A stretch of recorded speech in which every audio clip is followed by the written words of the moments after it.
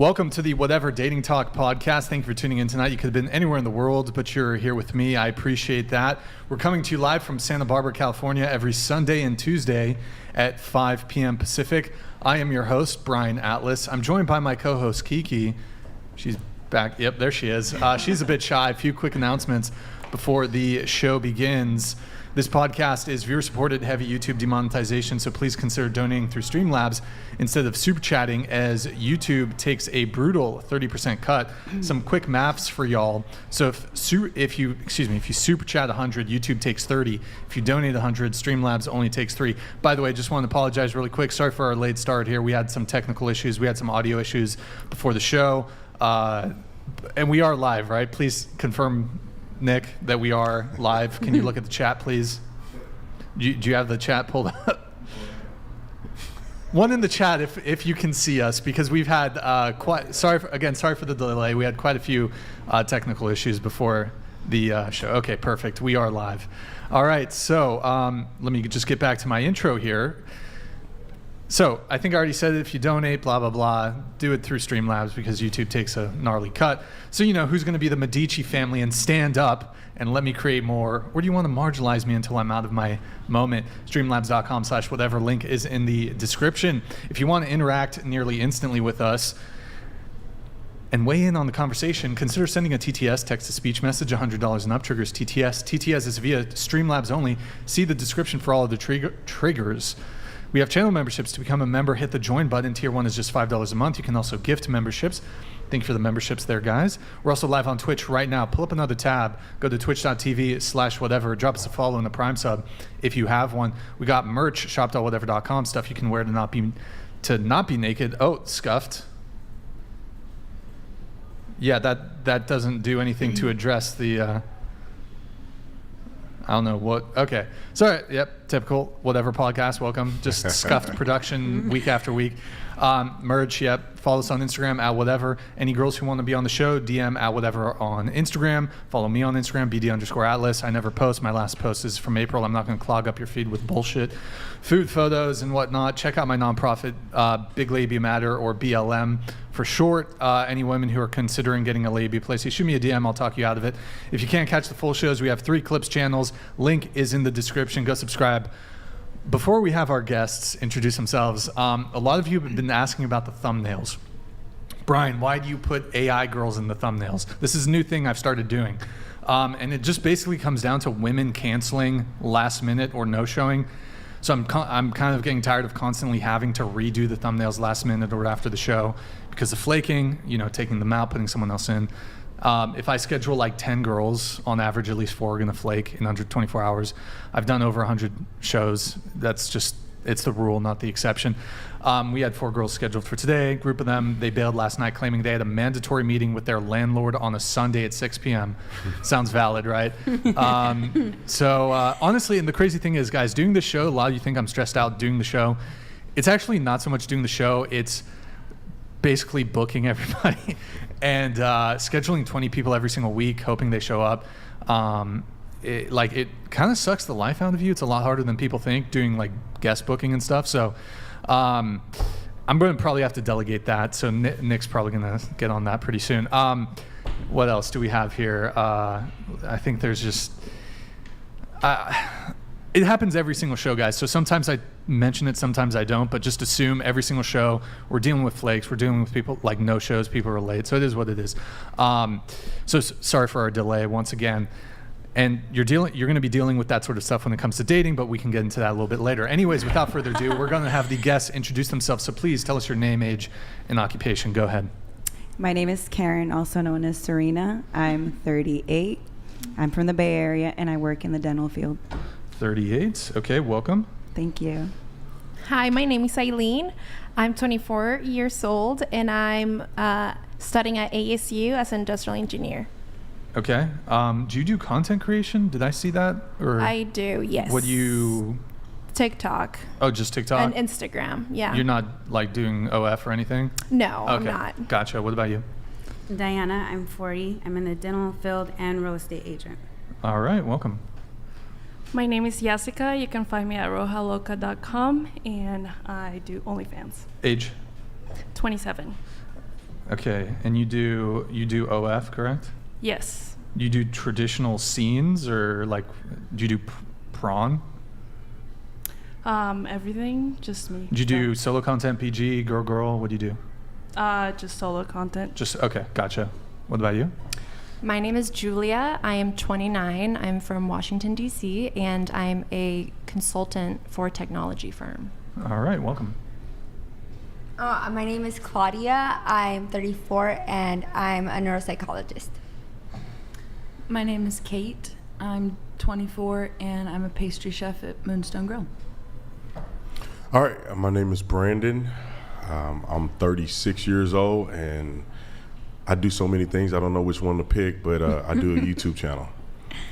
The Officer Tatum. Yes, sir. How long have you been? Were you were in the military previously, right? No, I was a police officer. For some reason, I thought you were in the military before you were a police officer. No. I knew you were a police officer, but I thought even before that. Okay. No, I had aspirations to do it, but I just became a cop. At what age did you get into law enforcement? I think I was about 23 years old. 23. And so from what year to what year were you? How long were you in the force? About 6.5 years, from 2011 to 2017.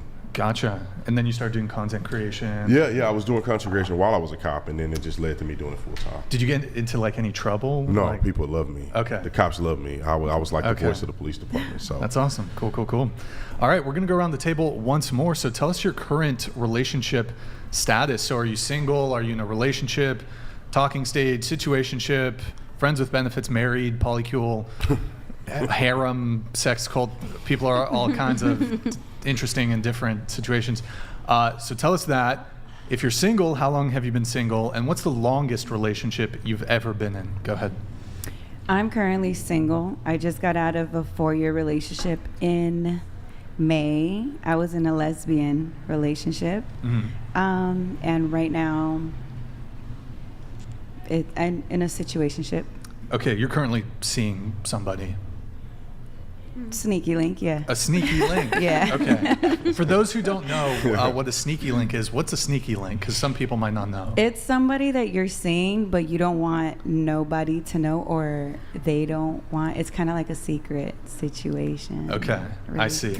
And you said, so your previous relationship, which was 4 years, you said that was a lesbian relationship. Do you consider yourself to be lesbian? Are you bi? What do you consider? I'm bisexual. You're bi. Okay.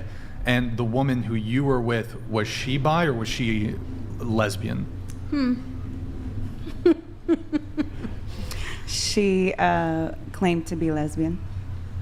Claimed to be a lesbian? Yes. But there's a but, it sounds like. So I just recently found out that I was cheated on with a man. She got with a man. She cheated on me with a man. Was there more than one man? Multiple men?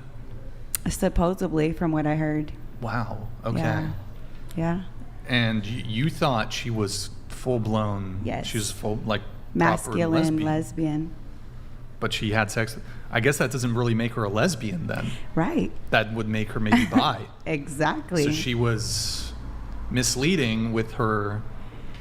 Yeah, it was. She was hiding it. She was hiding it really well. Okay. All right. I mean, I had my, suspicion that, some things are just the things that she would tell me. Yeah. And the fact that her boy would come over on the weekends that I was out of town, even though there was a Ring camera. So, there was this one time where I kind of I thought it was really suspicious. Were you guys were living together? Yeah. We were living together. Oh, so you had access to the camera? Yes. And you'd see a guy coming over? And I see her friend. Mm-hmm. You thought it was a friend? Her boy, yeah. Okay. Homeboy. But they were really lovers. Wow. Were, yeah. Good times. So supposedly before me, they were boyfriend girlfriend. Okay. And I didn't so they know had that. a history. Yeah, they had a history. She didn't tell you that? She didn't. Yikes. She just said that he was super in love with her and he was obsessed with her. He would do anything. So he agreed that he would only, be friends with her. What was your reaction when you found out definitively that she was cheating on you? And my heart dropped, and I was like, my facial expression, I think, lasted like this for like a whole week because I was so shocked. It was stuck. It was just It was like, stuck. it was just like, it was more of a, oh my God, I was coming home and, you know, I was putting my mouth on you and there was a man in there. You know? There was what? A man in there. Oh, okay. Yeah, so. Okay. Yeah. Good times. Yeah. Good times. Unexpected threesome. Do you mind me asking what? Wait, hold on. Stop. Oh, sorry. If you're going to speak, you got to speak into the mic, okay? yeah, you got to be sorry. like close to the mic. Go ahead. Do you mind me asking what you consider yourself? I'm bisexual. Bisexual. Okay, Yeah. thanks. And like your previous relationships, were they? I've had my real relationships have been with men Okay. before her, but I did have, again, sneaky links with women. Got it. Okay. What about you? You're Yeah, so I'm single. My last relationship was like a month and a half or 2 months. And my longest relationship, it was 2 years and a half. your last relationship. It was a month and a half ago. Yes, ago. How long was that relationship? A month and a half. Oh, your last relationship was a month and a half, and it was a month and a half ago. Yes. I see. Okay. All right. Have you had a rebound since? I have not. Was that the rebound? Because that could have been the rebound. That was the rebound. I guess. Was it the rebound of the rebound of the rebound? If you want to say it, yeah, like that. Well, I don't know. You tell me. I don't think so. No, because I was Okay. like single for like probably 2 years and a half, and then I got in this relationship before Okay. my other one. So yeah. Your friend there is smiling like she knows something that you're not Do you telling know us. something good? No. Okay, good. See, I can figure out who's saying what by their friend's reaction. Yeah. Because I saw her react to something she said, and I Yeah. saw her react to something She she was said. on a like Yep. kind of like a not dating show. You were on a dating So show? she was going on dates with different guys to find that guy. The love What of was- my life. To find the love of your life? Well, Yes. supposedly, yeah. What was the dating show? It's a Latino show. The Bachelorette? No, it's a It's for Latino show. Latinos. Yeah. Oh, So it's like televised. can I say the name? Yeah. Yeah. Sure. Oh, it's called Enamorándonos. Oh my god. She knows, I guess. She watches the She show. watches the No, show. I was on it. Really? Oh yeah, but I won't. This is your turn, so yeah. But yeah, I dated that guy from that show for Okay. a month and a half. Okay. All right. Okay. What about you? I've been single for like 6 years. The longest relationship was about almost 4 years. Were you married? Hell no. Hell no. I will Not- never get married. I've been proposed to twice, and I took the ring and then I sold it. Both of them. Proposed to Ouch. twice. Hmm. Took the ring. You sold the ring. Both of them. They were Both the beautiful. rings. Got money for them. Mhm. How much did you pawn them for? One was like 15, and the other one was almost 2,000. Okay. Yeah. All right. So never want to get. Do you have kids? I have one adult. One adult? Yeah, he's not a kid anymore. How old? He's 19. Okay, so you were like 21 when you had your. I was 20. son. I was 20 when I had him. I turned 21 2 months after. Okay, Yeah. gotcha. Mhm. Got it. Okay. So you said you've been single for 6 years. Yeah. But I'm sure there's been some people in the picture in that I've time talked period. to, yeah. Are you currently talking to a guy? No. There's no guy in the picture. No. Nothing. Nope. No sneaky links. Nope. Zero sneaky I don't have links. patience for a guy. I'm busy with my life right now, and I don't have the patience for one. Okay. I don't. Zero patience for Zero. men. Zero. Okay. Mhm. Have you sworn men off? Have you sworn them off? Like told them like to fuck off.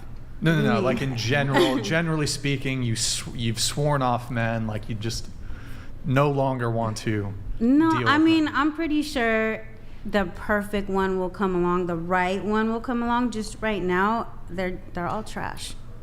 all men are. They're the ones. Yeah. Why do you say that?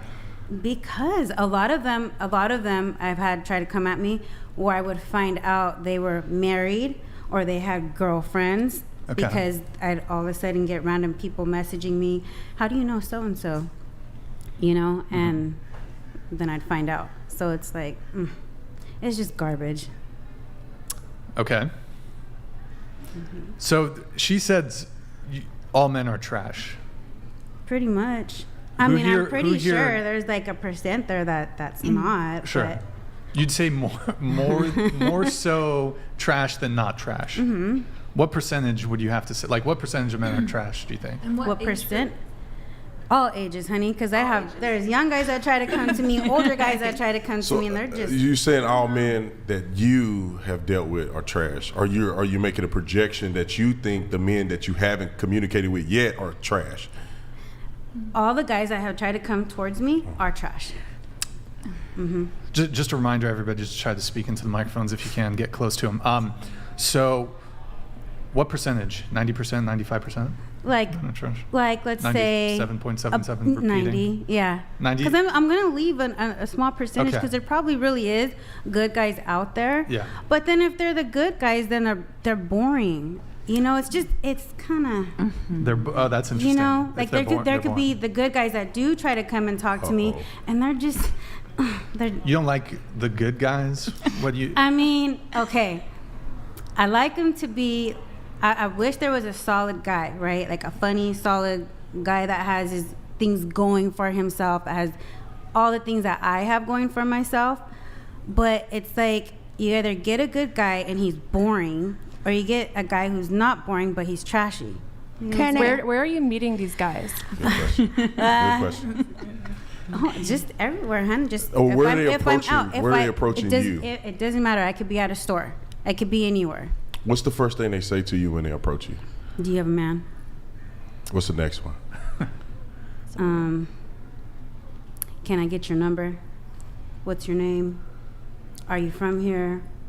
And I'm assuming that at least one of those guys you've given your number out and you've communicated. No, with that person. I won't give them my number. number. I'm saying at some point you've communicated with somebody. Not them. Not them. No. Okay. What makes them boring? Personality. What about their personality makes them boring? Like if they're just like if they're just like a boring type, that there's no personality, they're not funny, they're just very plain, like bland, like that's boring to me. And what about the bad guy excites you? It's the chase, right? It's the chase, and the bad guy, I don't know. No, yes, okay, I you do attract all know. the crazy Wait, better. let her answer. Go ahead. The bad guy, what is it about I don't know. Maybe it is the chase. I don't know. It could be the chase. It could. Well, they're exciting, It's right? the looks. It's the looks. The looks? Mm-hmm. When you say looks, are we talking like blasted tats? Hell yeah, I face like tattoos. No, not the face tattoos. Not face that's tattoos. what people think I like. People think Okay. I like face tats. I don't like the face tats. But I do like a guy with tattoos. Do you like, I'm probably the wisest person ever saying this, do you like a gangster? Yeah. Like a thug? So then, Well, that's your problem. so then you're gonna keep repeating a pattern. You already have a pattern, so then you're gonna keep seeing the same guy. So Yeah. so then how do you plan to get a nice guy? But that's not true though, because like I said, there's the boring type of guys that are also tatted up too, and they're not still bad. boring? They're just, it's the personality. Well, when you say they're boring, how are they boring? They're just, like I said, no personality. They're just very bland, you know. Not only that, but and then they're like too on me, and I don't like that. Okay. I don't like when a that's guy's like a too much self-love on issue. me. You got to speak into the mic. I think that's like a self-love issue. Mm-hmm. I think sometimes if you don't think that you are Wait, like you gotta speak more. into the mic. You Hey. come closer. sorry. Yeah, I was just saying that I think sometimes if you don't think that you deserve that kind of love, you'll ignore it when it's there, and you'll go after the person who's ignoring you because you think that you deserve that. But even if you think that you love yourself, sometimes you can do that to yourself just Mm-hmm. out of, I don't know. I've done it. No, I get what you're saying. Yeah. Wait, so hold on. So you said men are trash. Would you say, like, when you say trash, they're like kind of toxic, kind of? Is Oh that- yeah, they're very toxic. But you just said that you dislike boring men and you Right. like men who are Like, I just wish they were like bad boys and exciting. So Yeah. Challenge. you are, I like and a challenge. women Yeah. often it seems to me that women often complain about men being toxic, but this is the behavior that women reward. So men see this. You reward assholes, you reward jerks, you reward the bad boys. So men will see that. There might genuinely be guys that were just always destined to be the bad boys, but some men are going to start acting in a certain way that, like, we're responding to you guys. Because we see, okay, if like you respond to men treating you poorly, then some men are going to treat you poorly. But the men that normally like are bad boys have some degree of game. Usually that game comes from they've had lots of practice to like lots of women. They have like a decent success rate. So I do think like the nice guys and then this type of behavior is training them to become toxic. I don't think they would do that because toxic guys usually they're good at what they do. I Does think that she make just sense? wants a faithful gangster. So A faithful Yeah, gangster. I think that's what she I wants. love in the DSM. that's crazy. I mean, not you, but that sentiment seems crazy. A faithful gangster. Yeah. But you know, I There's just one wonder out there. if See? you had to if you looked in the mirror, you say, what are you in their eyes? Like, what do you represent? Do you think that you are a nice woman, or you think you are boring? I You can think you're be nice. exciting? Exciting, all that. Yeah, I'm not boring. Oh, hold on just a Beaten sec. Cheeks donated $100. Officer Tatum, please preach to the panel how delusional these women are and to bring them back into reality. And how can you tell a man without speaking to him? A man approaching a woman is him wanting you to know him without being rude, majority time. Yo, Cheeks, thank you very much, man. Appreciate it. And Officer Tatum, please preach. Please preach. So, sorry, I think you were responding before. What I'm trying to bring out is that what are you presenting to attract these men who are, you say, are trashy? And then what do you represent for a man? Just say the man that you want. Why would he want you would be the biggest question. Why would he want me? Because I have a lot going for myself. Right. And I'm loyal and I don't do people dirty. When you say you have a lot going for yourself, what do you mean by that? I have like I said, I'm a real estate agent. I have my dental. Like I have all these things going for me. I'm working on my insurance broker's license. Like I have a lot going for me. But do you think men are really preoccupied with your success or what you bring to the table financially? I mean, yeah. Like, do you think it's good? I'm not saying it's a bad thing, but do you think it makes you more attractive to men? Yeah. Who do you, okay, I do want to get everybody's answer on the relationship status thing, but really quick, just to finish off this thread. Who should pay on the first date? The guy. What about the second date? I got it. Oh, you'll get the second date. I got it. What about like moving forward? Do you want it to be more 50-50 moving forward? I mean, Or do if I feel that like he's worth it, like I got it, like I'll take care of it. Or like if he got it, because I'm a very chill person. I don't expect the guy to pay for everything all the time. Why not? Why not?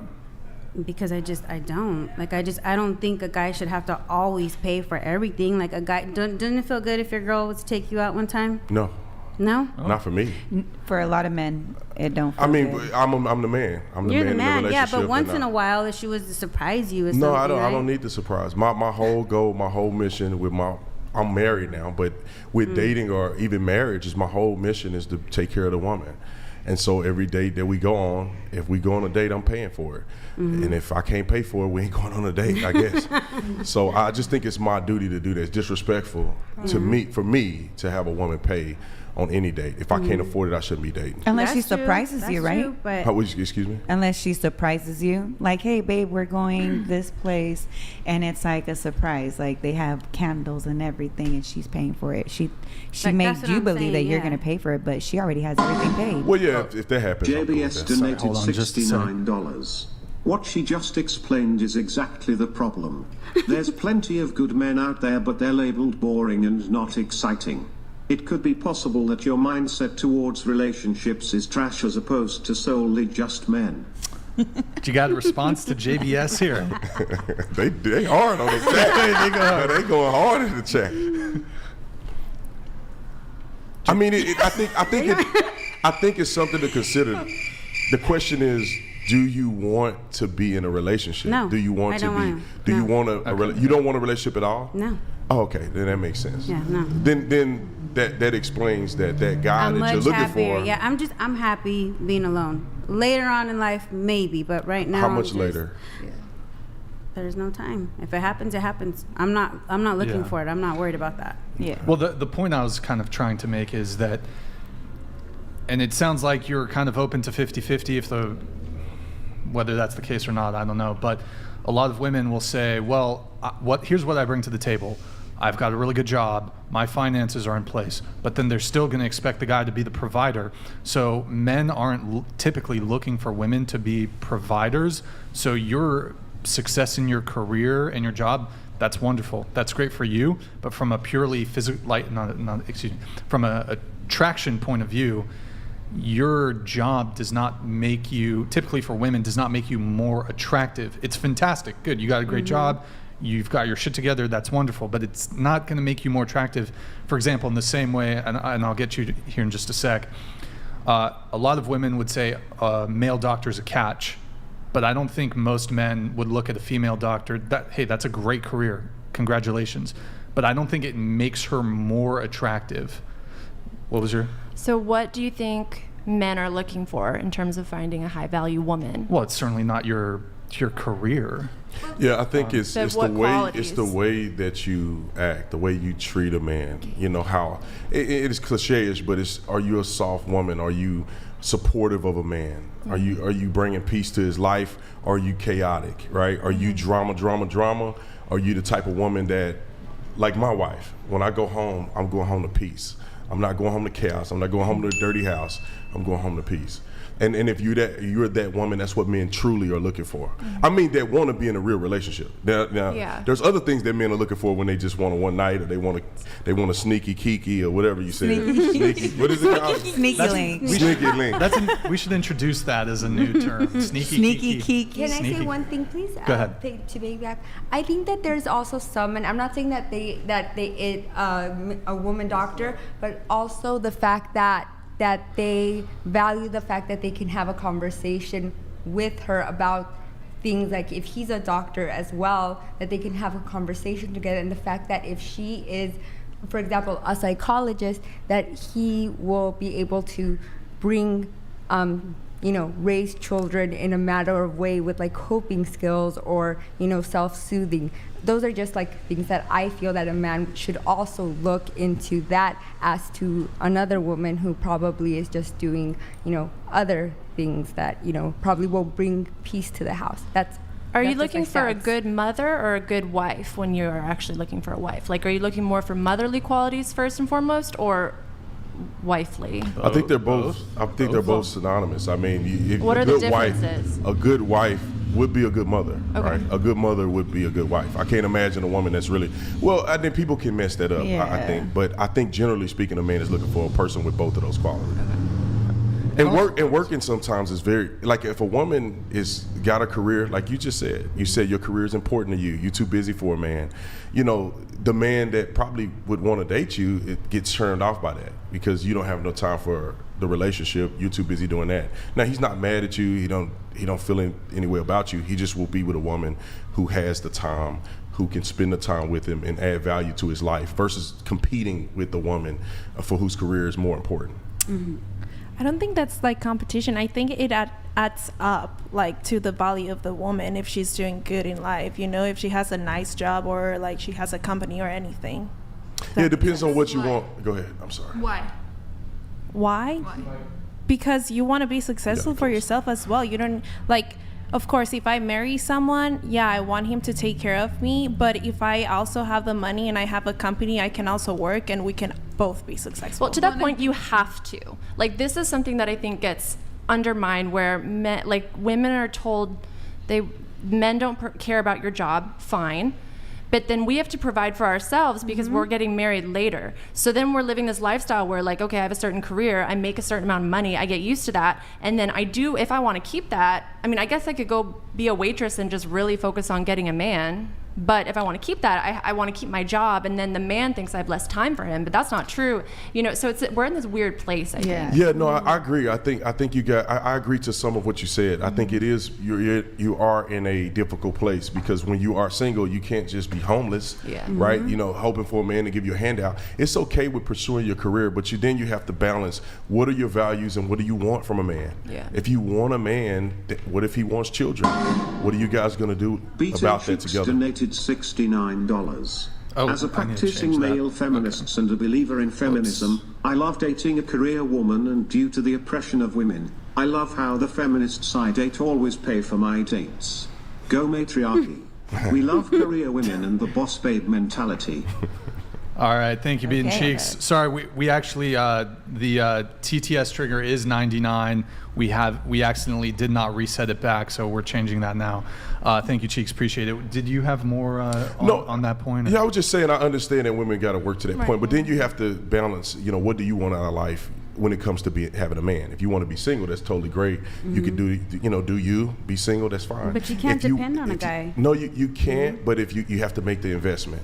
If you want to be married and you want a guy that's a good man, that's a man that add value, then it's worth the investment. My wife had an incredible job. She made more money than me when we first started out. But then, when we got together, we made the decision that she would stay at home and take care of the babies, and I'll go out and make it happen. And that's the agreement that we made. And she walked away from her job. She walked away from her good paying job. But nothing in life lasts forever. So let's say something happened to you. What does she have? Well, of course, we life insurance. I have an incredible business. She'll be fine if something happened to me. But we don't live life, like that. We live life believing in God, believing things are going to go well, and we're going to pursue that to the very end. So we'll see how it works out. I would hate to be living life wondering if something's going to happen instead of pursuing excellence. And then, obviously most people, they're not going to have a catastrophic thing happen in their life. But that's what we have pursued, and it's been working out really well. Also, and just on the whole boring thing, bringing it back to women being attracted to bad boys, men who are exciting, jerks, assholes, whatever. I think the more appropriate term is women will reinforce that behavior because that's what they typically reward. And women will even say it themselves, I'm attracted to bad boys. So if you say that and that's the type of guy you go for, you ought not be surprised when the bad boy that you choose to pursue, because women have agency, women have autonomy, you should not be surprised when that guy turns out to be a cheater, asshole, jerk, whatever it may be. If that's what you're attracted to, because I think women are, it's interesting though, like to me it's not clear why women view men not only as companions, as romantic partners, as providers, but also there's this added expectation that we are your entertainers too. Alvin Sam donated $99.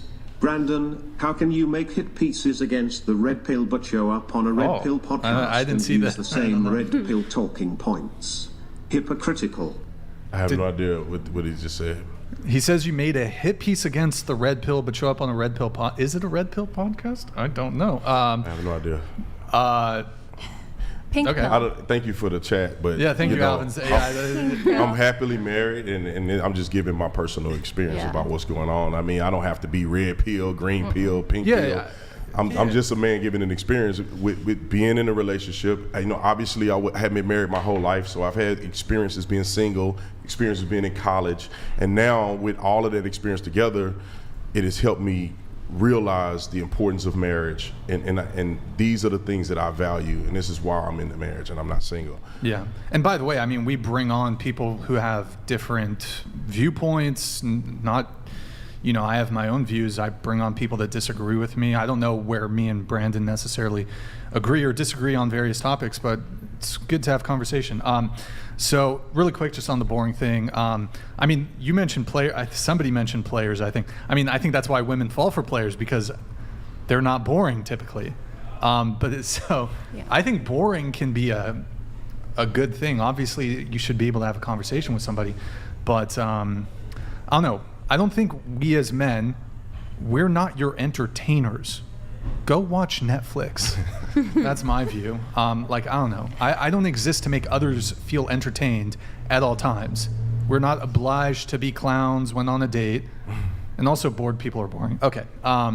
Did somebody have something else? Otherwise, I'd like to continue with I would like to say, Go ahead.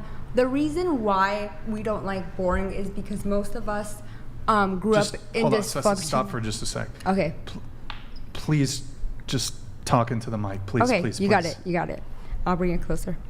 Okay. Most of the reason why women want to find exciting or like adrenaline like roller coaster relationships is because sorry. Alvin Hold on. Sam That's donated fine. $99.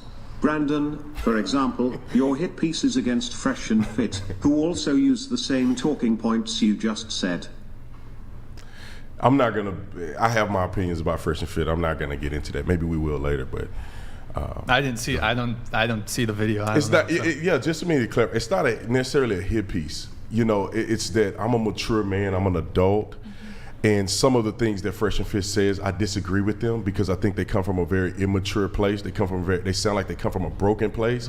It seems like it's always bashing women. You know, like a broken clock. I feel like they write twice a day, no matter on their podcast. But overall, man, the way they talk about women, the way they view men. I just saw a clip of Fresh and Fit just recently, and the guy gave this young man such horrible advice about a woman, and that I guess the woman wasn't giving him what he deserved. So he told him to go get a side chick. And double dip these women like that. Now it sounds cute to young, immature men but in reality, that's not the way you treat women, and that's not the way you operate as a man. That leads you to devastation. And younger men like Fresh and Fit, immature men like they appear to be, they don't understand that. And so that's why I have criticism of some of the things they say. Right. Gotcha. Well, we can Amen. certainly try to get into that a little bit later on in the show. You had a point. Go ahead. I'm almost done. So we tend to come. Most of us actually had some type. It doesn't mean that you were traumatized or abused. We had emotional dysregulation when we were young. At some point, school, at home. So we like familiar things. Most of us didn't learn how to cope with these emotions. So what we find attractive and fun is those exciting play. That's where the attachment styles come from. Anxious attachment.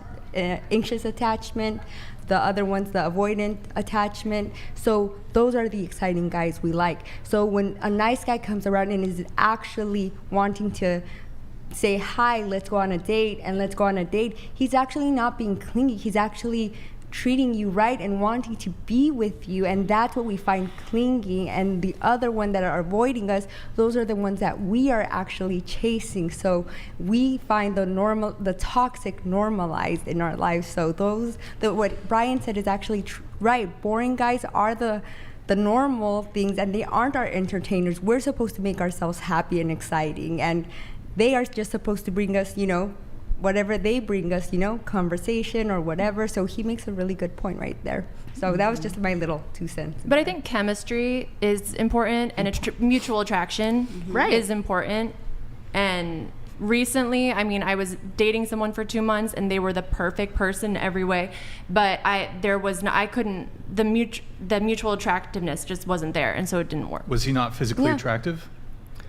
I think he's a handsome guy. Maybe I should say chemistry for us. It wasn't sparking. So chemistry. What is the chemistry? What is the spark? I don't know, but what I've learned is that you need it. I wish it was to my chagrin that the spark didn't go off, but it is just, I think it's that thing that makes you, just that draws you to that person initially, and so. Was he kind to you? He is the most incredible guy. Everything was perfect, and I was like, what is wrong with myself? Yeah, what is wrong with you? I don't know. What is wrong with you? You can ask all my friends. I was like, what is? Who broke it off? We mutually decided. I went to Montana for a month, and we didn't talk for a week, and then we called, and we were like, yeah, I think he felt less pressure during that week of silence because he felt like he was constantly trying to impress me, and I just wasn't pressed. I wasn't thinking about him, and so that's how I knew. So amazing guy, but it just, I don't know. Unless I gaslit myself subconsciously and didn't know. That Yeah, you can. I mean, I think that everybody looks for that spark at the honeymoon stage and all of that. You know, over time you realize that it's not about that. Yeah. It's that, you know, a lot of relationships you get in, you have that spark and then it goes away with everybody. I mean, I thought 3 or 4 women were the one, and it didn't end up materializing. Yeah. Oh, that was just a. I was like, hey, yeah, tell me to shut up, boy. Keep going. That's like a. It didn't materialize, and I say me and my wife. Oh, actually, one did come in. Okay. Brandon, love your channel. Love your t-shirts. Currently wearing my pronouns are USA, but my favorite is the Donald. Please show the Donald t-shirt on the channel. Plus, Brian, when are you going out with Layla? Oh gosh. Okay. The Donald T. Do you have one? I actually wore it on the airplane, but it's the Donald Trump shirt. Oh, okay. He a gangster. He got tattoos and stuff. Everybody loves that shirt. Yeah. So as far as Layla goes, just to clue anybody in here at the table or people watching who have no idea, Layla is a woman who's been pursuing me, I guess, but she does porn. Oh yeah, well that's a no. And no. So I've rejected her like a dozen times, and it's honestly kind of, she's harassing me at this point. Is it so because she does porn? Huh? Is it because she does porn that you don't want? Yeah, to? that's just done deal. It's a deal breaker, 100%. She also has an IQ of 70. Well, let's not be mean You're- here, okay. okay? But she's not. She's a nice girl. I just watched the podcast with her on. You'll She's get a nice the point. girl, but Wow. yeah, it's just no, it's not gonna happen. So yeah, you gotta have some discipline, right? Okay, so sorry that interrupted you. If you want to. No, I tell you, the person who did the super chat, appreciate you, my brother. Thank you for buying the merch.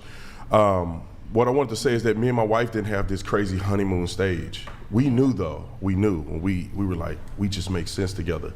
And I was 34 and she was 36, 37 when we got together. So we knew, but it wasn't some miraculous sparkling in our eyes that we encountered. It was more of a mature, we're in the same place in life. We enjoy one another's company and we want to pursue life together. It didn't have to be some crazy shenanigans. But I'm not saying that people don't deserve that.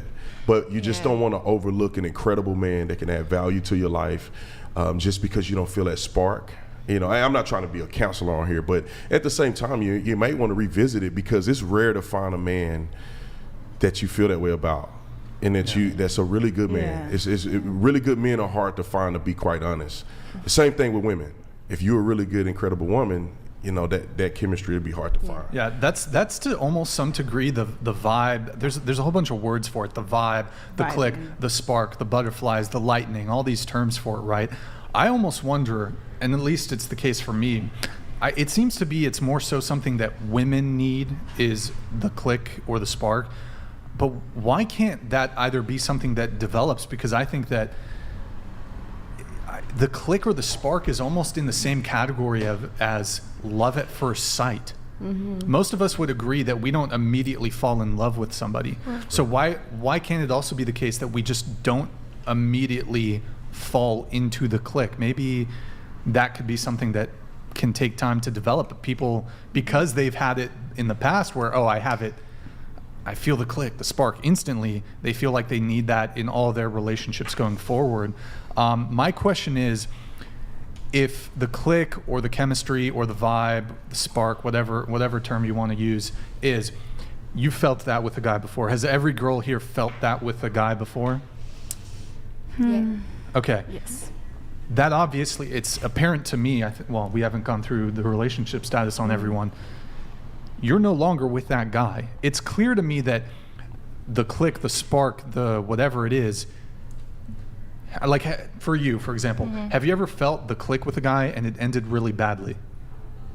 Yes. So it's not clear to me if having the click and the chemistry precludes you from the relationship continuing, from having a good relationship. So I don't know. Whatever. I don't know. Yeah, I think communication is key too. Because I mean, maybe both of you guys are going through something. Maybe you got out of a tumultuous relationship, or maybe you got some stuff you need to take care of with, whether it's going to counseling or whatever the case may be. And so does he.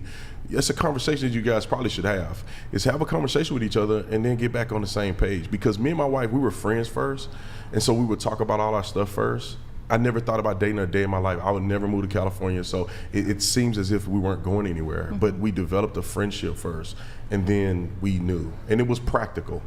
Women are emotional. Not every woman, but most women are emotional. So that emotional thing is what draw you to somebody, but you have to at some point go beyond the emotions, get to practical, and then you can, I think you'll find a better fit with you and somebody. I tried to be friends. That was what I wanted, but now he's dating someone else. So sad. But I also think that spark. No, because I was thinking about him. I was like, maybe I should just, But first, it was hurting him that I was not able to reciprocate the same passion. And so I didn't want to hurt him. So that's when I thought, let's be friends, and maybe that friendship will develop, But he went and found another girl. Hey, good for him.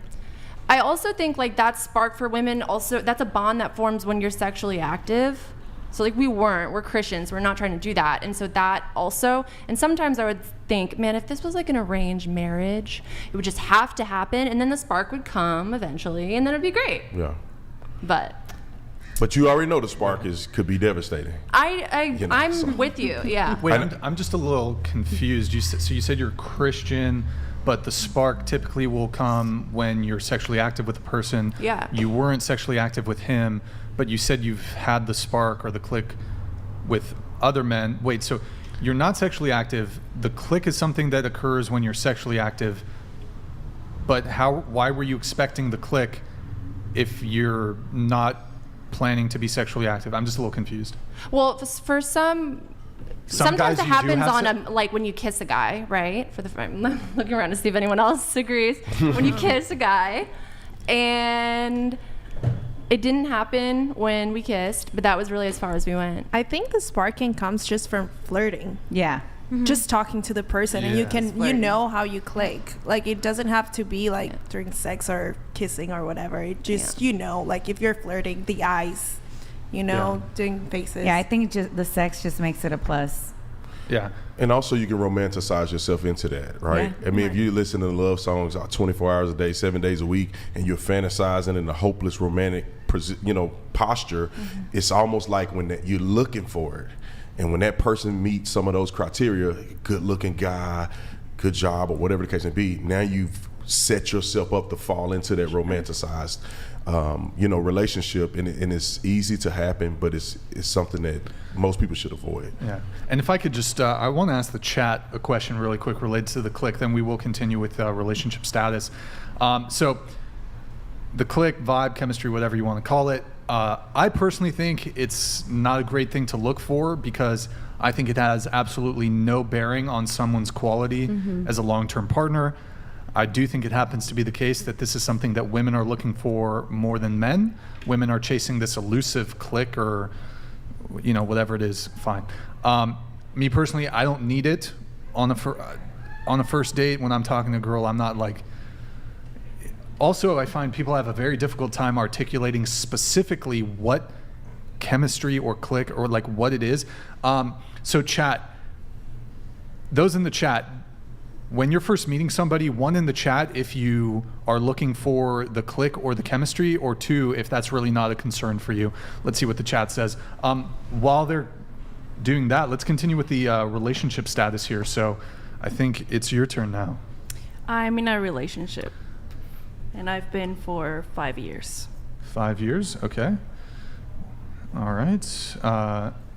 How does you do adult content, right? So how does he feel about it? Yes. Oh, sorry, hold on just a Cool second. Rad Bro donated $99. Thank you, man. Brandon, love your channel. Nick, show the Got chat. many of your t-shirts. Currently wearing my pronouns are USA.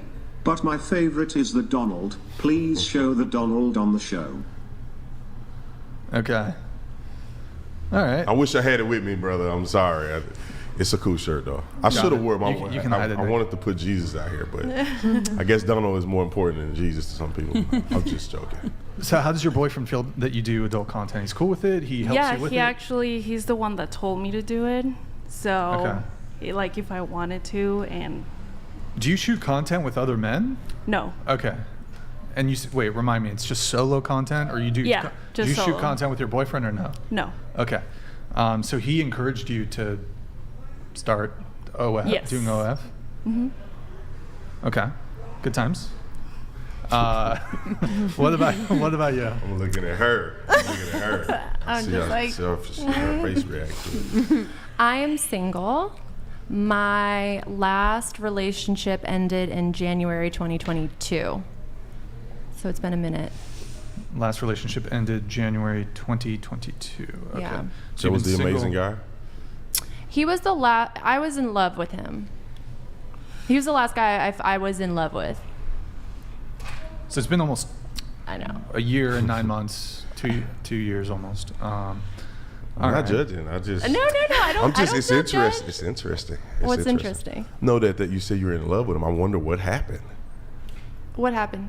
Why did he dump you? Okay. Ugh. So He can read your mind. He can read your mind. this is the thing. Maybe you can explain this. He came on. He came on really strong, and was very. He was 30 when we started dating, and I was his first ever girlfriend, which made me feel like, oh my gosh, I'm the chosen one. But that's a lie. Not until he puts a ring on your finger are you the chosen one. Anyways, and so he stayed in North Carolina for me. He did all these things. It was really great. Things were fine, and then about like a year in, I brought him to meet my family in Massachusetts, and a week later, he broke up with me. He told me he was moving to Montana, and he didn't want to date me anymore. Did they do something specific? He said, so my parents are both Christian. He was not a Christian, which was, That's your biggest. I That's know. right there. I know. It should have already. I You should know. already know that wasn't gonna go. I anywhere. know. I know. So you should be surprised. I know. Sorry, And- we'll come back to Jacob that one sec. donated $99. Thank you, Jacob. Appreciate it. Hey, Brandon, I really want to hear how the women respond. If you asked your wife to make you a sandwich, what would she do? To the women on the panel, do you find it demeaning for a man to ask you to make him a sandwich? We'll go around really quick on that. Would you find it demeaning? No, I don't. I think me that's neither. fine, Like, I yeah. would love to. No, I like cooking. I'll do it. Really? Yeah, I will. Really? I'll do it. I like to cook. I'll do Okay. that. All right. I think it depends on the way they ask. Okay. I would love to care for my man. Yeah, I would make a sandwich. It's just a Okay. sandwich. Yeah, my wife would make a Just a sandwich, and she would bring it to me in the bed if I wanted to. So, and it's not some type of where I'm a mean husband and I'm controlling. It's like my wife loves me, and I take care of my wife. I make sure she's good, and that's just reciprocated. So, I once had a situation where this is a girl I'd been dating for about a year. She moved in with me. I was paying the rent, paying everything, and I asked her. I was like sick or something, or I don't know. And I asked her to go. I had some like a knee injury, so it was hard for me to walk and shit. So I asked her to go cut me some cucumbers. Not exactly make a sandwich, and she I think she kind of had an issue with it. Ew. She had an How issue did with you it. ask her? I was like, It doesn't matter. no, I wasn't rude. I was just like, Dude, I was you're like, getting hey. sick. Well, she was aware that I was injured. I was like, hey, I got some cucumbers in the fridge. Do you think you could like prep them for me? That's Even if fine, you're not yeah. paying for rent or anything, like you're my boyfriend, I'll like help you. You just had a surgery or anything, like Right. She had the feminist mind virus in her head, Yeah. and she I could tell she kind of wanted to do it, but then She's like, no. the programming kind of like, whoa, she glitched she out. thought I was Right. the She was chef like, of wait, the house. feminism, like, fuck. Am I supposed to do this? Yeah, so Feed an injured man. it was kind of like, it was literally like her brain went,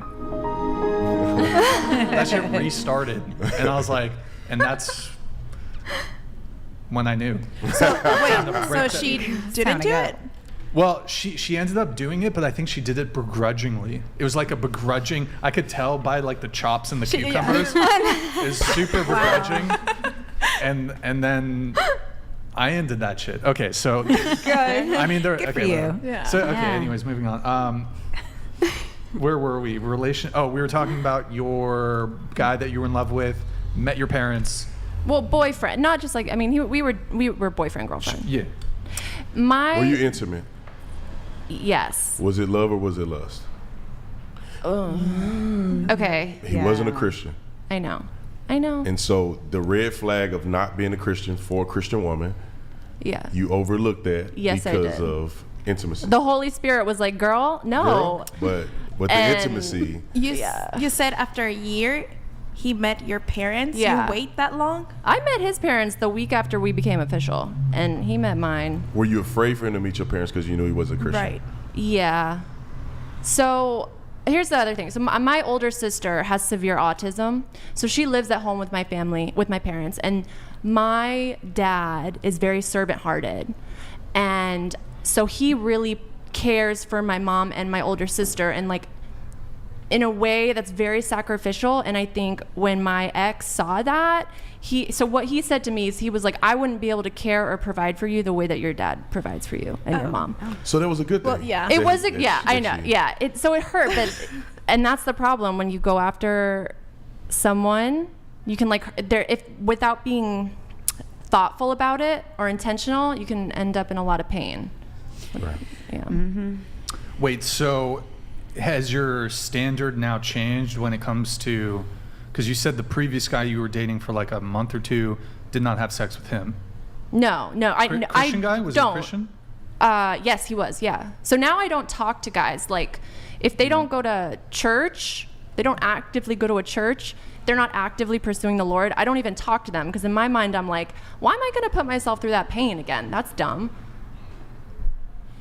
That's a good start. I know. I honestly wish I had seen this podcast 3 years ago. It might have helped, because I'm learning about how men think, and I'm like, what? Anyways. Incredible. Wait, so do you have a new standard now, though, when it comes to sex? What is your standard now? Because previously it was, I don't know, 3 dates or relationship commitment, but now are you waiting? No. Are you waiting until marriage? Yes, and that was what it was when I started dating my ex, and then he just, I don't want to say broke me down, but I ended up. Come on, take accountability. Come on. There was, the accountability was getting in a relationship with a man that doesn't have the same values as me, and so we had a conversation about it, and he was like, that's not something I'm going to be trying to pursue, like waiting till marriage. And then, Yeah, but if you end up pushing your boundaries further and further.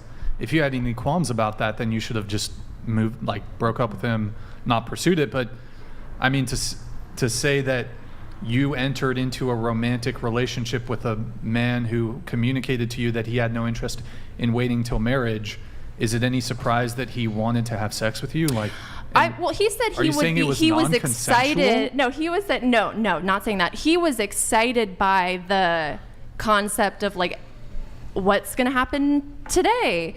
So he was trying to convey that he was maybe open-minded to it, but he was like, it'll probably be hard after, many months. And I was like, okay. But yeah, if I could go back and tell myself hey girl, don't do it, I would. Yeah. Yeah. And what about previous relationships before that? Were you also waiting till marriage, or have you also had once I became a Christian, it was always I wait till marriage. And when did you become a Christian? When I was 19. So how many times have you faltered when it comes to this topic? A couple. But mainly, I also had multiple the guy I was in a relationship with before. We didn't do it. I think 3 of them, we would only kiss. Okay. So it was yeah. Huh. I don't know, the whole different standard thing I'm kind of conflicted on, because on one hand I think, hey, if you want to wait, that's good, but I think there's going to be a large subset of men that see that and to almost some degree feel scammed, okay, this was your standard in the past, but now you've changed after you've already had these indiscretions. Now you've changed your standard. I think some men's intuition there might be to feel kind of scammed. Yeah, and I understand that. what I think it demonstrates is like the work that the Holy Spirit's done in my life to sanctify me. And so when I first became a Christian, I thought we don't have sex before marriage just because it's an arbitrary rule. And now I'm at the point where it's like, I don't want to have sex before marriage because that sin disconnects me from the Lord, and I don't want to be disconnected from God. I want to be close to him. And so I've matured in my view over that time. I will say when I was in that relationship, even though I was in love with him, I felt the most disconnected from God.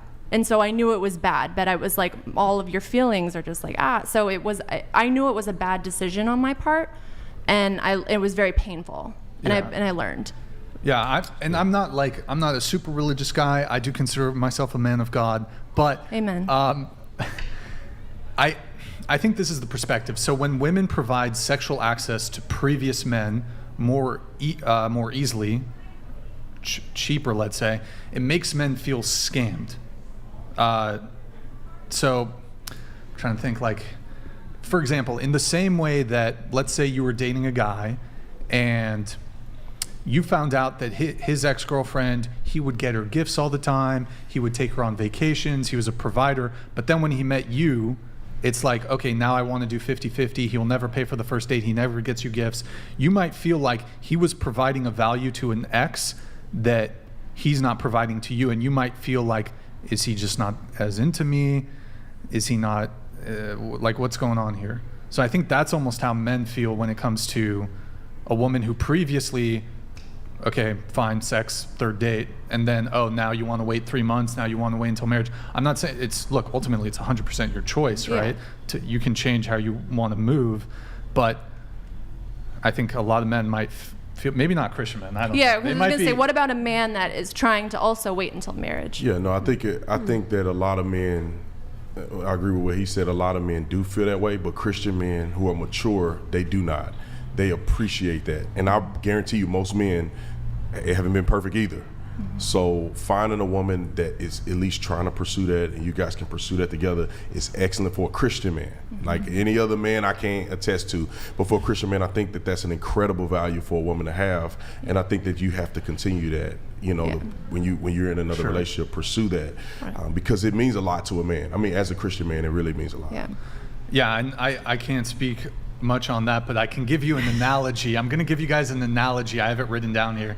And guys, it's an analogy, so I'm not trying to make some weird comparison, but so making a man wait while in your past you were less, what's the term? You had sex much more easily. That would be kind of like going to McDonald's and you're in line. You're at the cashier, there's 3-4 people in front of you, there's other people eating in the McDonald's. Everybody bought a cheeseburger for $1. The 3 or 4 people in front of you bought a cheeseburger for $1. When you finally get to the cashier says, that'll be $1,000 for you, sir. I think that's how men view like women who would just, for all the 10, 20, 30, 40 guys she had sex with previously, third date, second date, first date, and then when you come along, we're waiting until marriage. That's how guys are going to feel like. You're going to feel like, okay, go ahead. Mature men don't waste time thinking about what a woman has done. Unless you got nudies on the internet. Disagree a little bit, but but that's what we hear. Like, unless you got nude pictures on the internet or something that cannot be erased, a mature man typically overlooks that. I've never asked my wife one time what was her previous relationship like. I don't want to know. I don't care. I like to believe I'm better than every dude she been with. That's why we married. Amen. So I don't really waste my time thinking about that. I only think about me and her and what we're gonna do and build as a family. I don't have time to think about it because she ain't gonna tell me the truth anyway. I'm just being honest. Wait, your wife? I doubt. She would no be woman. Honest. She would be honest with you. No, I don't even want to ask because no woman will tell you the truth. It's like when I was a cop and I used to pull people over who were drunk. Yeah. I say, well, how many beers you had? Okay, I see what They'll say, I've had only 3 beers. That mean they had like 10 beers. Okay, you ask a woman, hey, baby, how many men have you been with? Now, if she's ashamed of it, she may say something comfortable for her, and she'll leave out the dudes in the middle. She'll only go with the relationship guys. So as a man, it's a waste of your time to try to dig into that because it's quite irrelevant. Unless we were in a society where everybody was virgins and you really could measure that. But we live in a society where I don't know a person that's a virgin. And if you are, that's good. You should keep your purity. That keeps you at the top of the hill. But we don't live in that world, and I don't care about none of these other dudes. Sure. And I certainly agree with you that it's hard to say. I mean, I do think some women will certainly be truthful. If you were to point blank ask them, I think they would give you a truthful answer. But I think you're also right. There's also a large amount of women that they're not going to be. They're not going to count certain people if it was a one night stand. Do you want to know the truth? And yes. I don't think I don't. Give me the red pill. I want the, people say that. I want the red pill. But pill. Do they really want to know the truth? If your woman told you every situation she's been in, and then it's like, how far do you want her to go? Do you want her to tell her what they were doing and how many times? I don't want to know the details. But if I wouldn't object to knowing, like, if I'm especially early, I'd like to know early on. Okay, how many previous partners has she had? That's something I would like to know early on. That's that way I can make a determination. Okay, is this acceptable? Do I not want to continue dating her because of how many previous partners she's had? I'll take the red pill though on that. But I'd rather know. If she told you five, she said I have 5 guys, right? Which is a pretty low number. Multiply it by 3, and that's the number. She said I have 5 guys in a relationship, and you go, yes, I love you. We can do this. I can deal with 5 dudes, right? And then you're 5-6 years in, you now are engaged or whatever the case. I think you should get engaged way quicker than that, but I'm just hypothetically speaking. Sure. 5 years in, you're engaged, and she go, hey, I just want you to know I was afraid to really tell you the real number, and it's actually 15. Now, would you divorce her, or would you say, I wish I didn't know that? Because I loved you, and I built the relationship. Oh, we're married? We're married at this point? Now. Yeah. You didn't bought the ring, brother. You didn't have to wait. Everybody that came and celebrated. Are you gonna divorce her? Or are you going to say, I have to either accept the 15 or I have to wish she never told me the truth? Well, I'll say this. This is Sparta! She's got to go. She has to go. You will not do it. Look, you say it, but you won't. It's very difficult to do that. You already built a bond with So the marriage this thing definitely makes it more complicated, but let's because you love her for more than who she slept with. Right. When you begin to do that. I'm not saying, and then let me be clear because I know people are going to eat me up in the comment section. How many people you sleep with does matter. It really does, because it creates trauma. And the guy may not know, but when you get in a relationship with him and things are falling apart and y'all arguing and you think he's cheating on you, all of that trauma that you never told him about from all those relationships, it begins to snowball. So you want to not be involved in that.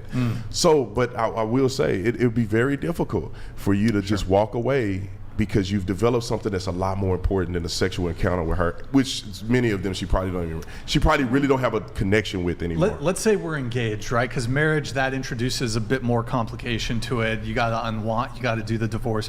I would say though, even in the marriage, if she lied to me about that, me personally, one, it's not just her body count, it's that she lied about it. That sets off some alarms for me. Engagement, off for sure. In a relationship, 100, yes. But she had everything. Everything else she matter. Was everything that you wanted. Doesn't matter. She was respectful. Done. She was beautiful. She cleaned. She make your sandwiches even when your leg was hurting.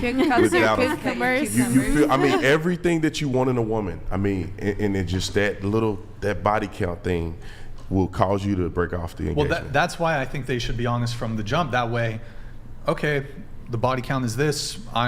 That way you can opt out pretty early on. I don't think you should lie in the same way that I don't think people should be lying to each other. I think it's a pretty bad thing to be setting. But she gave an excuse. She said, I was afraid because you guys were a perfect couple. And she knew that if she told you the truth, even though you guys would be great, that you would leave her. And so that's why she lied. And she was right because you guys were perfect, and then she had to reveal it. If somebody lies once, they're going to do it again. That is very true. Well, let me ask the ladies here. But that's different. Let me ask the ladies here on this, though. If your guy told you his financial position, baby, I don't have any debt, and then after you get married, you find out that he has $400,000 of debt. But I didn't want to tell you because we're so perfect for each other, and I didn't want it to. That's a good one. But what is a virtue that you like? Low body count doesn't mean you're pure. Low body count doesn't mean you have the virtue of purity. It's a proxy for purity. It's a proxy, but it doesn't necessarily mean that, because I believe that you can have the virtue of purity and have a higher body count, but you've actually cultivated it. Wait, so hold on. You're saying like you could have a high body count, like 100 previous sexual partners, and still be pure? Like pure, you can't rewind. Pure. I just like gotta would we figure out call where's Mary the body Magdalene count number, pure? though? What's the body count number? Like, what do you ladies deem as a low body count, a mid-level body count, or you out of control? 5. You out of control. Below 5, I think, is a low What'd body you say? count. That's fine. Below 5. I would say like Yeah. 15. 15 is low. Yeah. Here, we'll go around the table. What's a low body count? Go ahead. Yeah, like 15. Below 5. Same. Same too. Below her. Below 5? Mm-hmm. Below 15. 2 to 3. Okay. So 4 is medium body count? 4 to 7. 4 to 7. And then more than 8 is getting into high for you? For the streets. For, I think you answered. What about you? Into the mic? Yeah, I think anything more than 3 sounds like Okay. too Wow. The question is, see, I can't answer it for you guys, but what do you think about men's body count? What is a low, mid, and high body count Well, that's acceptable for you in a man if he told you? I really don't care. Oh, I do. I really don't care because I feel like your mind can change. Maybe he can have 100 and then he gets to the point where he's like, you know what? I'm tired of smashing these girls. Like, I just really want a wife. I think it goes the same for me, like 5-ish, you know, like if he passes like 15, that's too much. That's like too much. I don't want to know. Wait, are we doing the first one was women and this one's men? I would say 15 Zenshins as well. donated or 20. $99. If you found out her body count is higher than previously stated, she lied through a mission to secure your dollar. If she lies about that, what else will she lie about? Morals are inversely proportional to a woman's body count. What? Back to the streets with her. I do not I think agree that's with funny, that. but I think in a very linear way of thinking that could be true. But there's different, things components in life that people live, and sometimes people may not be always honest about certain things. But it depends on what's important to you. Well, But go I talk too much. Go ahead. Now, actually, there is a brain, because I like that you said that there is trauma when it's involved, that if you guys have a high body count, you're more prone to have mental illnesses like trauma, PTSD, insomnia, personality disorders, mood disorders. But there's actually, now you can see a brain, like your brain, and there's like, you can map it and see if you're actually more promiscuous than a brain. Like when you see like a psychopath's brain, you can actually see if you're more promiscuous than another brain. Who'd you hear that from? There's I can send you guys I can show you guys the article actually right after. Yeah, I actually brought it along. Yeah. Yeah, so I've now never, you can check it out, Brian, and check if they're lying to you about their promiscuity. I've never asked a woman. I normally base what I think based on the way they act. If a woman is very, very, first date, she's trying to get down and dirty, then it lead me to believe she probably do this with a lot of other men. Of course. True. If a woman is a little more reserved, even mentioned that, hey, I want to wait till I'm married to have sex, I'll perceive that women don't have a crazy body count, and I just leave it at that. That's just me, because I don't want to know. Because if a woman told me I had sex with 25 dudes, my mind is never gonna let that go. Every time I think of her, I'm be like, What did I get? and then you see a guy that she used to date, and you're like, man, what kind of stuff was y'all doing? And I don't want to think about that. I just want to focus on my relationship. But that's just me. I know how I am. So I'm like, I don't want to ask you. I don't need to know, man. If I think you're for the streets, I'm not gonna date you anyway. So I don't even what's need to ask. lower like body count for you as for a woman? For a woman, yeah, I think around, I don't know, I think around about 5 or so. 5 seems to be pretty low. 10, it also depends on age. Right. Because your per year body count could be crazy. You know, you meet a woman at 40, and she's not waiting for marriage. I mean, her body count gonna be higher than a girl at 20. And if they have the same body count, that means that you maybe not have stretched it out. Maybe you're very dense than getting it done. And age.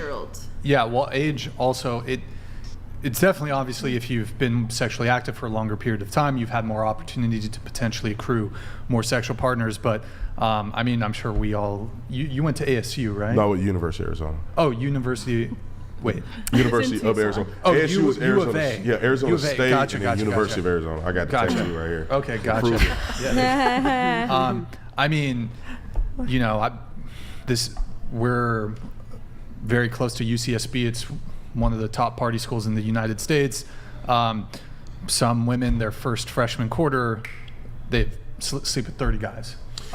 So, you know, a woman who's 18 can have more sexual partners than a woman who's 30, 35, 40. So, but it varies. It depends. I mean, she gets saved. I mean, just say a girl got a crazy life like me. When I was at college, I went to college, and I was cutting up.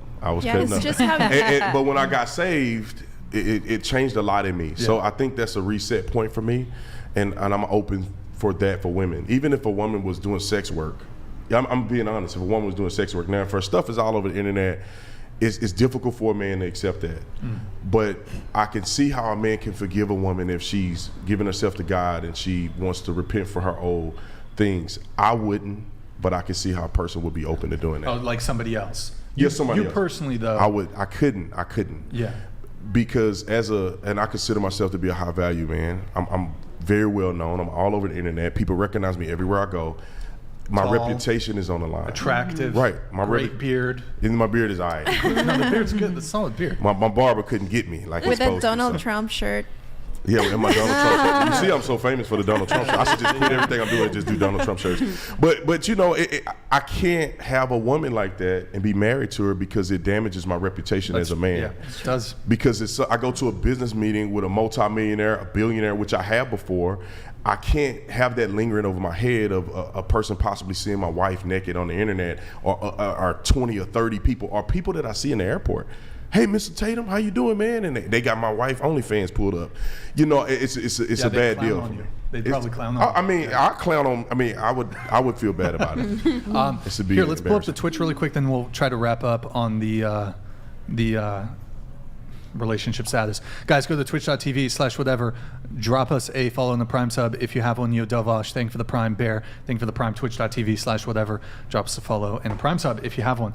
Your relationship status? I'm currently in a relationship. I got back with somebody that I was with. We reconnected. So we were best friends, like you said. And he's Jewish and Christian, and I'm Christian. So that's our biggest foundation, and our communication and compatibility is what our relationship is based on. And like that spark, it comes later. It really does. And the more that we nourish our relationship, the more that we fall in love with each other. So, and I'm in the family mode where we're planning to get kids and stuff. So I'm in a very happy place right now. What about you? Just closer to the mic if you can. I am single. I call myself a nun when people ask. And my longest relationship was 2 years. 2 years. And I've had one. How long have you been single? Since I think either June or July of 2020. I think it was July. So when you say none, like there's been nothing for what, 3 years? No, there was a guy named there was a guy that I just put him on the internet now. Shit. Yeah, there was someone I've known since I was like 19 or something like that. And sneaky link? No. It was complicated. It was a lot. Okay, but so you've been single for 3 years, but in that 3 year time period, there was a guy sort of in the picture. Yeah, like we've talked a couple of times recently, but I just blocked him because it just wasn't. Do you guys hooked up or? Like back when I was like 19. Okay, so you're saying because you mentioned you're a nun. You've been celibate for about 3 years? 2020, 2021, 4 years? It was. I'd have to look on my Snapchat to remember the exact date I left I don't him. need the exact date, but you've been celibate for 3 years? 4 years? I've had a few like things happen, but not like It's consensual, okay? What? Zentions donated $99. Officer Tatum, I appreciate you, but I respectfully disagree. God forgives, I don't. Coupled with stats showing a direct correlation with body hash and divorce. She gave herself to the streets without caution, no ring for she who devalued herself first. That's fair. God forgives, I don't. I get it, but that's why if you're a Christian, I don't know about everybody else, but you're a Christian, you're supposed to be more like God. You want to be more like Christ, right? And you should be forgiving. The Bible says that if you don't forgive, God won't forgive you. And if you're not a forgiving person, you're not going to heaven. So if you're not a Christian, then I don't know what to tell you, but as a Christian, you are forced to forgive. You can forgive and not be with a person, but at the same time, you have to be in a position to forgive. And a lot of people want forgiveness themselves. Everybody has made mistakes. Everybody, and it's at this table, there's not one person that's a virgin at this table. And everybody has slept with somebody they regret. And one of my biggest regrets is that I didn't wait till I was married. And I know a lot of people have those regrets. So we want forgiveness. We want to get another chance. Sometimes you have to experience dating somebody that hurts you, and for you to know what you really, really want and what you want to accept from a man. So that's a little shallow, but I it's cool to disagree. Do you think someone can be a born-again virgin? Is that a thing, or is that just... Yeah, I think they can. I think they can be. I mean, spiritually, naturally, no. Okay. Spiritually, you can. I mean, gotcha. So. Well, yeah. As far as relationship status, moving on to you, what's your relationship status? I'm married. I've been married now for about 4 years. Before that, I wasn't in a serious relationship. I have to say, I never was, but it was a long time ago. I have a 13-year-old son now. And so the serious relationship I had was 13 years ago with his mom. But this is the difference. You ask women, not nothing against you, sweetheart. You ask women and they'll tell you their major milestones. And then you find out there's stuff in between. Eric donated $99. It's true. Brian, allow me to make the introduction. Brian, this is B. Tatum, UVA number 34 around 07 to 09. Like you, he has an awesome YouTube channel. And around the table you have 2 ladies and handful of 304s. Keep bringing the good guests like Tatum, Knowles, and Candace. Well, hey, Eric, thank you very much. Yeah, I'm going to try to keep bringing on some awesome guests, and Love it. Stoked that Brandon's joining us today. You're saying what I was saying is that's why I don't ask women anyway, because the propensity is that the big major relationships is what they talk about, and then there's the little guys in between. That's why I don't ask that. But as a man, I have not been single from the 13-year-old son all the way to my marriage. So I've had women that I've dated in between. I've had women that I wanted to wait till marriage, and we did wait, and it didn't work out, and it was an easy break. My heart didn't get broken. Her heart didn't get broken. We broke up, and it was like, hey, no, it's not too much of an investment. But then there's also women that I slept with, and I regretted it. And I tell you what, every single time I said I'm gonna wait till we get married, and I reneged on that, the relationship ended shortly after that, and it was a heartbreak. So I've learned my lesson over time, and I think that's why I am to the point that I'm at, and I was mature enough to actually pursue marriage. And it's the greatest decision I've ever made. Got it. Well, we finally got around to everybody's relationship status. So a couple of you were so kind to provide some pre-show notes to us. So I have a couple notes that I'd like to bring up here. First off, would any of you date a police officer? Yes. Well, hold on. Let me go around the table.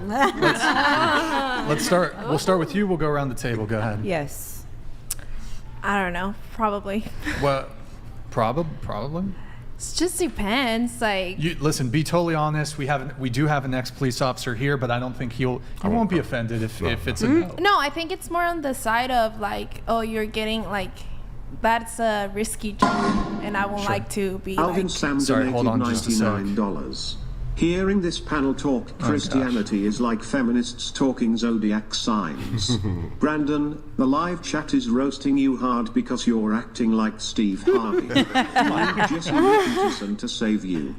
The chat is brutal. All right. It's totally fine. I could care less.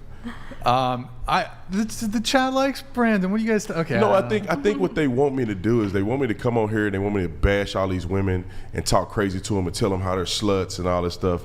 And that's not how I feel in my heart. Sorry. I don't feel that way. You know, I think everybody deserves love. Everybody deserves to be appreciated. And they may make mistakes and that may lead them down a negative path. But for me, I'm not here to call you out and go viral and all this other stuff. I think that I met you guys before the panel, and I respect every single woman that's on this panel. And it's not up to me to look in your personal life and figure that out. You guys have been nothing but wonderful to me. I don't have to be a jerk and treat you guys like you're beneath me, and I don't think that's fair. But I know that's what they want to see, but that's not how I feel. Sure. So I'm more on this. Yeah, that is a risky job, and I wouldn't like oh, you're going to work, and I don't know, me waiting home, and what if something happens to you? What about you? No. Wouldn't date. Just to be clear, you wouldn't date a police officer, but you would date a thug.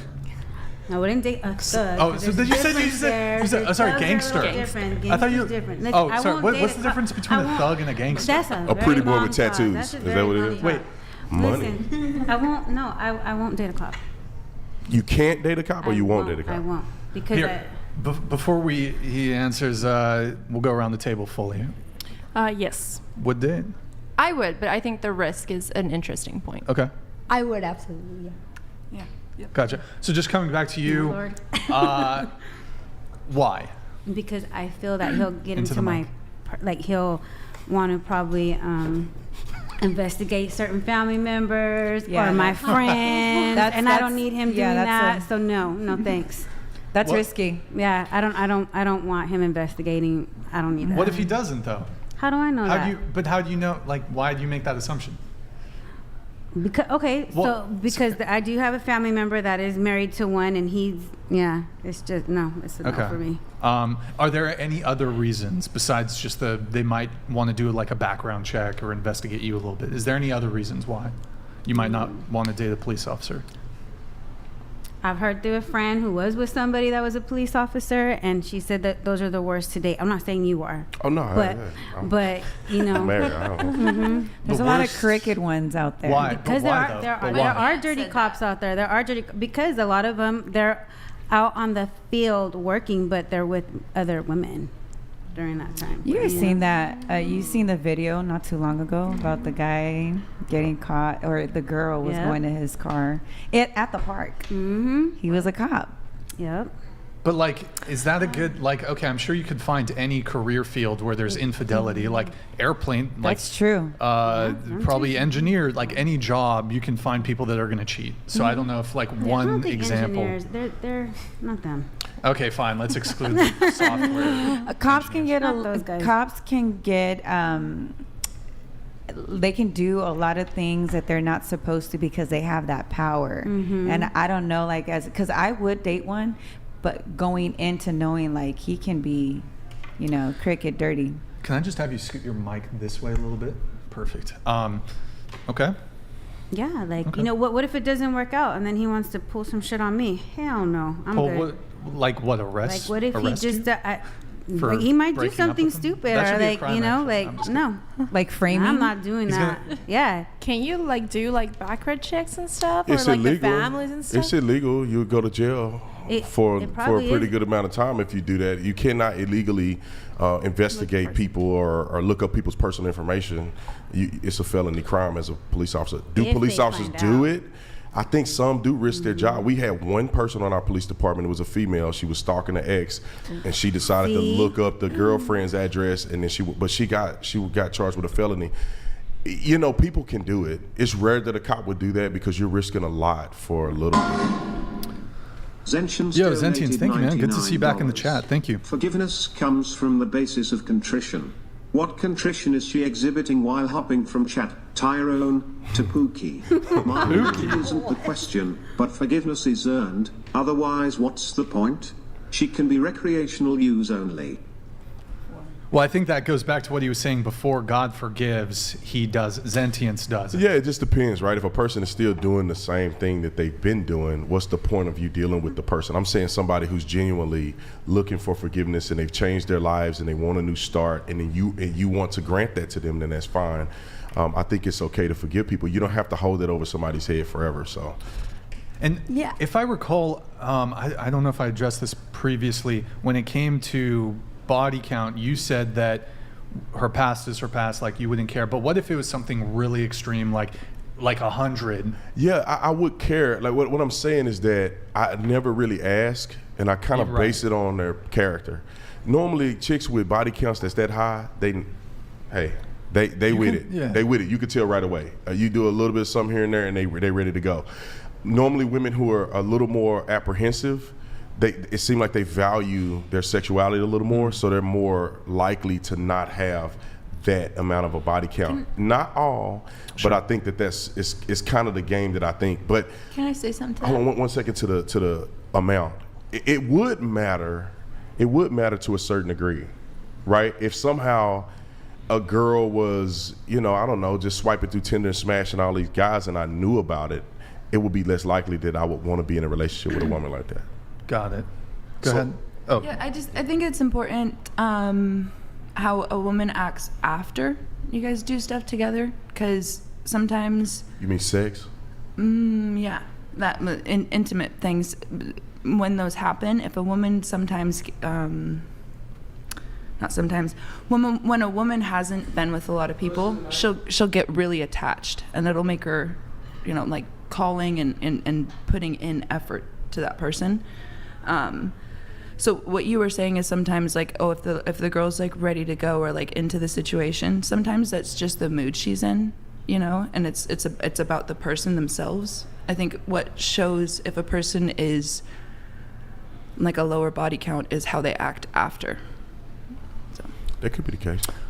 Oh, I kind of. I didn't say it right. I think I see, like, if a woman has a low body count and she has sex with you, like, you're saying that she might actually start developing more feelings. Like a girl who hasn't had a lot of sexual partners, she will actually start bonding with you once she's had sex with you. Whereas like you can tell, like if you have sex with a girl and she would be fine never talking to you again, that would be a pretty good indicator that she's like, this ain't the first rodeo. She's had a lot of sexual partners. Or that could be a mental illness immediately. That could be like love addiction or a really attachment style that she has severe codependency issues, and that could be a huge red flag, because she could be having sex with a guy each day and get attached to him immediately. Or he just wasn't good at it. Very if you she's very love he wasn't good at it. That's it. No, I think if you have a lower number, then you could get attached faster, because you haven't had that many couples. That if you have a higher number, then you'd be like, oh. And that's why you should wait and not have sex with people that you're not fully committed to, because you don't want to put a person in that position, a person with a low body count, and then you end up getting them attached to you, and you're like, I'm not really trying to be in a relationship, but you've now invoked that in that person. Young men, and people are going to hate me for saying this, I think young men need to take responsibility for these things as well. Young men are creating these hoes. I'm just being honest. Young men create these hoes too. It's not that they don't want it, but if dudes weren't willing to sleep with them, they wouldn't have a high body count. So I think that young men need to take responsibility too, be the example by saying, I'm not going to sleep with this woman. I'm going to hold off on it, even if she wants to, because I want to be in a relationship or I don't want to be in a relationship. Let me make that leadership decision so I'm not hurting her feelings. Now she's attached and now we breaking up, or now I got a baby with her. I put it on the young men to be more proactive. But also women do have to take responsibility They do. because they are also, there's now higher numbers where you see women like sleeping with men all the time because they're so love starved that they are so codependent that they will start fantasizing. Even if they only slept with this man for one time, they become so attached to him, and if he starts ignoring her, she will immediately start looking for another guy to sleep with because she needs that love, and that love is not getting received. But also people with lower body counts, they're really selective. No, they won't I agree. go just the first night. No, or I agree first with date, you. Let's do it. No, exactly. That's why they have lower body No, counts. I said higher body counts. I'm saying the higher body counts, not the lower body counts. I agree with you. Lower body counts are more selective, and that's why they're more mentally can be stable. Yeah, exactly. More mentally stable. What about someone who has a low body count and they've experienced, let's just say it's 3, and the third one, they experience crazy physical attraction, but somehow it just didn't work out because the spark wasn't there. And then you wait. What if you wait to, because you became a Christian or whatever, you wait until marriage and then you get physical with your husband and it's like, The sex is bad. It's not Yeah, gonna. so I think that that's relative to how attracted you are to the person and how much you love that person. Yeah. A man can spruce it up. If you love that person and you enjoy spending time with them, intimacy with that person, it can become good for you, or y'all can just work on it. Exactly. It ain't. How much stuff can you do? You can teach a man how to do a little something. But it's possible that can be a deal breaker. I think it can, if you're a mature person, I don't think it will be a deal breaker because life is more, or relationships are deeper than just sex. I feel like sex is very important in a you can relationship. find ways to make it better. Yeah, I'm sorry. Well, but I mean, so you're saying in a scenario where a woman, she's had sex before, but now moving forward, she wants to wait until marriage she wants to wait till marriage to have sex, correct? She wants to hold. Well, I mean, if that is your standard, like if you're switching that to be your standard, then obviously you weren't able to screen like sexual compatibility, you weren't able to screen out some of these things. But like if you're a godly woman, you should realize that, okay, like Brandon was saying, you're now mature, like there are things that are more important than sex. And obviously, like, really, like, sex is not this complicated procedure. Like, that's something that can be worked on. Granted, I will say that typically most women, especially women who have some degree of sexual experience, don't want to be teaching a man how to fuck them. Like, most women would find that unattractive if they have to, like, hand-hold a guy, here's how you please me. Most women want men to just get it.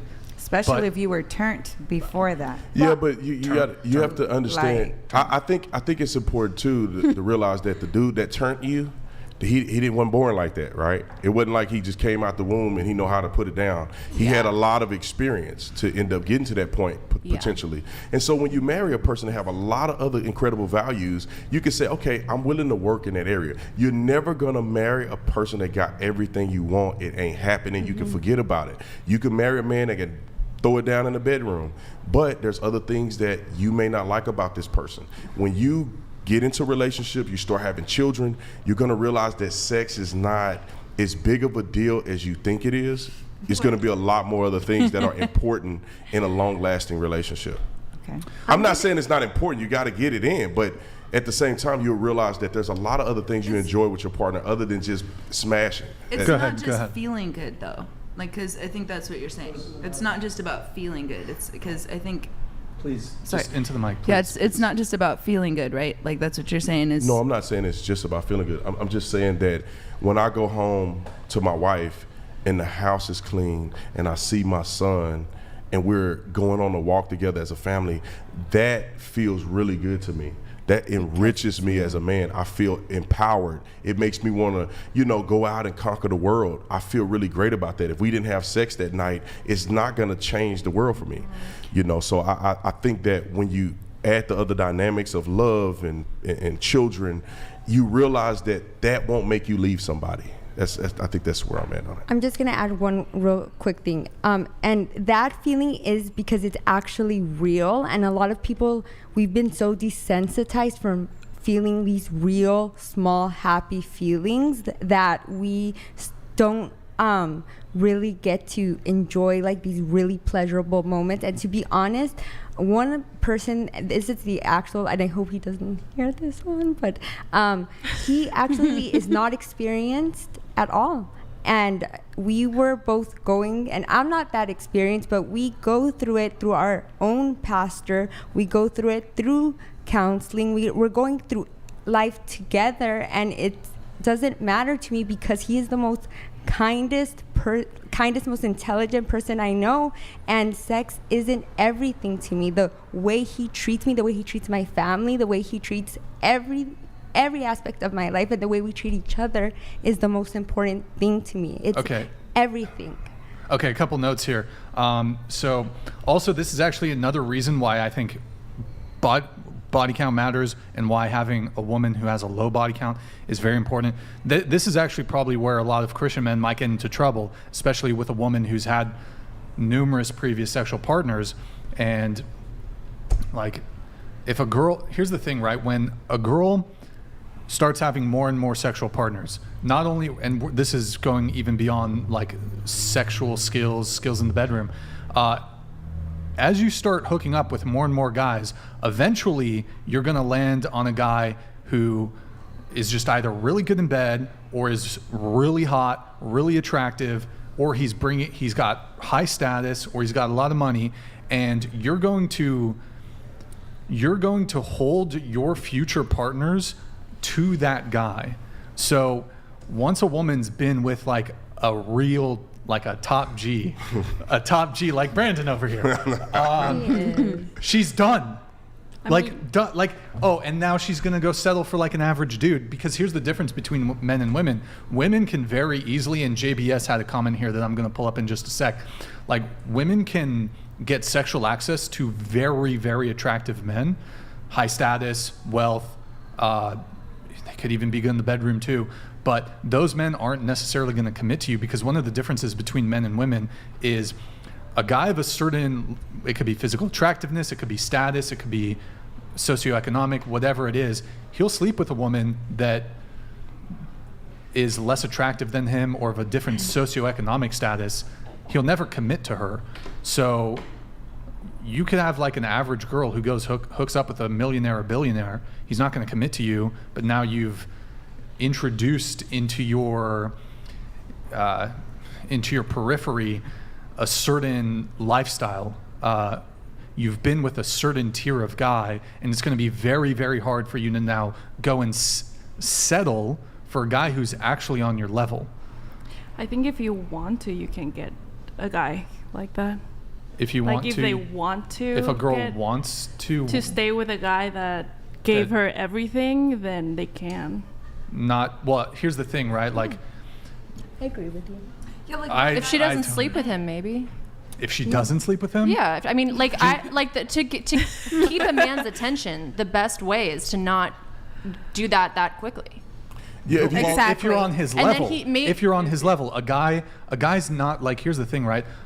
There's this concept called hypergamy. Like, women are trying to get the best man that they can get, and so what you have happening on dating apps, for example, and most people are meeting online, most people are meeting on dating apps, you have a very, very small percentage of men on these dating apps that are matching with all the women. They've done studies on this, they've released the data. Women are only swiping on the top 5, top 10% of men on these dating apps. So what you're gonna have happen is all the attention is going towards the top 10% of men on these dating apps. Typically, those are the most physically attractive men, because the dating apps operate on a fairly superficial, shallow level. So it's really it's really making physical attraction looks the focus. Women are giving all their attention to the top 10, top 5% of men. They have all the optionality. They're going to sleep with these women that they would otherwise never entertain for a long-term relationship, because they welcome the easy access to sex. So here's the big difference. Men will sleep with women of a certain of a certain physical attractiveness that they would never consider being in a relationship with. Because for men, like, they'll sleep with a girl, but just based on her looks alone, will never be in a relationship with her. But they're like, okay, cool, easy sex, sweet. But what ends up happening is that girl then thinks, because I'm able to have sex with that guy, therefore I must also be on that level. That's the guy that I deserve for a long-term relationship. So let's just to use numbers here. Let's say a girl who's a 6, she can get with a guy who's an 8 or a 9. Looks-wise, he's never going to commit to her, but he will have sex with her. Maybe once, he might even keep her around as a friends with benefits. She'll never get commitment. So that's where women kind of get in this trap. And then what ends up happening, they get sexual attention. Say average women get sexual attention from men that are of a certain, that are more physically attractive than them. They now think, that's my level, that's my league. That's not your league. You can get sex from those men. That's not your league, though. In the same way that you can get attention from a guy who's got a certain, like Drake, it's got a certain level of status, right? Actually, let me not bring in, I'm not going to bring in status. I'll just keep it to looks. So what you have happening is these women, sorry, I'm losing my train of thought here. What ends up happening is that the guys who are actually on their level, average women no longer want average men. And this is evidenced by the fact that women view like 80 to 90% of men as physically unattractive. So as women, if you start chasing after these men who will give you access to sex, they'll never give you a ring or a relationship, then the men who are actually on your level, who will be loyal, who will give you commitment, who will give you a ring, you think you're settling for him, even though that's your looks equivalent, that's your match, that's your league, that's on your level. You think they're below you. So I think that's a big thing. I think that's a great point, and I feel like we need, like, that if was we very can, long-winded, sorry. if you can get in a 30-second clip, like, let's just pass it around so every girl can see that and read it, because I think it's very important. I mean, I even think that some guys that are like a 10 will sleep with a 6 if there's alcohol involved. I mean, if there's certain things. Oh, guys who are 10s will absolutely For sure. sleep with a 6. They will never commit to them, though. What I was saying, though, is I think... But one thing, and I'll let you finish. The reverse isn't true for women, though. Yeah. For a woman to sleep with a guy, typically the guy needs to be at least physically attractive enough to be in a relationship with. Okay. Women will actually, and women will actually... Not disagreeing. And typically women will actually break a rule, so it's almost the reverse. So men will break their rule for, when it comes to sex, casual sex, men will sleep down. When it comes to casual sex, women will typically sleep up. So like women will bend their rules if the guy's really physically attractive. Sure. Maybe their previous standard was, okay, I don't sleep on the first date, or I'm waiting. But if a guy's physically attractive enough, a lot of women will break their rule. Which is dumb. But what I'm saying is, if you're within like 1 degree, right? 1.5. Yeah, sure. If you want a chance of maybe making him your man, the best thing you can do is not sleep with him. Because True. then because let's say you're a girl, like there are some girls, maybe they're 6, but they have like an amazing personality, like that counts for something. And so then you give the guy a little bit of time to get to know you, while he also is like intrigued and intrigued by you sexually. And so then the combo, and then maybe there's a better chance. Now, when it's a 6 and a 10, sure, I totally agree. But I think like for like the best way to get a man is not to sleep with him. I will say that I think a lot of men, and perhaps we can ask the chat, maybe one in the chat if you agree with this, I think it's certainly the case that a lot of men would be willing to forego on the physical looks front if the woman can bring them peace, is pleasant, is feminine, has a low body count, is not promiscuous. I do think men are probably a little negotiable on that front. I would say, though, like a guy who has, but that's more so... A guy who has a lot of sexual optionality, I really don't think that, like if you're 1 or 2 points or 3 points looks-wise below him, he has so much sexual optionality, I don't think he'll find a girl that's willing to sleep with them right away. Because not all men, but I think my ex was cuter than me personally. And which one? The Christian or the non-Christian? The non-Christian, but we waited a very long time, and he said that, and we were official, and he said that it was because of that he got to like know me and see me. Okay. So that's just and some people might think we're equal. No, as a man, 100%, man. You know, when you're young, you don't care. You just, all the hot chicks, you want to get with them, especially if you weren't raised right. You know, you get into this idea of this modern culture, and you get confused, and you want to sleep with women because of their looks. When you become a mature man, you want peace. Yeah. That means more to you. Someone who's agreeable, Because you can have a hot chick and she's a pain in the rear. And I hate to say it, a lot of super hot women or super attractive women are annoying. Because, and I'm not saying everyone, but they get that way because they don't have to work on their personality, because they get so much attention based on their looks. So they don't have to work on anything else. They could be sitting across the room from a guy, they don't have to work on nothing. Men are like dogs, you know, they want to come and get that one woman because she's incredibly beautiful, but she don't work on her character. Or she want to be a boss bae, or she doing all this other stuff that's really unattractive to the man she want. She can get men. But the man that she wants is not going to be in a relationship with her if she cannot be a peace and agreeable with the man. Yeah, I totally agree with that. It's all about the personality wherever. I always dated, honestly, like guys that are not that cute. And it's not that, oh, yeah, I'm the cutest of the relationship or anything, but it needs to be with the personality. Like, they are awesome persons, like people or whatever. And a lot of girls think about, like you were saying, like guys a 10 and they're an 8, they have sex, I feel, from like my friends and stuff, that they say like, oh, I'm gonna have sex with him and he's gonna fall in love for the sex, you know. There's a lot of girls that think of that, and I'm like, well, I'm the whole opposite. I'm like, hell no, I'm not having, if I want something with him, I'm not having sex until we're dating. Like, wait, but if you don't want something from, see, are you saying that there are some men that you hook up with quickly that you don't want anything from? No. Oh, okay. Because, I mean, that's kind of like an interesting thing where women will have two different standards. There's maybe your spring break, partying, whatever, like in your past, okay, I'll sleep with a guy within 30 minutes of meeting him, and then next week, oh, you meet a guy who, oh, he's got really great long-term potential. I'm gonna make him wait 3 months. No, I've never had like a one-night stand or anything. So I'm like, what? I always wait like. What's the shortest you've waited to have sex? Probably. And no like judgment, by the way. Like, I've like a month or like a month. That's the shortest? A month and a half. Yeah. What? Is like, that a lot? Good for you, girl. I mean, good. That's get your bag. That's a good standard. Whoa. That's a good standard because as a man, most women are nowhere near that. Yeah, I'm not gonna give it like the second date or third date. Really? It's just like no. Shit, I ain't waiting that long. Shit. She's a classy lady. You say you wouldn't wait that long? They have to work for it. You know, like of my long-term relationships, I don't feel like. There's this trope. Now, some guys will definitely view a woman who sleeps with them too quickly in the negative light. My personal view is that I don't need to wait a long time. I've had relationships with wonderful women, and we hooked up relatively quickly. Third date, second date. I personally don't think, and you know, long-term, 2-year. I had a 2-year relationship, 5-year relationship. These were good relationships.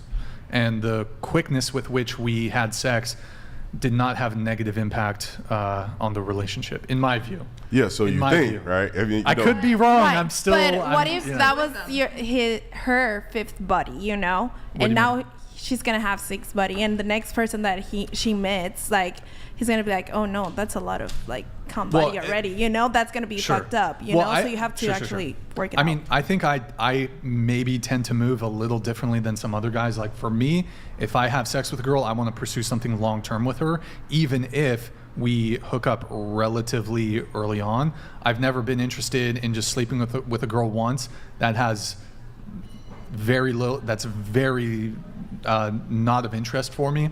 So if I sleep with a girl, even if it's early on, I want there to be continuity. I want to continue seeing her. So maybe I move a little differently than some other people, because I think maybe it's the case that some people might say, okay, well, hooked up with her quick, don't want to continue seeing her. Or there's just guys that they're just trying to just one girl after the other, have sex once and never see her again. Me personally, that doesn't make sense. Like, I don't get that, to have sex with a girl once and then never talk to her again, unless something really fucking weird happened. But like, if I decide I want to have sex with a girl, I want to keep seeing her. So. But is it like at the first date? Like, is that too like quick? What's the longest like for you as a man? What do you mean the longest? Like, I would wait. Shortest. The shortest? Yeah, sorry. I mean, I've hooked up with a girl on the first night I met her. Yeah. And that doesn't change your like my calculus. I mean, thoughts of her. no, not necessarily. Not necessarily. But I think, this goes to the body count thing, right? I mean, Right. you get a girl on the first date, no commitment. More than likely, first daters don't really work out. It didn't work out, and then that's one more body she have on her body count. And the women have to be accountable for that, right? I mean, you have to, it takes two to tango. But I would encourage men to not do that, to get to know her better, and don't waste that body on you or her. Get to know her, because what happens when you have sex, you overlook all the red flags. I mean, the red flags become hot pink. They're not red anymore because now you've been sexually involved, and if it's good to you, now they could do anything, and you will look over it because of lust, not love. So the best way to do it is for young men to say, look, let me get to know her better. Let's come up with an idea. I would say men and women date with a purpose. Don't just date to have sex. Because I'm gonna tell you something, because you made a point about if you run into the guy and it's really, really good, what do you do on the next one? You know, what if it's gonna always probably pique your interest to get more and more and more. You're gonna run into another dude that's better than the first guy, and then what do? You can't keep chasing that sexual fantasy or that sexual niche or whatever. You have to pursue relationships with a purpose. It's the best way to do it. I'm not trying to preach to y'all. I'm just saying do it with a purpose, and therefore there's no body count women that you leaving out in the road, and then you don't get into a situation where you feel obligated. Because as a man, sometimes you have sex with women and then now they get clingy, but then you feel bad because you're like, dang, I'm really not looking for that, but I shouldn't have done that. She is kind of a good girl, but then I don't, and then you linger out that relationship when she could have been with somebody that really wanted to be with her. So I think that's why it's so important for people to wait. Yeah. What I would say to that, at least for me, and I do think maybe it could be very well the case that I'm a little bit of an outlier in the way I move. If I sleep with a girl, like I've already kind of made the determination that I am open to a long-term relationship. Like I'm never gonna just sleep with a girl without having look, it could very well be the case that we continue dating for 3 months and it doesn't work out, like is the case with any relationship. But I'm already going in with the intention of, if I'm gonna sleep with this girl, then I do want to pursue a long-term relationship. But why are these relationships not working out? And I bet you, I'm autistic. no, I bet you $1 million that it was something at but it was something at the beginning that showed you that this is probably not going to be long term, or maybe she really isn't what I want, and then you have sex and you overlook it and you blame make it all on feminism. Yeah, it's feminism's fault. If it wasn't for feminism, we'd be good. We'd be good. Honestly, though, I'm kind of like just a walking red flag. I've got a dating podcast. I'm a male with a podcast. Have you heard about this? Males with podcasts. We shouldn't be giving microphones and headsets to men. But no, I don't know. Honestly, I'm just. Well, you probably don't want to know my take on marriage. So that's probably the other thing. For you saying that, meaning that I think you're not favorable to marriage. Oh. Because of the risk factors. Yeah, and look, I don't have anything wrong from when it comes to marriage from a religious perspective. I'm not like fervently like anti-marriage in the sense that I'm openly like I try to think I'm a pretty reasonable person, but I'm not like antagonistic with it. I've looked at the risk factors like you said, and me personally, I don't want to get married. That I think could be for some women kind of I don't know. Now but here's the thing, like I could have a long-term monogamous relationship with a woman, life partner. No, but you always have an out. You always have an out. You don't have to make an ultimate commitment. You don't. Yeah, that's the thing. Without marriage, like people get divorced all the time, though. Go. You can. What is it? So in marriage, you can just go too. You just financially fuck yourself in the process. Some money. Right. But you get married to stay.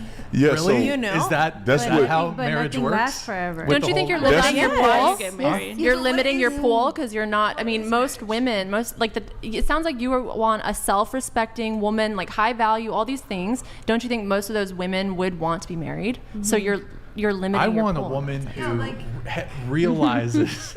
I want a woman who realizes that in this current social climate, in this political, well, not political, in this social climate, when it comes to the court system, we don't need to get the state involved in our relationship. But the truly I love you, you love me. We don't need the state. I agree. But the truly feminine I agree. would want, like the nature of femininity would want that protection. The nature. Don't you think? And I feel like you want a feminine girl. I do like feminine women, but I don't need. I'm protecting us from the state, babe. Yeah. Yeah, that sounds good. That's But very true. I'll tell you this: as a married man, that one of the greatest things I ever did in my life was get married. I have been more productive. I've had more peace. I mean, it is the greatest decision a man can ever make. It's the biggest and greatest investment that you make in the rest of your life. Now, if you're a man with integrity and you're ready and you do your homework and you're willing to pursue even when it gets tough, you get married and you make a commitment for life. Me and my wife are committed for life. Us getting a divorce is not in the equation. And I think because both of us are both mature enough and willing to work through it. It's not perfect. Sometimes we argue, sometimes she get on my nerves. Yeah. But at the end of the day, you don't quit and give up because she got on my nerves one day. We made a commitment before God. We made a commitment and it's on record. And it wouldn't behoove me to not put my best effort into it because I got a lot on the line. When you have skin in the game, you're more willing to do more in a relationship than you are if you don't have skin in the game and you could just walk away at any time. But given how frequently there's divorce, it's not clear to me that marriage precludes people from, because divorce exists. Well, you need to look at divorce in segmentation, right? What people are you talking about? Are you talking about people who come together that are equally yoked? Are you talking about people who are Christians? Are you talking about people who get married young? Are you talking about people who get married old? People getting married with children involved? Yeah, there's so many different variations that may not even pertain to somebody like you. Sure. You may not be in the realm of the divorce. There's a lot of people that get divorced for a lot of reasons. That may not be your reason. I think I'm the guy, to be honest, I've thought about this, and this is kind of, I don't know if this is almost like morbidly sad or whatever. I feel like if I were to get married, I'm not going to lie, I'm kind of the dude that gets divorced. I'm the type of dude, I'm just, look, and it's like brutal self-assessment and self-reflection. I just feel as if, like, not all of us can be Brandon Tatum. Like, you're like, cause I'm kind of like the class clown guy. You're like, you're masculine. You're tall. How tall are you? 6'2". 6'2". Okay, I'm 6'1". So honestly, not going so far. My parents been in a relationship for 45 years. They just got married this year with 3 kids, and they have never divorced, well, not divorced because they can't, but they were together. So I agree, you don't have to get married, but I don't know if you marry someone. I just have this what's that? Have you seen Minority Report with Tom Cruise? Yeah. What was it called? The things that could see the future, premonitions. Yeah. I have a premonition. If I were to get married, she's divorcing me. I don't know. I'm just going to get divorced. This is you. Yeah. She divorces me. Oh. Yeah, that's how it is. What? Women divorce the men. The reason that you're doing this, I'm not going to divorce. I would never divorce. The reason that you feel this way is because of the things that you read and self-talk. Yeah, self-talk. Because if you tell yourself this all the time, or you had negative experiences with women, and you carry that on, you're going to believe that in every relationship. What you have to do is that you have to start telling yourself a different story. Stay positive. You have to start telling yourself, I'm going to be married, I'm going to stay married, and you have to start looking forward to the woman that you're going to marry. Before I got married to my wife, every day, and people probably think I'm crazy, but I don't care, I manifested it. And the reason and how I manifested, because when I would fly on an airplane by myself, I would envision me and my wife traveling together. I would already think about what me and my wife were going to do. You wanted our children, and if you want it and you see it, you believe it in your heart, you pursue it, then you will pursue it with an open mind, and you'll pursue it with the idea that this is going to work for me. Women, like you say all the things about yourself, there's some women that love all of that. Some women don't like a guy like me. They like a guy like you. They like a guy that's funny, a guy that's a self-starter. You know, all of the things that you have that are qualities, there's women out here that like that. If you were a nerdy guy with glasses on and you were geeky and you were into tech, some woman out there loved that guy. I feel like that guy is more likely to get divorced than a guy like you. No, though. that's not true. That's Like, not true. I don't know. Like, That's not true, because love is love, man. Some people love people that they resonate with. Derek Manx one That's donated true. $99. Officer Tatum, glad to see you on here. Men with integrity like yourself will not accept the lifestyle of girls. It is sad to me to see the way society is moving. Ladies, think better of yourself. yo, Derek, very good to see you back in the chat, man. Welcome back. Thank you so much for your message. Appreciate it. Also, I feel like, man, I really shouldn't have brought the conversation there of my own self-assessment of like, and perhaps I'm being a bit hyperbolic there. Like, is it plausible that I could marry a girl and not get divorced? Of course. I want to try to redirect my argumentation on this a little bit, though. When it comes to marriage, what, from the societal point of view, because there's often a talk about, and I 100% agree with this, the nuclear family, very important. It's the best way to raise children. But let's say if we were comparing a married couple to a non-married couple that's monogamous, that stays together for life and has children, on a societal impact level, I don't see the difference. Like, what benefit from a societal aspect does there to me there's no difference, and then on a relationship level, I don't really see the difference between I'm going to stay with this woman for the rest of my life partner, we're going to have kids, it's going to be monogamous, there's not going to be infidelity. I don't see the difference. Yeah, go ahead. Actually, the reason why I put such high value on marriage is because of what I saw growing up with my mother and father, and how my father played. It was patriarchal. My mom stayed home. Based? Wait. It was patriarchal based. Yeah. No. Like patriarchy based. I was based. Like, okay. Okay. Oh, based. Yeah, got it. And now growing up, that's what I want from my particular family, and I think that you want a patriarchal structure. Yeah. Cool. You don't need a marriage for that.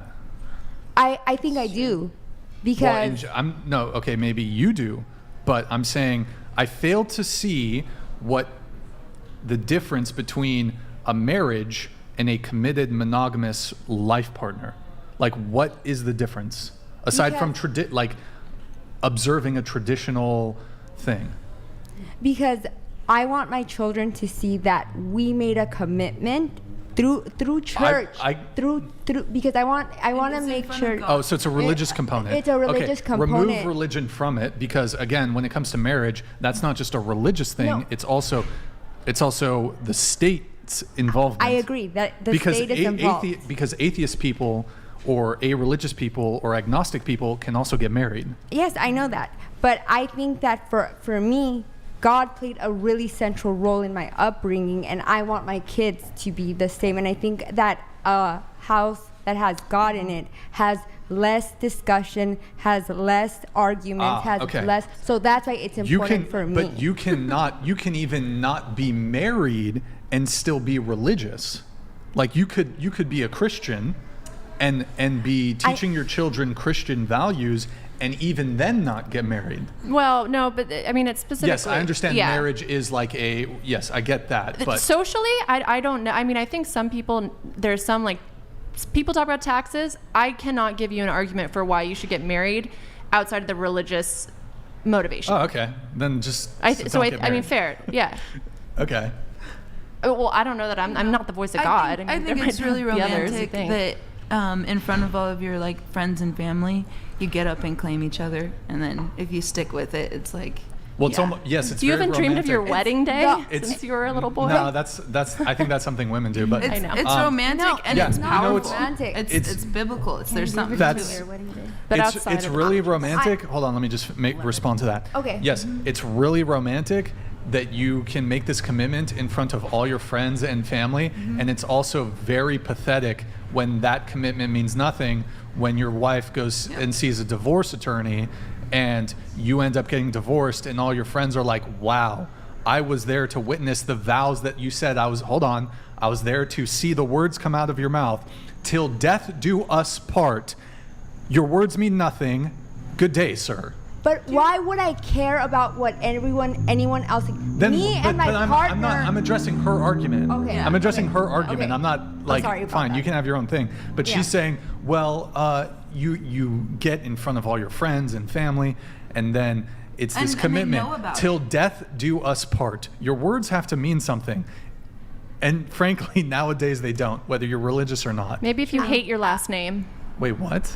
That's a reason, right? No. You hate your last name. Yeah, but you can get a legal name change. I have something to respond to you, Brian. If I plan to get married, I'm going in, like he said, till death do us part. I'm going to take the word very serious. You say that. Yeah. Like you say that. I do. But how many people... And I know that shit does happen and shit might happen, and I'm hoping that it doesn't. But that's why we said we have very deep conversations and very strong conversations about having kids, about our healthcare, what if one of us dies, and stuff like that. Power of attorney.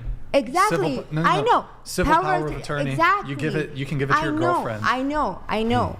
But what I'm saying is that I plan to go that seriously, and that's why we have talked about. But you've not made a compelling argument to convince me. Let me jump in. The thing is, Brian, you said that you're already going in with the narrative that someone's going to divorce you.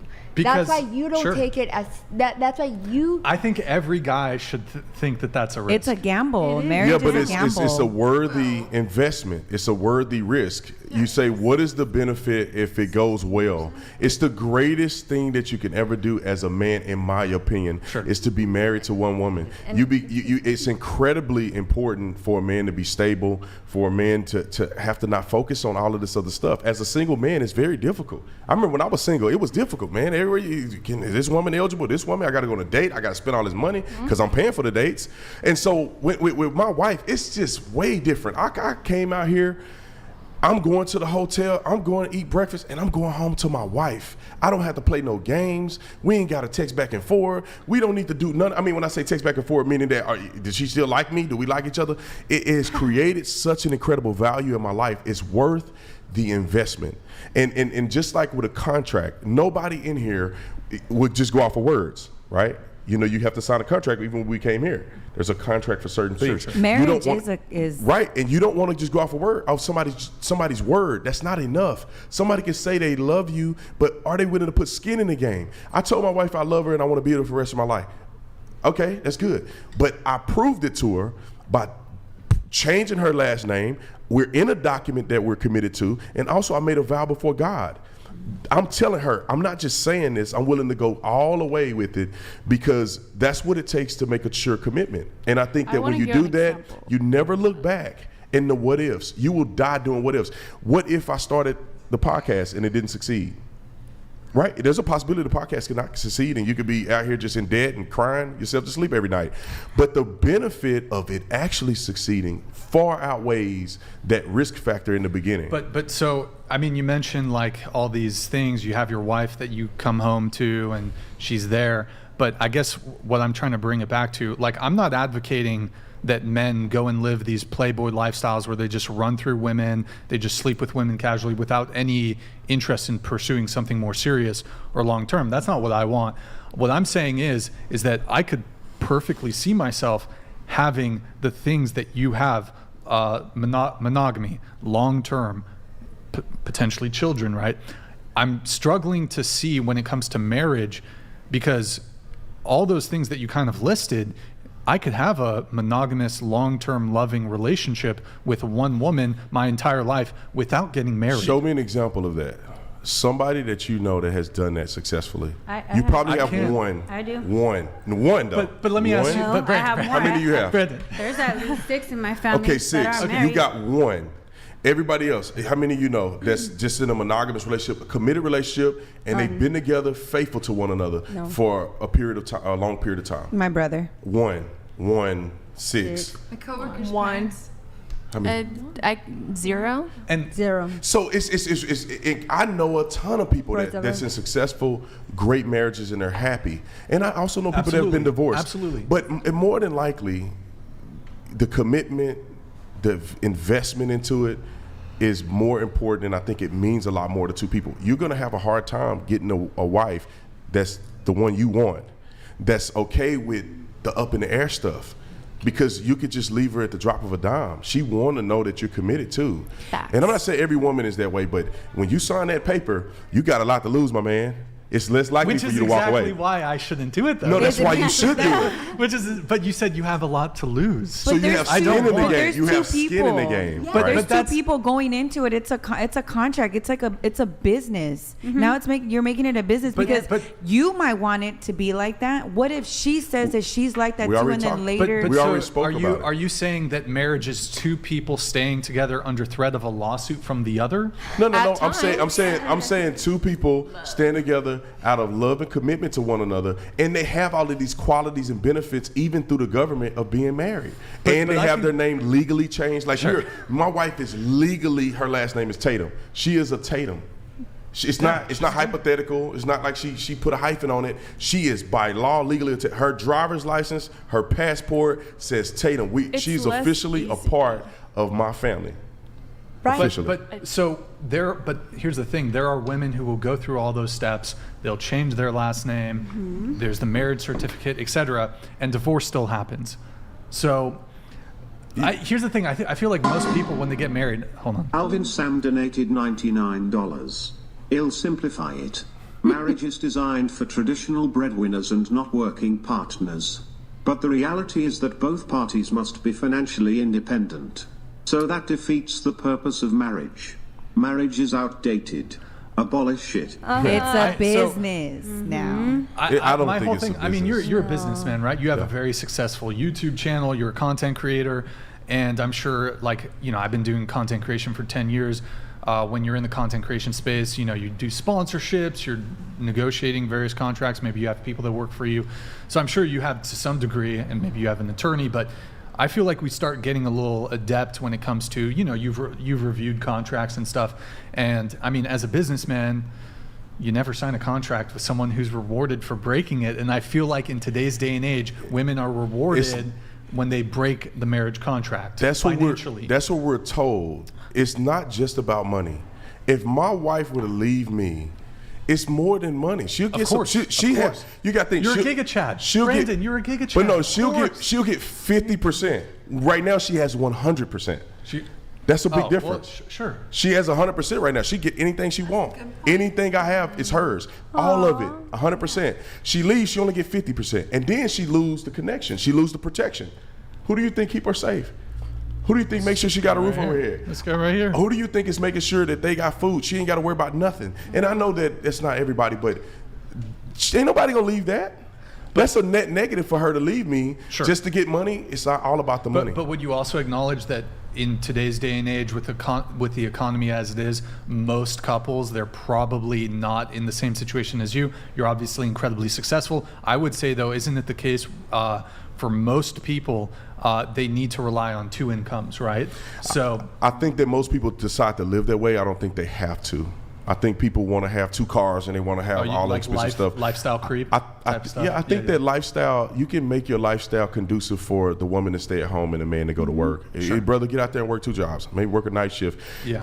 Bring home the money and the wife take care of the kids. Y'all don't have kids. It's okay for both of y'all to work if that's what you want. Sure. But people cannot make the excuse to say we just can't do it because of the modern economy. You can make it happen if you live within your means. And I think if that's what you want, you could do it. Gotcha. We're going to move off of marriage here really quick and try to get into some other topics. I have a couple chats here that we're going to get through. Then we'll get to some of our other topics. We had JBS from about 40 minutes ago. Disagree with Brandon there. I'm basing that on the conversation earlier. The vast majority aren't even having sex to create hoes. Most women end up picking a very small percentage of men that create this narrative because they have all the leverage. What does that mean? This was before the marriage conversation. I think this is related to it's a cop. aren't having. It's a cop that Oh, I was reading a different one. Most women end up picking a very small percentage of men. Where did They it create go? because they have. Oh wait, this was related to this one. I'll pull it up one more time. Just. Yeah.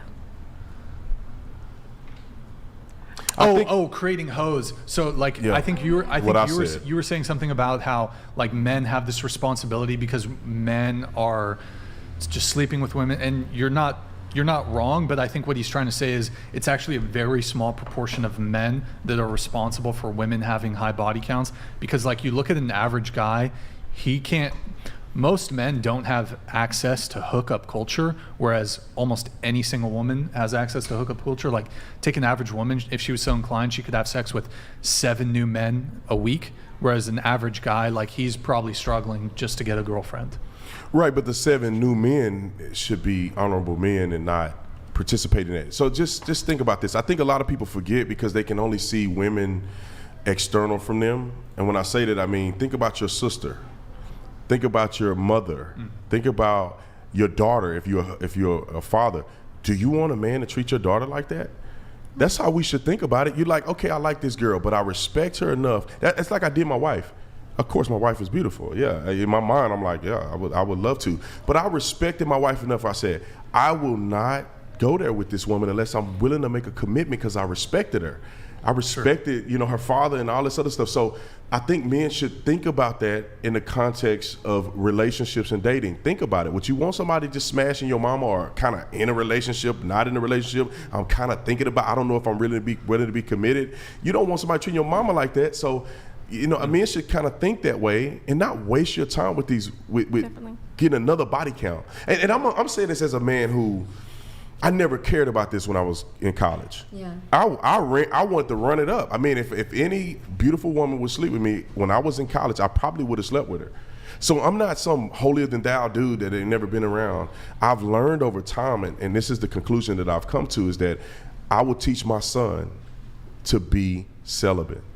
You do not want to waste your time.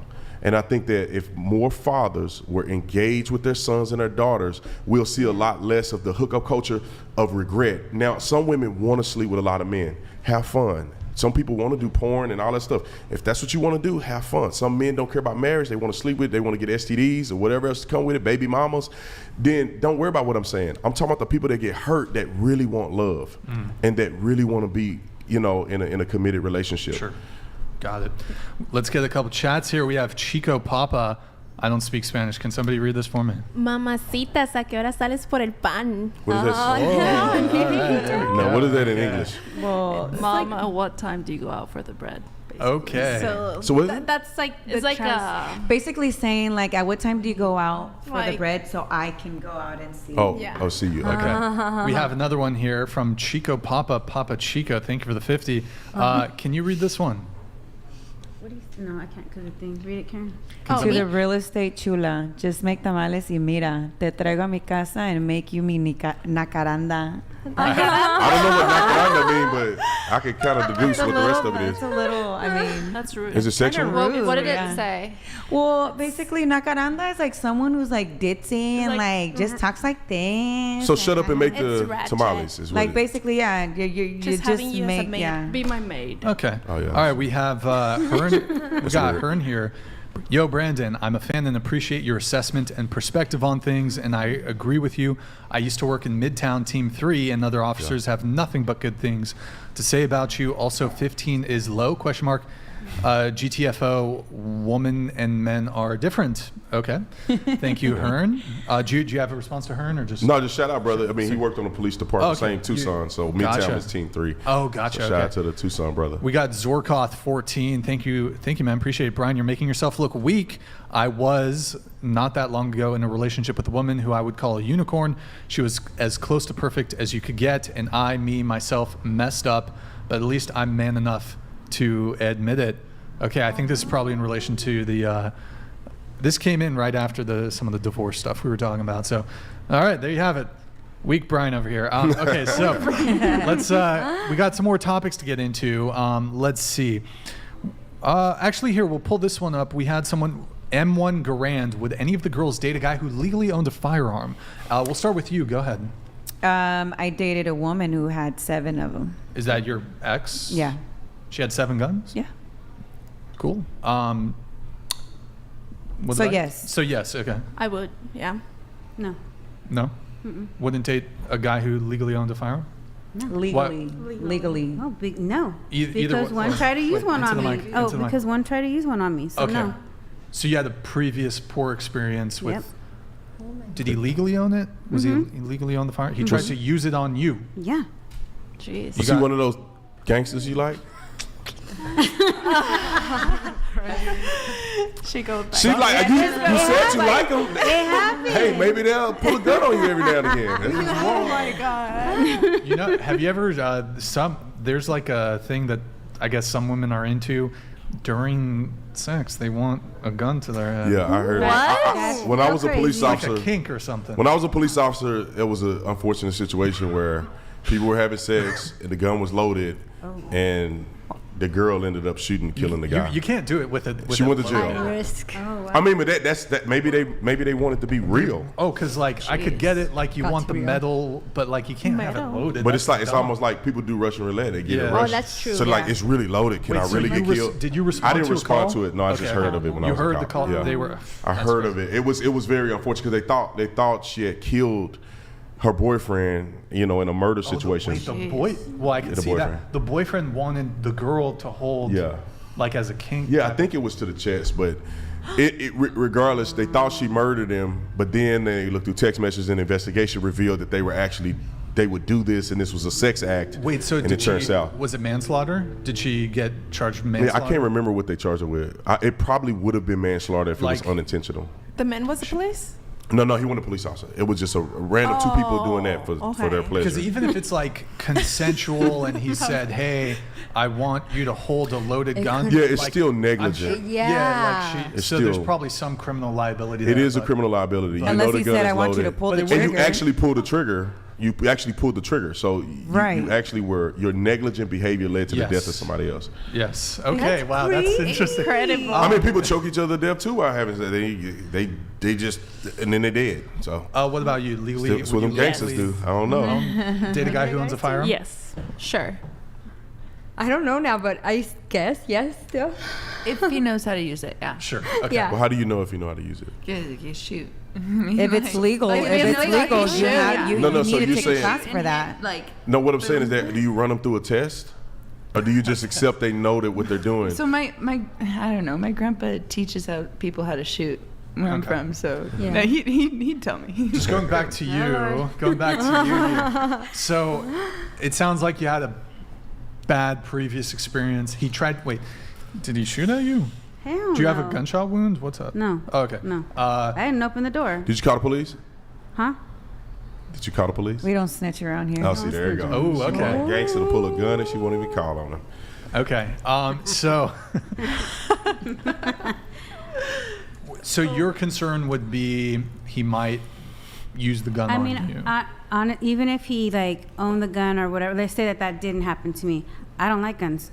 Okay, so you don't like. I you don't agree with the whole thing. I don't believe in them. I wouldn't. Wait do a it. minute, you don't believe in them? What do you mean? I You just- think I nobody just should have don't- guns? I just don't feel. Why do you need to have a gun? Why do you need to kill somebody? Why do you need to hurt somebody with a gun? You don't for what? I just don't agree with it. And just to open this up to the other women, besides you, everyone else said you would date a guy who owns a firearm. But when it comes to guns, does anyone here share her view on guns, or is it?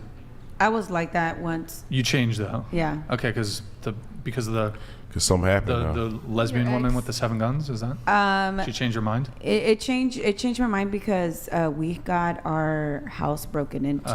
Okay. But I feel Prior like to that, did she clip a bunch of crackheads trying to break into the house? she came with that lifestyle already. Oh, okay. All right. Yeah. Well, so just going back to you said that you just aren't about it. Well, question, maybe I'll use her example. Let's say you've lived with a boyfriend before? Mm-hmm. Let's say you're living with your boyfriend and 3 grown men break into your house and and you said you had a son or a daughter. I know they're an adult now, but let's say 10 years back they're a kid. Let's say you're living with your boyfriend, and your son's living with you. 3 grown men break into your house. You don't know what they want. Maybe they're there to burglarize. Who knows? Maybe your gangster boyfriend's got some beef. Who knows? He ain't really a gangster like he say. Yeah. Mm-hmm. So in that situation where it's just you, your son, and your boyfriend, 3 grown men break into the house. In that situation, would you want your boyfriend to have a firearm? No, I don't agree with the guns. I don't agree. I'll probably help them look for whatever they're trying to look for. But so in that scenario, No, like, how would you prefer your boyfriend to defend you if you had the choice? Would you prefer your boyfriend to defend you with his fists or a bat or something, or would you prefer him We're to gonna have beat a gun? their ass, and that's just that. But they have a 'Cause gun. I've seen But them. you don't. Oh, they have a gun. You don't know. You don't know what they have. What would you prefer? Would you like your man in that situation to have a firearm? No, I don't agree with the whole thing. No. So you'd If be it willing. happens- No, I don't like guns. So I don't like the whole you thing. expect him? So, but just say 3 dudes come in there. I'm talking about real There's gangsters. other weapons that they can have. They don't need a gun. But like if he said, "Sweetheart, I want a gun," and you would say, "No, you don't need a gun. Get out there and fight." Is that how you would proceed?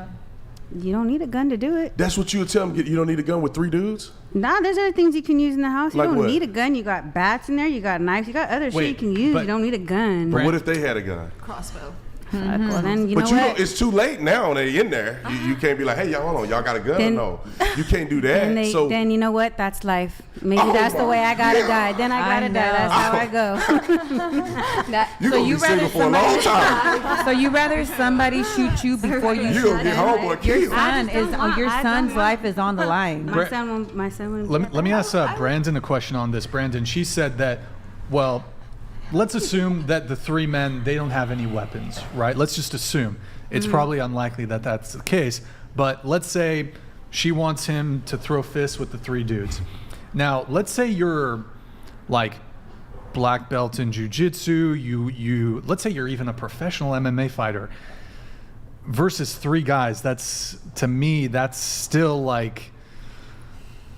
It's 3-on-1. You know I what? mean, It's it's like one. It's and 3-on-1. one of them dudes, baby, street too. They know how to fight. They've been squabbling in the street for a long time.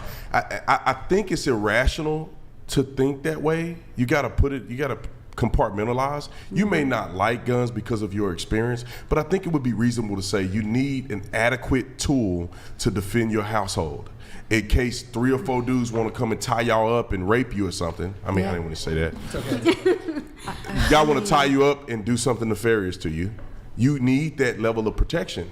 And guns aren't as bad as some people think that they are. Once you have a gun and you shoot it, you'll realize the value of having a gun. And there's a lot of other reasons why you would want a gun, the tyrannical government, all of the other stuff. But please don't do your man like Tyrannical that. government. Don't know. Wait, but so Make 'em- in That that another bad situation, no, that's fine. That's Oh. fine. You can say it. No. I was just reinforcing. I was the I don't know, whatever. So in the situation, 3 dudes break into the house. Don't want a gun? You have the option to have a gun, right? You wouldn't want a gun in that situation? I don't agree with them. No. Agree with No, them. I don't like it. So- I've had, you know why? Maybe I So you feel, ju- yeah, maybe I feel Wait, this what? way because I have had family members who died being shot. Maybe I feel that way about guns. I just don't, you know what I'm saying? But in that specific situation, would you not want a firearm?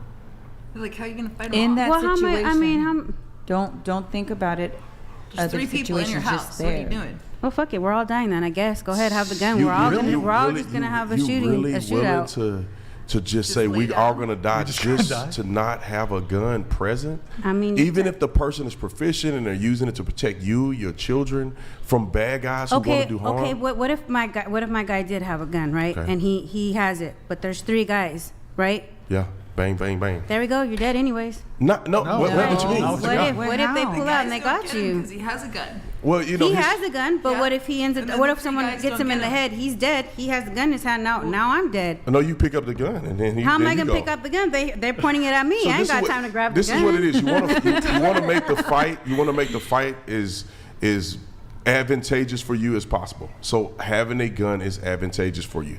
And if you have fears of guns, it would behoove you to talk to somebody about it or take a gun, go get shooting lessons. Yeah. And therefore you can overcome that fear, because at some point you may find a man that has a gun in the house, and that doesn't need to be a deal breaker for you, in my opinion. What about a guard dog? A guard dog to do what? Honestly, I think that's the best. I've lived in the hood, believe it or not. A guard dog would get shot. No, and but die if you have a on really the scary spot. Rottweiler. Wait a minute. Wait, are you saying? Listen, I don't know why this is crazy. Wait, but no, I'm not saying it would be wrong. Like a trained guard dog. But are you saying instead of, in lieu of having a firearm? Please don't. No. I mean, I'm saying I think that's a good alternative. I'm not saying alternative. I'm not saying alternative. What are you saying? I'm just saying, if I was gonna defend myself, I think before a gun, I would want a dog, because then people, they hear it and they're really like, I mean, and I'm not talking like a golden doodle. I'm talking like a 120-pound Rottweiler, because people don't really want to they hear it. You're gonna get a 120-pound Rottweiler? I lived 4 years with a family. They had a 120-pound Rottweiler. His name was Samson. Shout out to strongest man in the Bible. Like even some of these big dogs, somebody it's not a guarantee that they're gonna listen. All they have to do is throw peanut butter. No. That dog is gonna eat that peanut butter, and he's gonna have a hard time chewing it, and he can't bite. What about the police That's how they do it. Those dogs are well trained, and they're very different. So they're like $30,000 dogs. Those police dogs are incredible. They're on a different level. Give you a little bit of. They might start barking. That could give you some awareness, but I don't think that should be like first line. That's not going to prevent, like if you don't have a firearm, that's not going to prevent something from happening. This is where if I had a husband, I'd be cool with having a gun, because but I've gone to a shooting range and I'm very like reactive. So me with this gun, I was like, and it scared the hell out. And you know what I mean? I know that I didn't hit the target at all. It was bad. Okay, I think I'd be more of a liability to myself. Listen, real quick. There's this it's called EMDR, or there's trauma exposure therapy. Just I can give you guys the link, and then have someone you love and trust, like my brother-in-law. He's a sheriff for the LAPD, and he actually taught me how to disarm many times first, and then he took us me and my sister to the shooting range until we got really comfortable enough. I personally don't own a gun because guns scare me too, but if I were to have a husband, I would feel way more safe, or a boyfriend, way more safe if he knew how to use a gun in the house. But I would look into it, because honestly, guns are safe to someone you trust and can feel, because honestly, there are a lot of crimes are going up, and people that are mentally ill with mental illness are going up. We do have to move on here. Okay, so I'm finally going to get to some of the pre-show notes that you guys provided for us. We're going to start with Serena, right? Mm-hmm. You're currently dating your ex-girlfriend's dad, LOL. Whoa. That's what. So tell us about that. Ex is ex. Currently dating my ex-girlfriend's dad. How old is he? He's older than. He's in his 40s. I'm not gonna give too many specific details because they might be watching. Hey. Oh, okay. Yeah. So I already was I was already introduced to him before. Okay. And we were. Oh. Sorry. Derek Manx one donated $99. Yo, thank you, Derek, man. Appreciate it. I'd rather have it and not need it than need it and not have it. It's a sad existence to just let it happen and judge people for protecting their families. Just put a sign outside. Gun-free zone. Works for Chicago. If you know, you know. Okay, so it sounds like you don't really want to talk about that too much. No, yeah, it's cool. It's just that it's like a little plot twist. I found out after the fact that me and her broke up. We're still sharing my daughter, right? So my daughter goes over there sometimes, and I find out that her ex-girlfriend was going to the house, which means that they were still in communication, because for her to go to the house where I was living at soon enough, that means they were still in communication, which I caught her lots of times. Yeah. So out of nowhere, her dad hits my DMs and is like, oh, how you liking it over there or whatever. And I tell him what happened and how his daughter's over there. He didn't know about that. And I end up knowing that my ex ended up sleeping with him. So now me and him are going. Word. It's trauma. Good times. You expected to go somewhere? No. Oh, okay. The sneaky link. Oh, sneaky link. No, it's a revenge fuck. In your other Not note a here, sneaky you said that men have to pay to sleep with women, and women look to get money out of it. It's a business.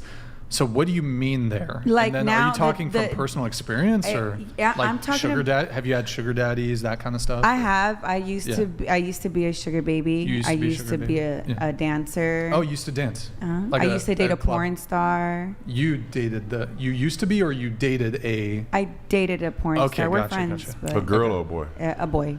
Okay. Or a man or a woman, I guess. Yeah. Word.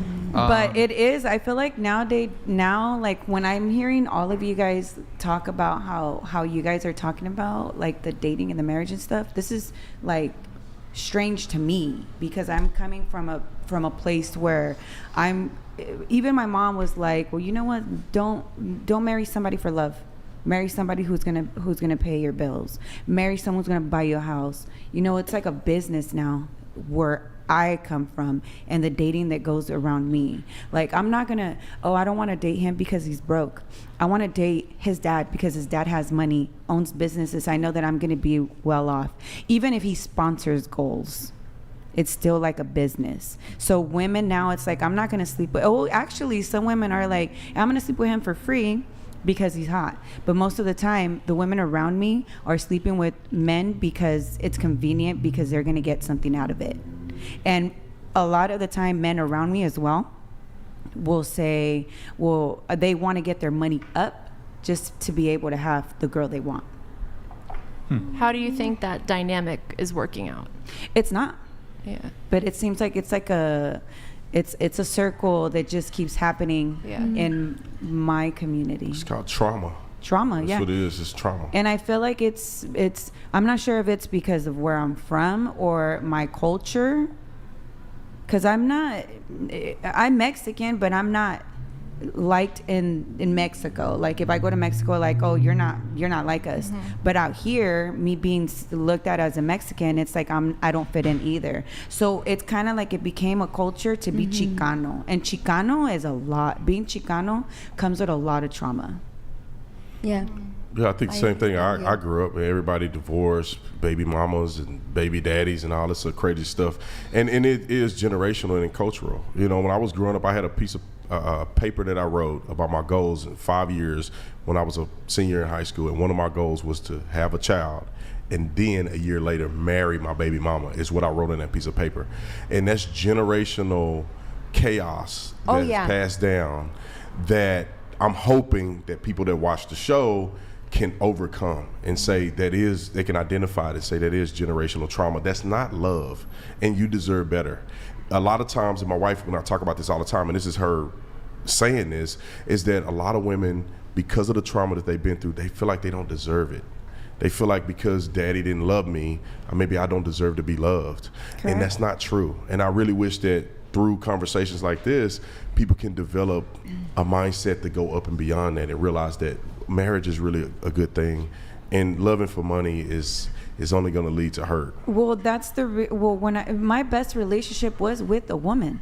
My best relationship, all the men that I've had before, they weren't living up to this expectation of marrying this man, but this woman that I was in a 4-year relationship with, within 9 months, she proposed to me. So I started seeing something like, okay, marriage probably does exist. Because as a child, I never pictured being married. I never pictured my wedding dress or anything like that. Because of what I grew up with. But then I meet her. She's at the beach. She's on one knee. She's asking me to marry her. She comes from a family with, they're also very religious. She comes from an island where people love each other and family is first. I married into something that was fake. So Wait, it makes me go. You married her? No, well, not married, okay. but I lived with her, and we used to call each other, my wife, my wife. Oh, wife. Is there somebody, like if a lesbian couple gets married, one of them wear a suit, or did they both wear gowns? She would wear a suit. She'd be the one to She wear the would suit. wear the suit, yeah. Okay. But I've seen where they both wear dresses. It just yeah. depends Yeah. on if one of them. There's okay, it depends. different It to depends. lesbianism. I would say there's different stages. There's the femme, the stem, the stud, the butch, and the dyke. What is the What's stem? the stem? Whoa. Yeah, I heard Yeah, the butch like, and the dyke or whatever. What's the stem? I would be a femme, and then So you're a feminine woman. yes, And what's the stem though? Yeah, a stem is a Stem cell? mixture between a femme and a stud. What's a stud? What's But what is a stud? Is like a one that dress like a boy. Basically, she still has her hair, maybe shaves it off halfway, you know. But you're still very feminine, but very masculine. So a stem would be a girl who dresses like a boy, but still wears makeup. Oh, But would she be the man in the relationship? Because I mean, you get what I'm saying? Because in the dynamic, like the other person was the man. She dressed like a boy. She got on one knee. She's like traditionally the male in the relationship. Would the Right. stem be that? Wouldn't depend on the She other. can do that, but I mean, two femmes can do that too. So Confusing. there's That's really so- no. that's so I got confusing. something here. I got moving to Diane. You said, Diana. huh? Diana. Oh, sorry. My bad. Two guys I dated tried to kill me. Yeah. So Oh my gosh. it sounds like you've had both gun related, or No, just the other one had a knife at my neck. That Oh. one was different. Yeah. Good times. But you're like Good gangsters. times. Like, okay. So you said one had his side piece bust all the windows to my car and put bullet holes on my driver's side while I was in the house. Till this day, she could never face me, yet she called me to apologize, and I will beat her ass the day I see her. Yeah. Okay. Yeah. Good times. Wow. Okay. Okay. You've had some. You've had a colorful. That's just one story. But Oh, that's yeah. just one. Okay, she's got more. Dramatic. Number 2, been single for going on 7 years. Don't think I'll ever date again because people are scando and sleep around. Yep. But I love it. But I mean, you said you've been single for 7 years, but there's been some sneaky links, right? A little piece here, piece there, a little something. I mean, there was someone I was like talking to for like about By talking to? like seeing him for like about 6 months, and When then you say talking to, do you mean having sex with, sleeping with? Yes. yeah, Okay. yeah. So it's not just like strictly talking. I Like, don't know. you know what I mean? You know what I'm saying? So if you get a girl to say, "I was just," I talked to only two dudes in just between. talking. That's what that means. Okay. They were smashing. At Okay, some point. gotcha. So also, how I see it, if you're dating someone, don't get your feelings too deeply involved because you're not the only one. They are seeing it. Enjoy it for what it is. Now, you're saying like that the men you were dating, they would be seeing multiple women, but were you seeing multiple men? No. Just- If I'm talking to somebody, I'm That's going to it. be all about that Just person. one. Okay. Yeah. That's respect. Respect. Okay. Yep. Okay. Got it. We have Jessica here. Jessica? Yes, Jessica. Is it with a Jessica Y. or Jessica? Jessica. Jessica. Okay. Yes. A guy was going to move here from England to start dating me, but I met my current boyfriend in the meantime and canceled the trip. How did that work? So you're saying you were talking to a guy. So In England. I used to live in England, and I met him, and then he asked me to be his girlfriend before I came back You here. came back to the U.S., yeah. Yeah, so then we continued dating, but then going out, everything, I met who my current boyfriend is, and I started liking him more. But he already had plans to move here in December. So, but Wait, this December, last December? No, 5 years ago? 5 years 5 years ago. Yeah. Wait, so let me get a time frame here. So, okay, how long were you in the UK for? I was there for 6 months. 6 months. And when did you were dating the guy you met him pretty early on in the trip, or? No, How lo- just like 2 months. 2 with each months. other. Yeah. You guys like each other, you move, but you have to move back to the United States. How quickly after moving back to the United States did you meet your current boyfriend? Like 4 months. 4 months after having moved back. Once I was here already. And so you, in the meantime, for that 4 month period, you were in a long distance relationship with the guy in England. Yes. And it was exclusive? Yes. Okay. So in that 4-month period, he was making plans to eventually come visit you. So when was he scheduled to come visit you? So for December, to spend like all the holidays with my family. Well, let's say, okay, so you met him, you were in England you knew him for 2 months. You were there for 6 months, you knew him for 2 months. You were in a long distance relationship with him for 4 months. Okay, 4 months, the end of the 4 months is when? October, November? November. Okay, so he was going to move after 4 months. Well, I guess come to visit her. He was going to come to visit, yeah. That's fine. So then you met your now current boyfriend. Mm-hmm. And then, so he had already bought the plane tickets. Oh my God. Was he going to stay with you, a hotel? With me, but he So already bought. how soon before his flight did you call things off? Boarding. Boarding. Group 1. I mean, completely off, like a month before, half a month. A month before or, the flight. No. Okay. Oh. Oh, it was sooner? Sister said no. Snitch. She knows. She's finna tell it. I think it was sooner. Like When? Like later, like a day. no. Like a day. No, but I remember you were like, It's because she just Expose her. something Expose her. happened, She wanted and the other then we were gonna work on it. But What happened? I liked my current boyfriend more, so I was like, no. So Wait, I'm so confused. Cry? Wow, that's She don't know. You blocked him. Seeing as the plane ticket was blocked like him? $800 at least. no, he blocked me. He blocked you. the England. Self-respecting man. The England's boyfriend. Okay. that's Good times. that. Good I times. mean, That's I why. would too. That's why you shouldn't do long distance No, because yeah. it never works. But you told him that you like this other guy. I mean, I told him obviously, yeah, because I wasn't into my current boyfriend. He came up to me and I was like not interested at all. Yeah. And then this is funny because he then came to me and said, "I like your friend," and I was like, "What?" And the Like spark he would come hit. to me, start talking about this other girl. So then I started talking to him, and then we got to know each other, and then I liked him. I don't know. It was very weird. Okay.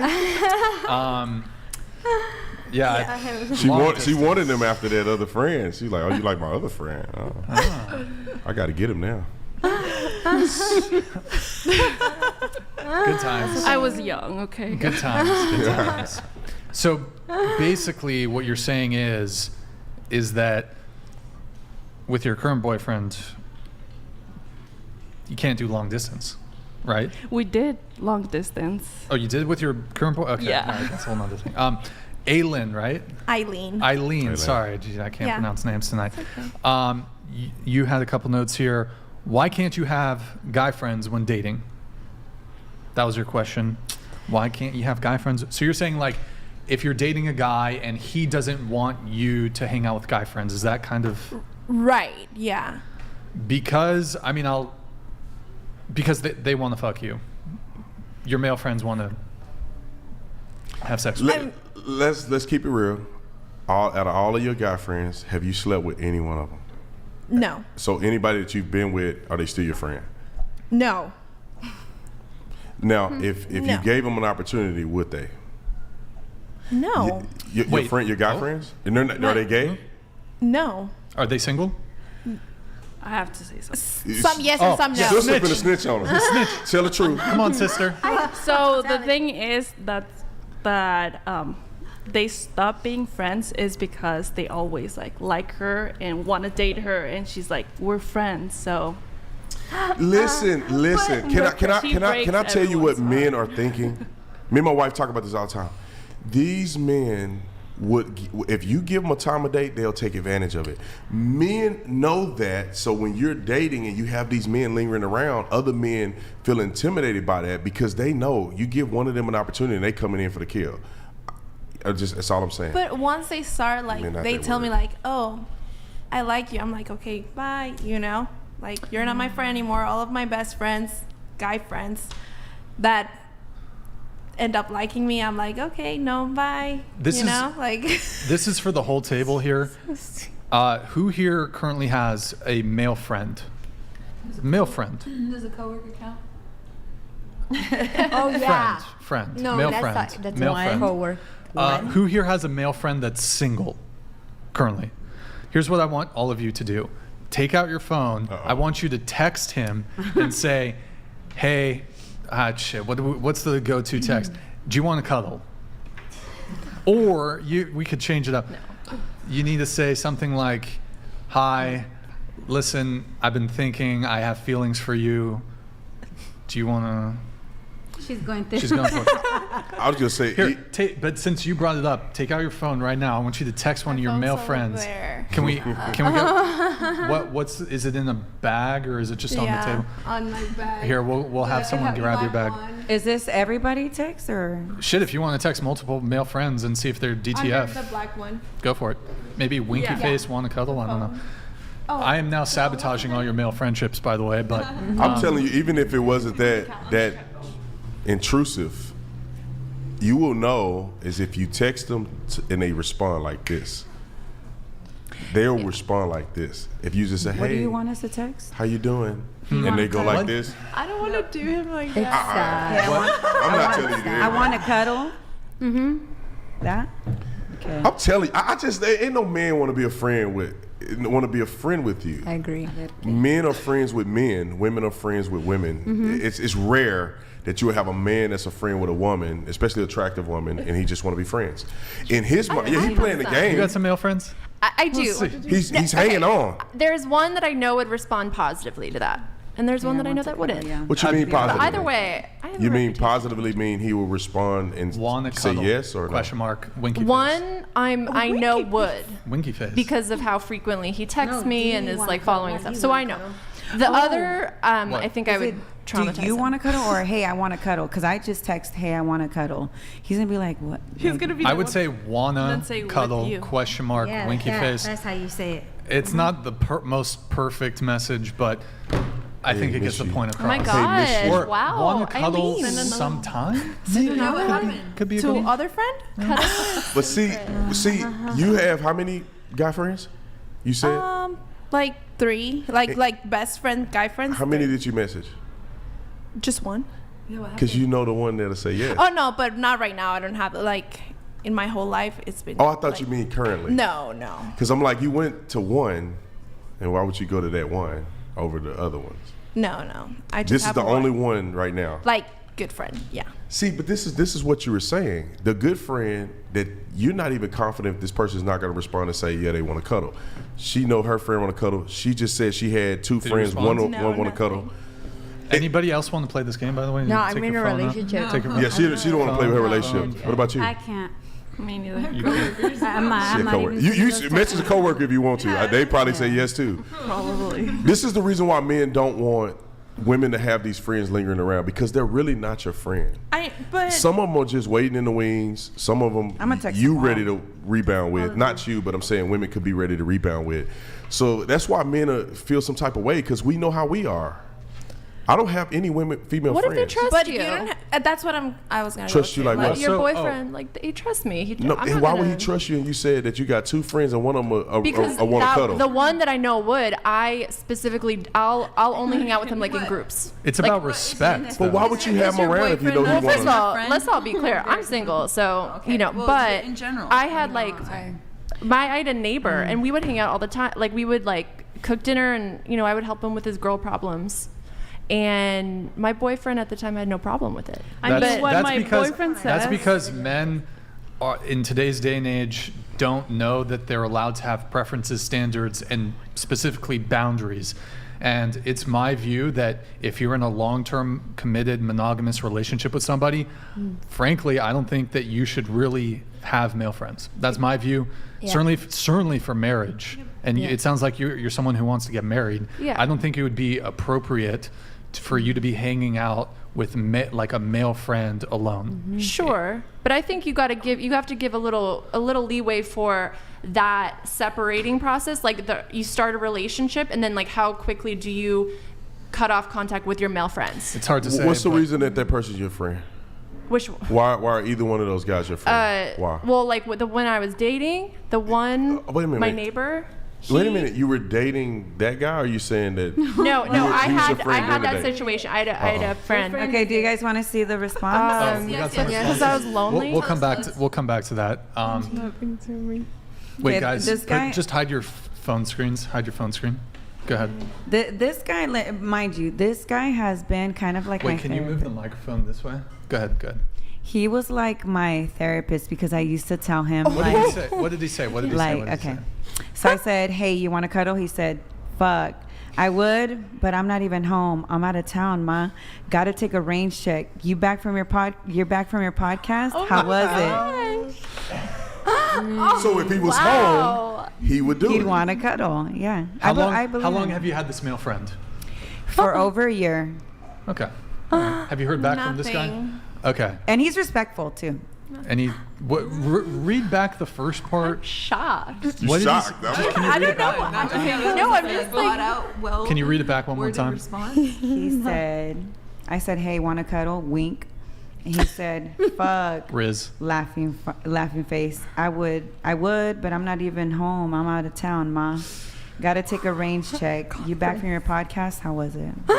Also, something that just And he occurred said to I me. would. Something that just occurred to me when it comes to boyfriends being uncomfortable with your male friends. Let's also introduce the friend zone into this, because men typically are not friend zoning women in the same way that women are friend zoning men.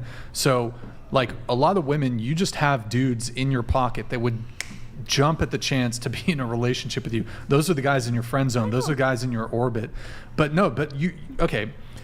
How often is it the case that a guy will show interest in a woman, and that woman, for whatever reason, maybe he's not that interesting, she's not attracted to him, friend zones him. Let's just be friends. Men don't really do that to women. Like, men aren't really friend zoning women. It happens. Yeah. But like, typically, it's pretty rare for men to like have a lot of women in the friend zone, but those women are attracted to him. Typically, it's the woman friend zoning the guy. Now, I think if you're a guy and you have any self-respect, you don't allow yourself to. It's just like, okay, goodbye, nice to know you. But not to say that you can't be amicable and have like a pleasant. Doesn't have to. Okay, whatever. I'm getting away from the topic. Women have men in the friend zone. So your friends that you claim are your friends, it could very well be the case that at one point they communicated a romantic or sexual interest in you, and you friend zoned them. So that's another reason why men are wary of male friends, because it might have not started as a friend. He might have had a romantic or sexual interest in you from the get-go. So that's another reason. You just holding on. Bringing it back to you, you were. I forgot what we were talking about. You had the two guys. Two and you dudes. were explaining the one One of guy. them, I think, would respond positively. Although, it's like 11:15 his time, Sorry. and he wakes up early. So I don't know if he would Okay, respond. let's assume it was at the more. But in the reasonable morning, hour. he's gonna be like, Yeah, and I think it's he would be the morning. excited, but then I Do you wouldn't want to text him right now? Let's see. Male friend. Let me do a more PG version. Want to cuddle? Cuddle's pretty. Cuddle is sacred. just send him a Brian. winky face. Cuddle is sacred? Cuddling is Wait, sacred. you don't believe in premarital cuddling? I wouldn't cuddle like on the first date. Really? That leads to other No, stuff. I would wait. Yeah. Shit, I would premarital cuddle all the time. I mean, I would premarital If I was, cuddle. even if I was wouldn't waiting, first no, date even cuddle. first date cuddle. No. That's You too know much. what? You know what That's leads- too much. That's too much. It'd make it really difficult. Yeah, I like to like go. We go in a public place. You know, and What about the and movie then- theater? Don't you I don't do movie dates. Not because of that, Okay, just because I sure. like to get to know the person. And I feel like you can't do that if you're at a movie. But I love movie Okay. dates. with, Hold hands? yeah, go ahead and text him. If anybody else wants to do text, have you heard back yet? can. No. Do you want to text a different male friend? You got She a said she couple, only right? got one. Just I- okay. I- If let you me can see. think of anybody. Also, this is the same reason friendship up. when it comes to men not wanting to take seriously for a long-term relationship, women who have a lot of male friends or who aren't willing to like kind of phase out their male friends. I think it's the same reason that you should not date women who go to bars, nightclubs, and parties. So and I think also for men, you're looking because- at me crazy, like look. because that male friend I think men too. Like when men are in a relationship with women, it's a red flag that they may have a bunch of female friends. Grid One Motorsports donated $100. Thanks, buddy. The delusion factor is super high if as a female you think you have a male friend that is not just waiting for that moment you give him the chance. That's It not is delusional. true. I have one who literally treats me like if I'm his little brother. Yeah, that is true. Look, But have you tried? Has anything sexual? If you tease it, you'll see that. I just did. I sent it. This is going to be embarrassing for me, but Yeah, 'cause I he's gonna sent say it. something I'm stupid. going to see what he's going to say. Let's see. Oh, sorry. He'll probably be like, "No, you're hella fat. Get out of here." That's the difference between a guy that's not that you think is not attracted to you. But if it came down to it, he probably would do it. And I'm telling you, it's a red flag for women. Be cautious if a guy has a bunch of female friends, because you are that female friend. That if he's waiting for you to say something, then maybe he'll be intrigued to do it. Right. It's but not. Then you can. Then that doesn't go into like you can't have male friends. You can. Sure. Once They're you're not- in a relationship, because it's your friend, they're gonna respect that. They're not gonna be like with you 24/7. You know, now it's the boyfriend. Because you have a boyfriend. Yeah, but they wait. Are they going to encourage your relationship and stuff like that? No, they're going to be waiting for when you break up with that dude. Who you going to text? Your friend again. And it's that they kind of building a relationship with you. And I guarantee you, if you gave them a time of day, they will more than likely take it there. If you tried to kiss one of these friends, they probably would do it. Okay. Yeah, well, but it's on the girl though. We know it's a friend. Yeah. Well, not this one. Another one did. Well, he said Cholo. Can I? I'm gonna say, wanna hang when I get back, just hang. us. Is that fine? What? Say that again? Hey, wanna hang when I get back, just us. Is that okay? Is that? No. That wasn't from the guy. That's what she's gonna. Oh, say. I send thought you it. said he said that to you. Oh, I'm I like know. he's telling you he don't want to hang around people anymore. But have you cute. hung out with him? No, just not just him and I. How about at That's a a winky good face? Okay, fine. Yeah, Out of winky maybe like a face. kissy one. That way, because I some wanna- guys. My don't friend is like- probably said. watching the Honest podcast, so he's So- not answering. Yeah. Also, the guy has to be single. Obviously, if you're gonna ask this to a Yeah. guy in one of your male friends in a relationship, it's not gonna No, work. he is on Eastern time. Now, He's on Eastern time. Boy, gonna pop out of I the would sleep. send it to my crush, Oh, really? but okay. I have a question also. Yeah. Do you think guys are okay with dating older women? We'll come to that in Okay, just a yeah. sec. Let me just. We will come back to that though. Well, because I would send it to my current crush, but Oh, you're wait. but I don't want Is to he ruin your that. friend? Yeah. Wait. Is he- Yeah. Well, it's new. He's younger. Wait, your current crush? I'm That confused. was not in the notes. I'm sorry. That was an ADD moment. you I got dating? sidetracked. I'm not dating anyone. No, I just have a Oh. crush on a guy, but I don't. But Think. is he younger than you? Is Yeah, that why? so I don't How think- young? He's like, oh my gosh, I'm gonna expose myself. Just say it. It's fine. Just don't do it. Just say the 20. range. He's like early to mid 20s. Just say his age. What's his age? 23. Nickelodeon donated $99. Oh, okay. All right. Hey Are you Siri, sure it's not call 22? Mom. Thank you, man. I'm sure. Hey Siri, call mom. Hey Siri, call, Hey, Nicolo. call mom. Who's Siri? Siri? The phone. Oh.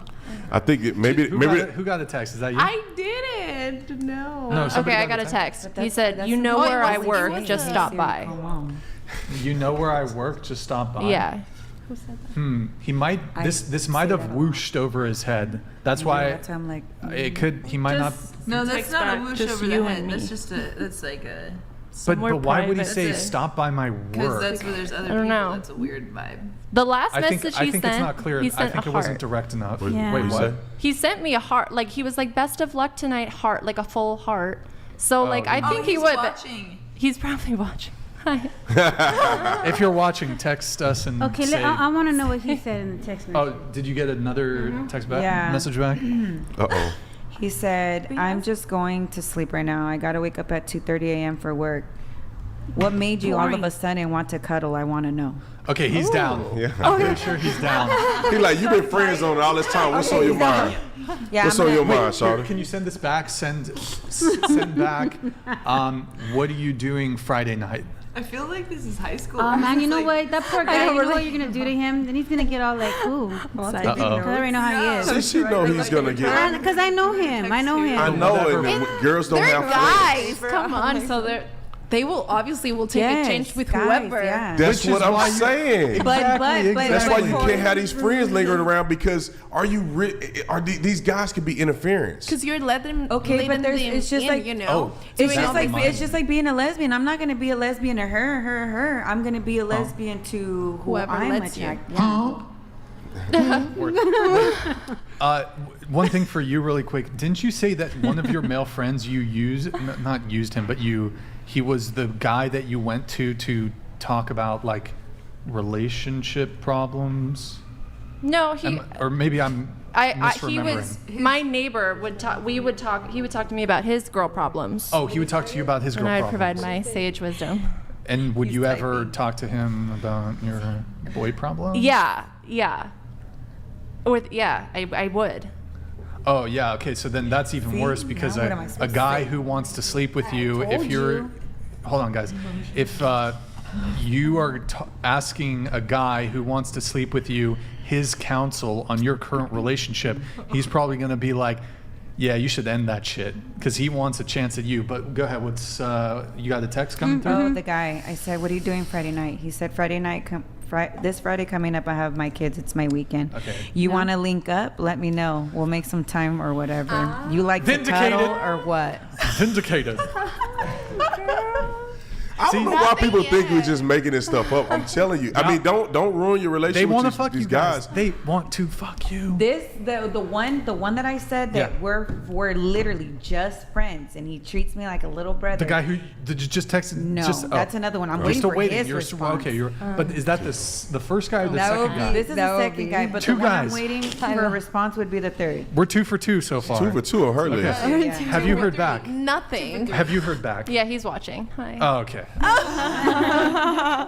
Wait. Which I think is really sweet. Can No, after you get off the show, he's gonna tell you what you really think. Wait. What's his name? Aldrin. Aldrin. I didn't name him. Aldrin. It's a great name. Aldrin. It's a great name.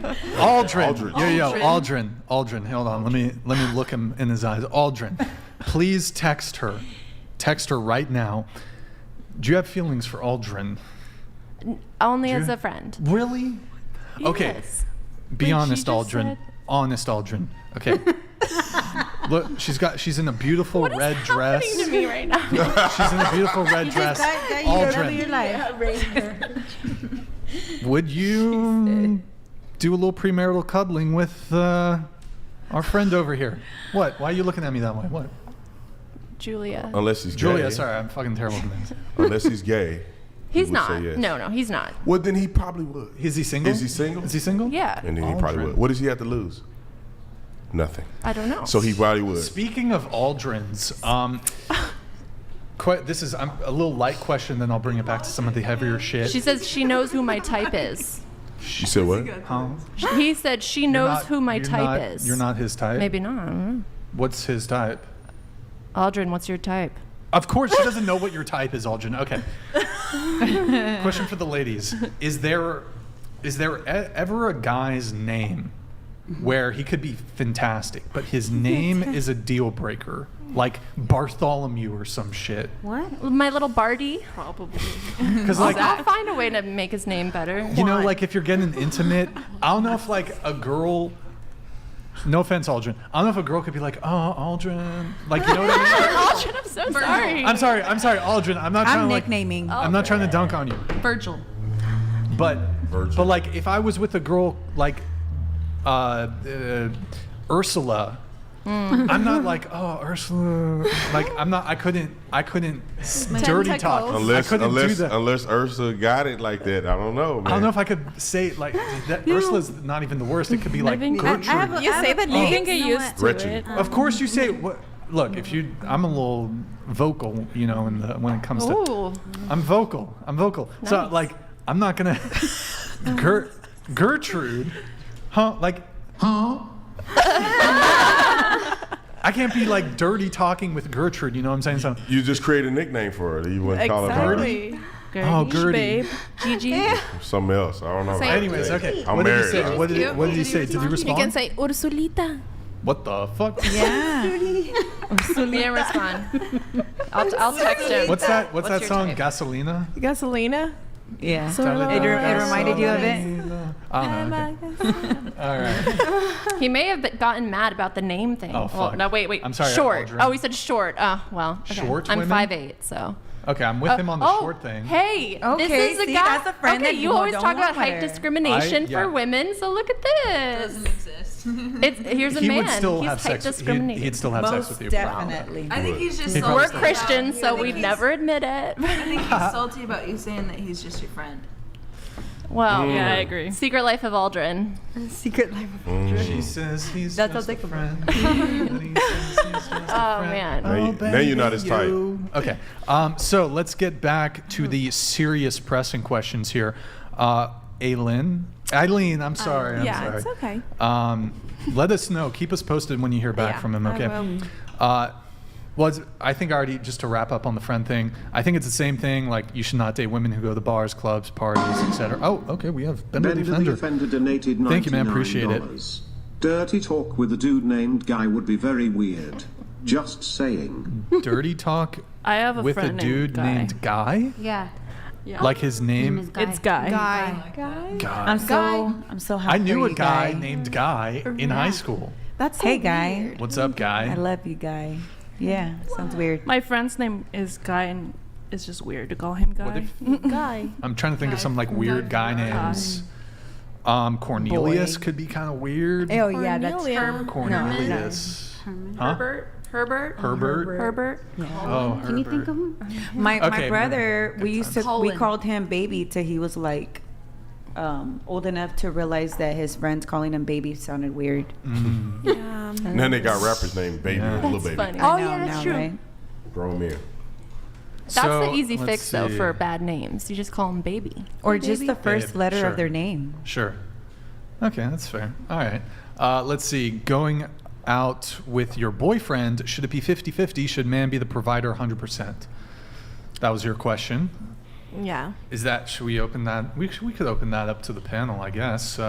So, going out with your boyfriend, should it be 50-50 or should the man be the provider 100%? And we'll go around the table. Go ahead. I think if he invites, he pays. If I invite, I pay. Provider 100%. 100%, even because you said first date the guy should pay, but then afterwards you're a bit more open to. I mean, okay. Oh, you're walking the back. Okay. She's walking the back, folks. Just looking at that bank account. Okay. This is how I feel. Like, if I really, really like him, then yeah, I got him. But what I don't like is if a guy takes me out, right, and then he does this. Hey, next time you got me. That that I don't like. That you're cut. No. That's weird. I got a guy That I that don't like. we literally Wait, what? went for Chipotle. And Wait, say that again. How do you say it? Chipotle? Oh, I'm just Chipotle. too I don't white. know. I Yeah, guess. Chipotle? Okay. Chipotle? Oh no, you put a little. Spice in Little- it. yeah. I know. So we went, and then while he was paying, he looked at me and he's like, "You got the next one, right?" And I'm like, "There's not gonna be Based. a next one." Yeah, no. Like, Yeah, sorry. that stuff I don't like. But yeah, so you said you want a provider 100%. Yeah. Okay. And then for you, it's if he's really hot, you'll be a sugar mama. No, I'm Not not being even- no sugar mama. Oh, okay. But if it's like later on down the road and I do it on my own because I want to do it. How far? Right. Well, how far later on down the road? Later, like Until Well, you're because comfortable. first you until I said feel like it. If I yeah, really but earlier like him. you said first date, then it can be. Yeah, but 50-50. I shouldn't have said that. Okay. So, okay. All right. Yeah. So how far? 3 months into the relationship, then you'll start paying? Maybe it depends. Oh If I well, really- okay. Okay. Wait. So, how far in? I don't know, maybe 3 or 4 months. If he 3 or 4 months? if he doesn't So- ask me, I will do it on my own, like when I feel like it. But okay, so for the first 3 or 4 months while you're getting to know a guy, you want him all the No. dates that you go on. You want him to pay. I'm not saying hey that's wrong. He should. Oh, okay. Well, that's a bit Oh, different. he's asking me to go out. He should pay for it. But that's a That's what bit I'm different. saying. That's a bit different than Yeah. what you said before. But that again reinforces the conversation that we were having before about how you said, well, you have your shit together, you're a successful woman, you make good money. You want a guy for the first 3 to 4 months of the relationship to pay for everything. this is another, again, this is why men, frankly, don't give a fuck about the money. It's not really like 3 or 4 months. Like, okay, it You could just be said- like, you it just could said be in a 3 to month. 4 It could be in months. it could be in a month or so, right? Like, let's like realistically, Okay. like let's So just how many say dates? Is that 5, 10? yeah, like 5 maybe. You know, and then I could be like, So you know why, what, I why got should it. Let men me care take you about your somewhere. success and money when even despite your success and money, you want the guy to pay for everything? No, that's not what I'm saying. I don't I want him guess to it- always. No, pay but for It depends on their I'm financial shifting the status, conversation too. a little bit, but I'm just trying to articulate. A lot of women are like, "Oh, my career, that's what I bring to the table. My money, my success." Because what guy's gonna want to be with a girl who's not doing anything with herself? Well, doesn't have nothing in the But it mind, doesn't you know? make you more attractive. Obviously, we don't want like a woman who's destitute, who's indigent, who's like really struggling financially, who has a ton of debt. Obviously, it's preferable that she not be like financially illiterate and just irresponsible with money. However, it doesn't make you more attractive in the same way that a woman might be attracted to a guy who has like some degree of wealth. Can I ask you something? Sure. Okay. Would it make you feel less of a man if the girl made a lot more than you? Would you have a problem with that? Would you have a problem if you're with somebody bar. and this girl was No. like, she had it up there, right? But you really liked her, okay? Sure. But would it make you feel less of a man if she's the one that had all the money? Me personally, no. Like, would you be It wouldn't okay make with me that? feel like less of a man, but I would be aware of, okay, she's very successful. Typically, if you're very successful, you need to cultivate certain personality traits that are. You're probably going to be much more assertive. You might be a bit more in your masculine. Listen, business is fucking cutthroat. So you're going to probably, as a woman, you're going to probably start leaning a bit more into your masculine. And it's not really going to be an issue with me, but it may very well be an issue with her. Me personally, look, some guys, 100%, some guys might be intimidated. They might have an issue with it. But me personally, if a girl made more money than me, I wouldn't care about the money component. I might care about what other underlying things are related to the fact that she makes that much money, and is she gonna feel like the same thing with height? I would say most men would be willing to date women that are taller than them. Like, I feel like most men, men might have a preference for a slight preference for women who are short. I don't even know. I mean, look, some men like petite women, but I think if you ask most men, it's not a deal breaker if the girl is tall or taller than them. However, for most women, it's certainly a deal breaker if the guy is shorter than them. Like, for most women, that's an issue. Yeah. So in that same way, it's not so much that like the guys will think, oh, maybe they'll avoid a tall woman because they know that the tall women would have an issue dating them because they're shorter. I think that's where it comes from. It's not inherently that men have an issue with dating taller women or dating women who make more money than them. Me personally, it wouldn't bother me. If the girl makes more money than the guy, Yeah. will you want her to pay for everything?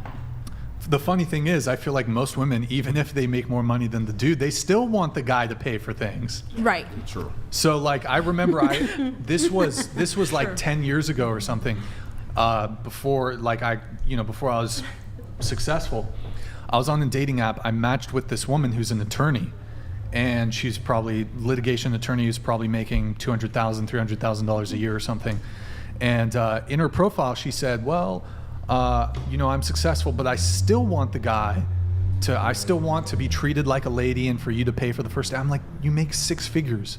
Like, I don't know. To me, look, that's fine, but so that's the whole thing is like, why don't men care about your career? Because we don't reap any financial benefit from your wealth or your career. Most women are not prepared to provide in the same way that men are prepared to provide. Can I say something about that? Sure. I think sometimes specific careers can translate to raising kids, and if you're good at certain jobs, you'd be good at that. So I think there's like a little bit of importance to that. Certain careers translate to, like, you mean like someone who's Teachers. daycare? Yeah, like a teacher would make a good mom, right? Teachers, honestly, though, the thing is, I actually disagree. I think they might make a good mom, but I think they make terrible wives because, because they are in authority. I don't know if this is. I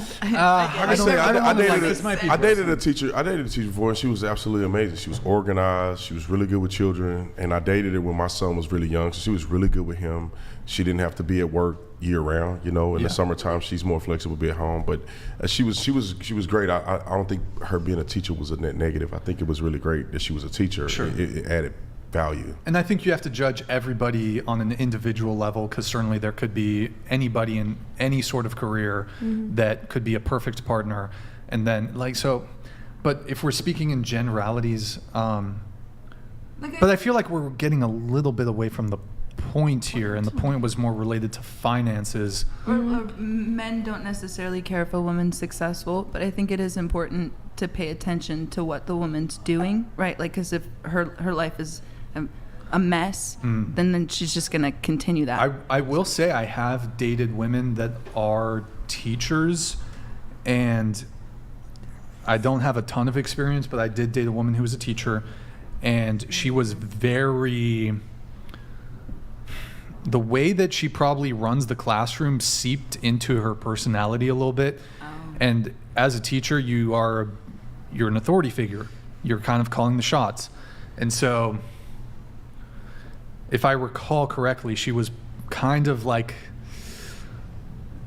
a caretaker. She was like talking to me in the same way that she would talk to a kid. I was like, that's weird. Nice. She was a bit bossy, and I was like, no, okay, all right. Yeah, I can see that. I don't know. Yeah, I can see that. I've heard consultants make great wives and mothers. Are you a consultant? I am. Okay. Look, so I don't know where I was going with that. We're 50-50. Good we're not paying. 50-50 thing. 100% provider. Okay, we'll move on from that. Let's see. Men are used to nowadays men are used to not paying for men are used to not pay everything for the girl because us girls permitted that. That's what you said. Yeah. Sorry if it wasn't it's good fine. wording. It's fine. I mean, if you want to, I think as a guy, if you want to min-max, have the most success when it comes to dating, you should probably pay for first dates. But let me add this: if you're a guy and you cannot pay, you shouldn't be dating. Yep. One thing about men, and I tell young men that work with me, I tell them they should wait until they're financially stable before they ever start dating. If your mama's still paying your phone bill, you shouldn't be dating women at all. If you're still living with your mama, you shouldn't be dating women at all. You should be focused on building your career, building yourself as a man, building your credit. When you get yourself to the point where you're sustainable, you're in your calling, then I think that's when you should start dating women. Because what happens is young men want to date a woman while he's down here. And then he start to grow on the ladder, and then he got to drag this woman up with him, and now he's miserable. Right. I think men should get themselves to a point where they're in their calling, they're financially stable, and they can date women in the range that they want to, instead of settling and then trying to upgrade later. I really do think it's invaluable to do that. A man should always pay.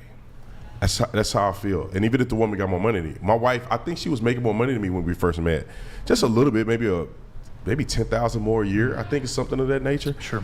But my goal was to impress her. My goal was to show her that I'm a consistent man, I'm a reliable man, I'm financially stable. And so it wasn't what can you do for me? It was like, let me show you that this is what you get being with a man like me. And obviously I won that. So yeah. Go ahead, Brian. I'll just address that really quick. Like, I would want to pay and be that guy for the right girl. Yeah. Exactly. My issue is that the current dating climate, the current dating landscape is, and both men and women move in very shady ways when it comes to dating, is, as a guy, okay, you got a couple things, right? You have women who are promiscuous, or have a promiscuous past, who have high body counts, who did not hold themselves to a traditional standard currently or in their past. In that situation, I feel like almost taken advantage of, or like I'm a sucker, I'm a mark for adhering to my traditional gender roles with a woman who is clearly not traditional or did not have a traditional past. Certainly, look, can somebody can people have made mistakes in the past? Can they redeem themselves? Sure. But certainly a woman who's currently not traditional, I have like this gut reaction, like I'm a sucker if I pay for this girl and she's like dating other men, she's sleeping with other men. Like that's the way a lot of people move. How long have you been married? 4 years. Oh, okay. I mean, you were in the dating marketplace. Yeah. I mean, you know how people move. Like people are dating and sleeping with multiple people at the same time. Maybe if you're like trying to narrow it down to, you know, Christian women, not so much. Although, you know, well, we had a girl on 2 panels ago. She said that she made it a goal to go on 50 dates with 50 men in 50 days. I'll come back to that in just a sec. $100. Men should date when they have reliable finances. But paying for dinner on dates or even drinks with friends is a gesture I believe in. There's just a lot of women who overestimate themselves and misunderstand what the gesture means. Yo, Mr. Meatball, very good to see you in the chat, man. Thank you very much. Appreciate it. So I just don't want to feel like a sucker, basically, where, and the girl who was on the panel 2 shows ago, she said she went on a date with a new guy every single day. And if I was date number 15, you just went on 14 dates. She said she did 2 dates in one day. Look, we just met. We're not exclusive, obviously. But I would feel like, man, like she's not really respecting my time. She's not really respecting that I'm making this traditional gender role gesture of paying for the first date by after our date, she's going to go on another date and she's got 4 dates lined up. Right. And then that's like granted, she said this on the show. I don't think most women are going on a new date every single day of the week, but I've definitely had experiences. I've gone on dates with a girl and I'll ask them, so how's the dating life? And they're like, yeah, I just went on like 4 dates this past week. And I'm like, well, like it to me. And the other thing, the big thing, the worst thing is if I go on a date with a girl and I pay for her food and then she's sleeping with another guy that I might not be aware of because we just met, right? She takes the food that I paid for, she gets a to-go bag, brings it over to the guy's house who she's sleeping with, who, by the way, never had to pay, who never took her out. He's just a hot dude. And then she gives him the food that I paid for as my romantic, traditional gender role. Well, let me just say this. No. That was a hypothetical. This is too specific. Is that a hypothetical? Uh-huh. I don't think it's happened to me, but it for sure. My God, you for sure. No, for sure. This is like, okay. But you had that thought. It's not even a thought. There are for sure women who go out with dates on men to get a free experience, to get a free meal, and then while simultaneously having a guy that they're fucking, and they will meet up with the guy after they go on a date. This happens all the fucking time. All the time. It does. Girls have dudes in their phone, Uber, dinner. Like girls will go on a date with a guy, and then after they'll give you the ass out hug, and then they'll go over to the guy's house who they're fucking, who never paid for a date, who never took them out. He's just the hot dude, and to me that just, I don't know. Yeah, it happens. But what I would tell you, if you were, if I was giving some advice. You're my father. If I was your brother, right? I got too many kids. I'm sorry. I'm shooting my shot here. Okay. No, but what I would say is that as a man, you have to work through things before you're ready to date, because it seems like you have a lot of things that have happened, even the things you've read. Obviously, you do a show, you see a lot of women that are just complete bums. And that really affects the way you perceive it. And I'd say you're going to keep running into real negative situations if that's what your mindset is. And I would say deal with those things within, and then you'll be ready to actually date. When you're at the point where you don't care, you're not thinking about, well, what she's gonna do with this money. You're at the point where you're meeting quality women that are primed and ready to really be in a relationship, mature women, and you take them on the dates and you have mature conversations. I think that's where you gotta meet. Like people do apps and stuff, and it's okay to do apps. People do it. I think you will meet the person that's meant for you doing the things that you enjoy. Wait, I have a question. Where do you live currently? Are you in Arizona? You're in Arizona? Okay. California is a lost cause. So is Arizona. It's a failed society. Scottsdale. It's a failed society. What are you saying? I live in California. Just look, I would say I agree that with you. the dating meta. But where are It's- you it's dating not these? the What are the ages and where are you dating these women? Here in Santa Barbara. Exactly. Here in Santa Right, Barbara, so that's California. probably the problem.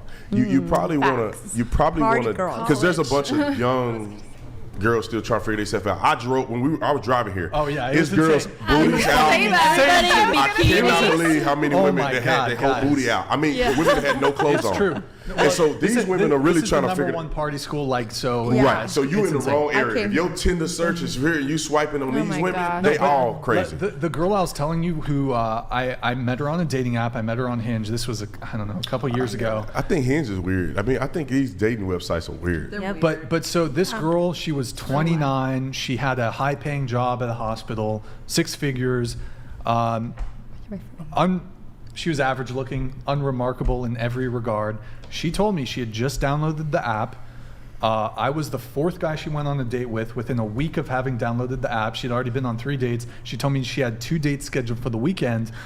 And it's like, this was like, you look at her, okay, she works in the hospital. She's got a respectable career. She seemed otherwise well put together. This is just like how people, even professional people, are moving. It's not just college kids that are moving in this way. Even adult women around like mid-20s, late 20s, early 30s, they're seeing multiple people at the same time. And I guess my qualm when it comes to paying for the first date is I don't want to pay on the first date for a girl who's fucking another guy. But who's did dating you another pay? man. I think that No. that's why No? that's why I think faith is really important. Yeah. Because it gives you a center.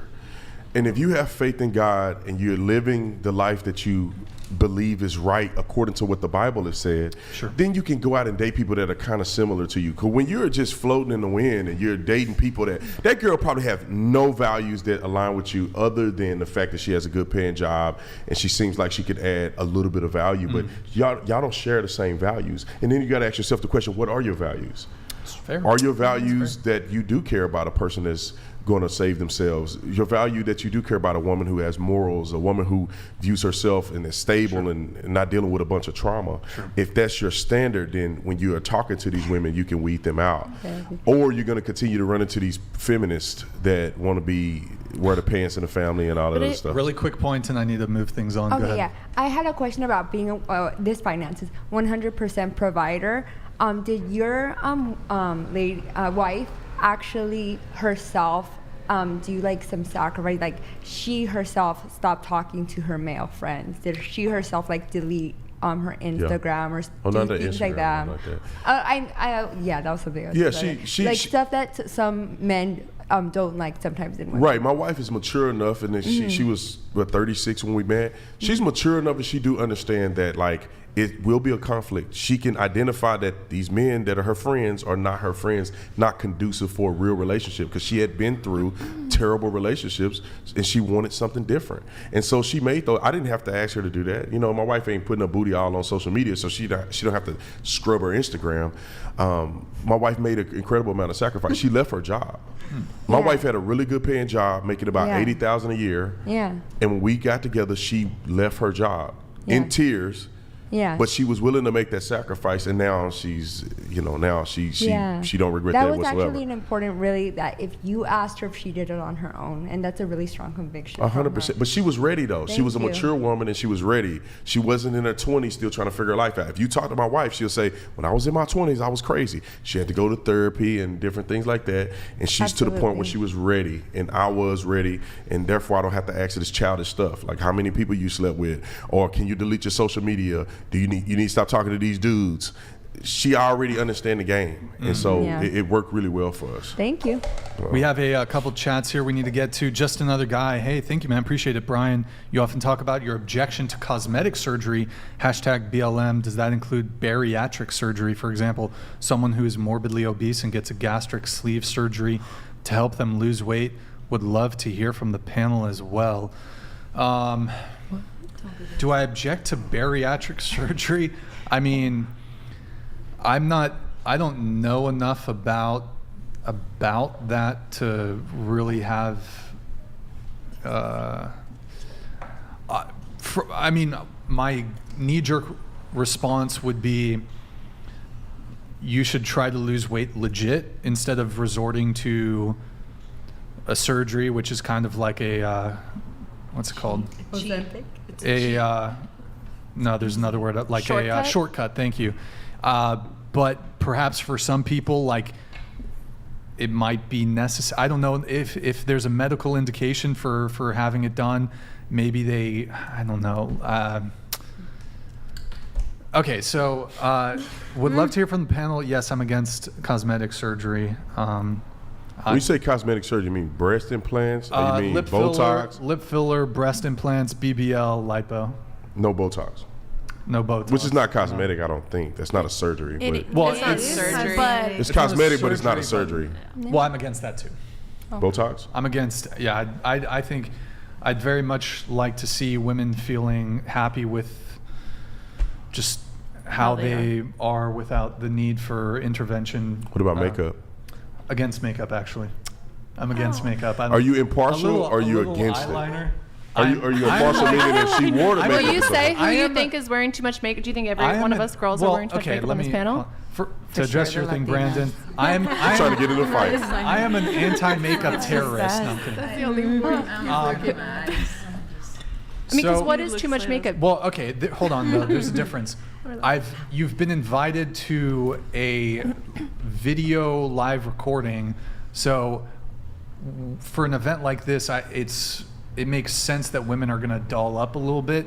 So now, if you guys were to wear the degree of makeup you're wearing, like to meet me for a first date, there are women at the state. Like, honestly, anything more than maybe a little eyeliner to me is like a letdown. Not gonna lie. But I'll tell a girl, I'll be like, yo, you don't have to wear makeup What's on a your first type? date. What do you mean my type? That's a What very... happened with you and Emily? Emily who? She was on the podcast last week. You asked her on a date. Oh, oh my God. What are you talking about? I want you to. Did you guys actually go on a date? You're not supposed to watch the full podcast, okay? Yeah, don't worry about it. Don't worry about it. But don't worry about it. But what's my type? Yes. Okay, here. Let me pull up my list because I've had to write it down because it's getting long. Oh, really? Oh, that's cute. Okay. But no. Okay, here. Looks. Let's talk looks. I have a slight preference for petite, fun size, short women. You and Aldrin. Aldrin's based. It's definitely funny telling women who are like 5'2" that they're too tall for me. Like a woman that's too tall. Because I'm like short. Like 4'11" is where it's so borderline mid dwarf. Yeah. Borderline dwarf, little person. No. You serious? Or are you playing? I'm 100% serious. I like short women. That's interesting. But that's really short. Yeah, that's short. But here's the thing. Like, it's not a deal breaker for me. Like, I'll date a woman who's taller than me. I have a slight preference for short women. Never going to be a deal breaker. Whereas I think for most women, height will be a deal breaker for 95% of women. Especially for tall women. Yeah. Yeah, well, when I say height is a deal breaker for 95% of women, I'm saying that 95% of women would not date a guy who's shorter than them, but I'd say a much higher proportion of men would date a woman who's taller than them. I would love to know would you guys not date a guy based on height? Is that a deal breaker for you? Yes. I'm saying, at what We'll go height? around the table. How crazy? Yeah, like what height? minimum height, bare minimum height for you? How tall are you? And how tall are you? I'm 5'7" without heels. Okay. And bare minimum height for a guy? I want to say 5'10" because even 5'9", But that's a deal breaker. If the guy had a bunch of great qualities, but he was an inch shorter, you would say no. An inch shorter than 5'7"? Yeah. Jeez, that's a really hard one. It's a deal breaker. I'm 5'5", and I've dated guys like 5'6", 5'7". But I don't think shorter. Come on, 5'3". But whenever I put my high heels, because I wear it, they're shorter, and I don't care. You know. Okay. What about you? I want them to be like 5'9". How tall are you? 5'2". Okay. I'm 5'9", so they have to be 5'9". At least 5'9". Yeah. Got it. My longest relationship was with someone that was like 3 or 4 inches shorter than me. 3 or 4 inches. So you don't care? I mean, it's not a deal breaker. Wait, is this it's not a deal breaker. Is this a 2-year relationship? 3. Didn't I say 3? Was this the guy who met your parents and then? No. He was 5'10". Yeah, 5'10". Okay. What about you? 5'7", but I'll do 5'6". Yeah. I'm 6 feet tall, so 6 feet. 6 feet per minimum? Wow. Okay. I mean, Yeah, eye it is. contact. I think I like eye contact. You are tall, so I'm yeah. 6 But yeah, height for me, whatever, doesn't matter. Okay, strong preference, no plastic surgery. So we're talking no fake tits, no fake lips, no BBL, no lipo. And I really mean this when I say it. I don't know, maybe I'm going to sound like a simp, but I think women are beautiful as they are without needing to undergo dangerous, expensive, and frankly unnecessary cosmetic surgery, which I honestly think makes women look worse. No offense. Like I would, for example, and it's not like, how do I explain this? I would rather a woman who had small boobs or who was totally flat over big giant fake tits. I'd prefer a little belly over a lipo belly. I'd prefer small ass over BBL. I'd prefer a small upper lip over lip fillers. So however the woman was before, I would prefer her that way. So you would prefer loose skin over a tummy Loose- tuck? Like loose skin? After From having a what, baby. like a pregnancy? Yeah, sometimes I don't it's really not date even from single a moms, from though, a. so. It's sometimes it's not even from having a baby. It can be from losing weight. Losing weight. And you have a lot of excess skin in your stomach. You prefer that over a tummy tuck? Would I prefer that over a tummy tuck? I mean, Would it be before or after? I mean, you It's hard- date her, she get it, Because versus if some she already most had women- it. It hurts. yeah, most Loose women skin. don't have like. But there is Like the women. There's a lot of them. a lot.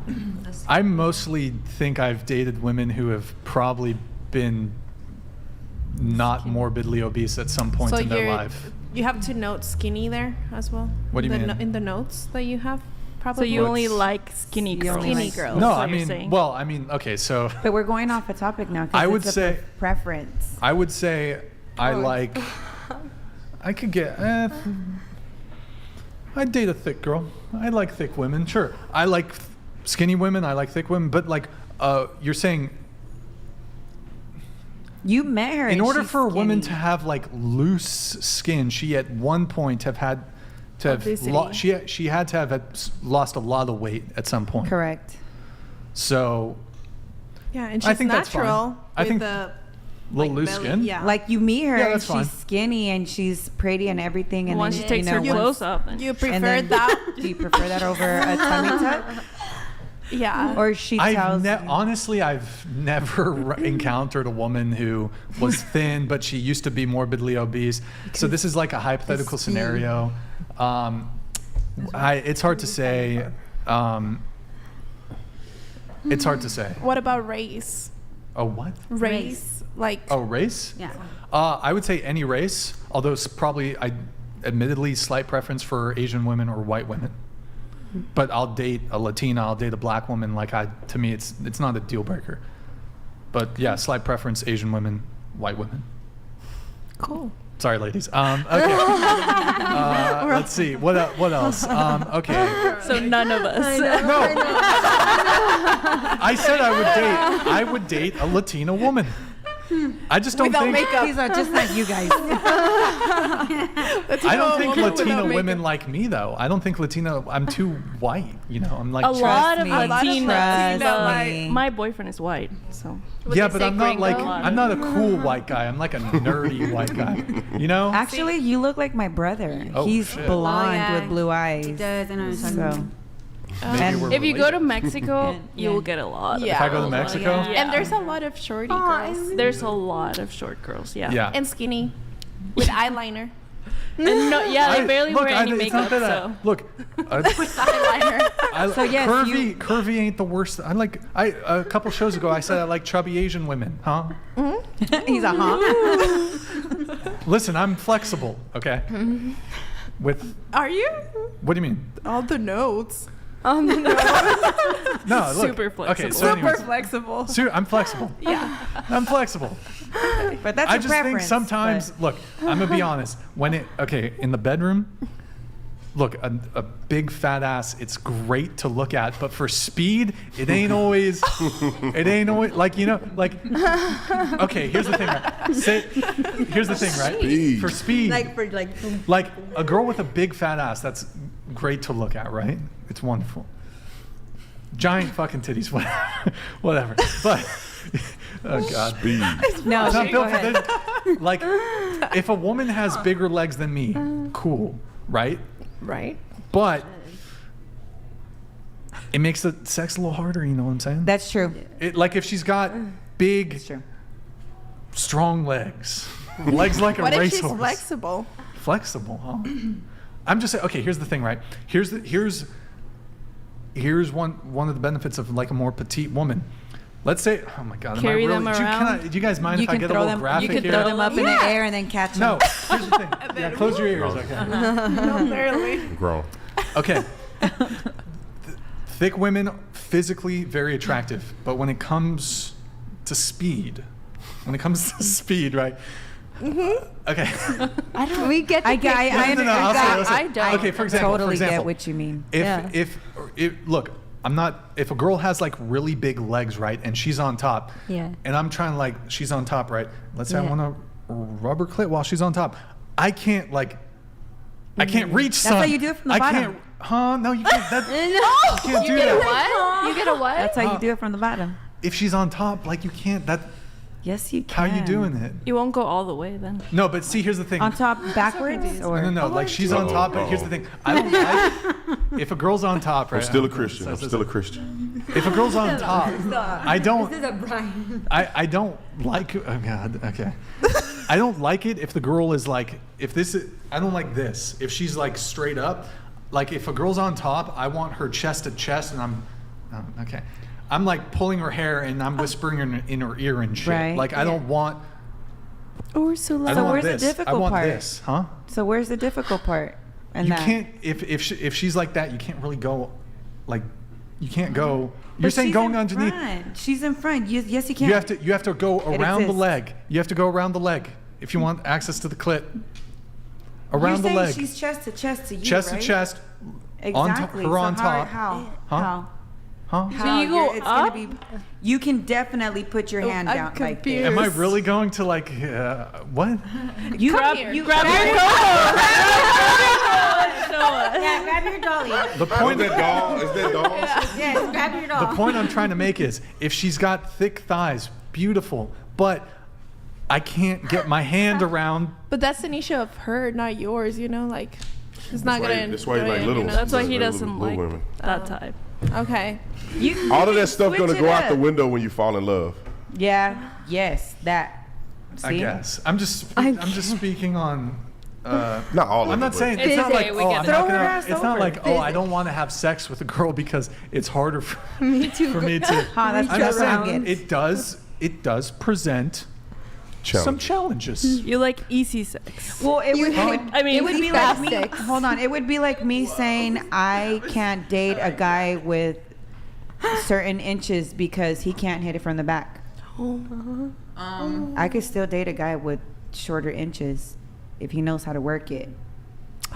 But sometimes also that's the thing. I want to say something. I'm trying to be a good guy. Be a- You know, I'm just saying. I This mean, is her own. adults know this, but it's different. When if you got a big woman and you ain't got it like that, it's a bigger challenge for you. Everybody should. I'm talking about big though. I'm talking about big, Oh, thick. big, yeah. Thick. Yeah. Because I'm not even talking from about the back somebody or the from this to front. this. Like when I'm talking about somebody that's skinny like this and skinny like this. I'm talking about a big woman versus a skinny woman. What you're saying. Yeah. There is. But I mean, they make it happen with big men too. A big girl and Okay, a big alright. man, they can make it happen. All right. Yeah, it's oh, probably okay. So hard. talking my type, right? Large labia, very important. If she doesn't have, What? I was so confused. Is that which like what are we she's talking got to about? have a large labia. Got to have. Okay, I'm just kind of. She doesn't have. I'm just kidding. No, you Are you serious? kidding not- or no? I I will was gonna say. agree with you right now. How Big would you Labia know Matter, since the BLM. first- That's my nonprofit organization, Big Labia Matter, BLM. Oh. Look, if women are allowed to have penis size preferences, I'm allowed to have a labia preference. Yes. Yeah. It is look. But it's a sad state of affairs that women are shamed if they have a large labia. You know, you hear terms getting thrown around: wizard sleeve, beef curtains, Arby's. It's not fair. I don't like it. Women should not be shamed for the way they were born. In the same way that men, if they're not packing, they shouldn't be shamed either. We should have compassion. Like an Audi is equivalent to a micro penis. Yeah. That's not what I'm saying. I'm just saying people shouldn't be shamed for the way they were born and their genitalia. So if the way a woman might be shamed for her genitalia, like it's probably going to be it's probably going to be related to her having an Audi, so to speak. Yeah, because that would be purely aesthetic, and the micro penis has a functional element as well as aesthetic. No, but I'm just. Is this a deal breaker for you? What do you mean? Is that the deal breaker? No. Okay. I'll date a woman with an innie, but my DMs are open if you have an Audi. And I can agree with that. No. I'm trying to understand, is this list something that you actively evaluate when you're dating a girl? Meaning that you go on a date with a girl and you're like, man, I hope that these things are. Yeah, within the first 5 minutes of conversation, I'm asking what her pussy looks like. No, I'm kidding. I'm not saying you asked her. I'm saying, are you thinking about it? Meaning that you like, I really like her, but if it gets to that point and just don't look like I want it, I'm breaking up with her. No. It's not for me. Okay, it's not a deal breaker because like, pussy's bomb either way. Am I being vulgar? I don't know. Yes. Like, I'm sorry. Sorry. Not for me. I'm sorry. I mean, okay, yeah. It's like, but do I have, in the same way with like the height thing, do I have a slight preference for it? Yes, I do. I'm with you on that because I just went to a swingers club. Huh? And yeah. Wait, swingers club? What's that got to do with labia? Because I was looking for you like a meaty. You like women, right? How do you get invited to those? You were looking for a micro penis? Yes. What? Huh? A what? Wait, what? I'm You didn't tell me confused. this. Yeah, you were the bodybuilder. Okay, let's bodybuilder. hold on. Which Wait. bodybuilder? Okay, yeah. What is going on here? Okay, here we've kind of derailed. I'll just wrap up really quick on and then let's talk personality real quick. I like introverted women, typically a bit more quiet, calm, soft-spoken, maybe a little bit shy, a little bit nerdy's cool. Modesty is huge. Like I don't like women with big egos who are super vain divas, that type of shit. Brings me peace, doesn't quarrel, doesn't party, doesn't drink, doesn't do drugs, doesn't go to bars or clubs, low body count. That's pretty much it. When you say don't drink, you Doesn't mean drink? nothing at all, or like don't go get drunk on the weekends? If she has like a glass of wine with dinner or like, that's fine, but because I don't really drink much, I'll look occasionally, maybe very rarely, maybe a couple times a year, I might have a glass of wine, but I never get like totally drunk. I don't really drink. I don't do drugs. I don't party. I don't go to bars. I don't go to clubs. So obviously I want that commonality with a woman. And so, but if she has a glass of wine with dinner, that's fine. Whatever. Just one. Just wine, Just wine? I guess beer is No, just okay. one. Oh, just one? I mean, it's kind of just more so related to like, does she party? Like social But I'd drinking prefer then. like a girl who doesn't just drink in general. I don't. But look, if she drinks a bit of wine with, I don't know. I guess that's okay. But would I prefer her to just drink sober? in moderation or not at all? Yeah. Because I'm not really like that. So okay, let's try to get through all the things here. We have just another guy. Oh, sorry, this one already came out. My bad. Here, let me do a couple of the chats. We have her and Brandon. I don't know what you're talking about. Body count definitely matters, homie. Also, most people don't care. Mexicana or Mexicans, no one gives a fuck. Did I miss this part? I don't know. Stop listening to the media. Also, Brandon, is Grant and Alvaron or 29 in Columbus giving you nightmares? It's Grant Alvernon is what he probably meant to Okay. write. In 29th, I never patrolled over in the area. That's the hood. That's the Okay. hood. I mean, all the shootings and stabbings and Is calls that in Arizona? in Tucson. In Tucson. Okay. 29th, Grant Alvernon. It's crazy over there. So Okay. But I didn't patrol that area. I patrol my own Gotcha. craziness. We got Grid 1 Motorsports. Shockingly toxic panel tonight. Really? I thought it's been pretty good. Need to buy more stock in Meow Mix and prepaid legal services. It's looking like record growth for both in the near future. Okay, Grid 1 Motorsports. Thank you, man. Appreciate it. Negative. We have Curtis Leone here.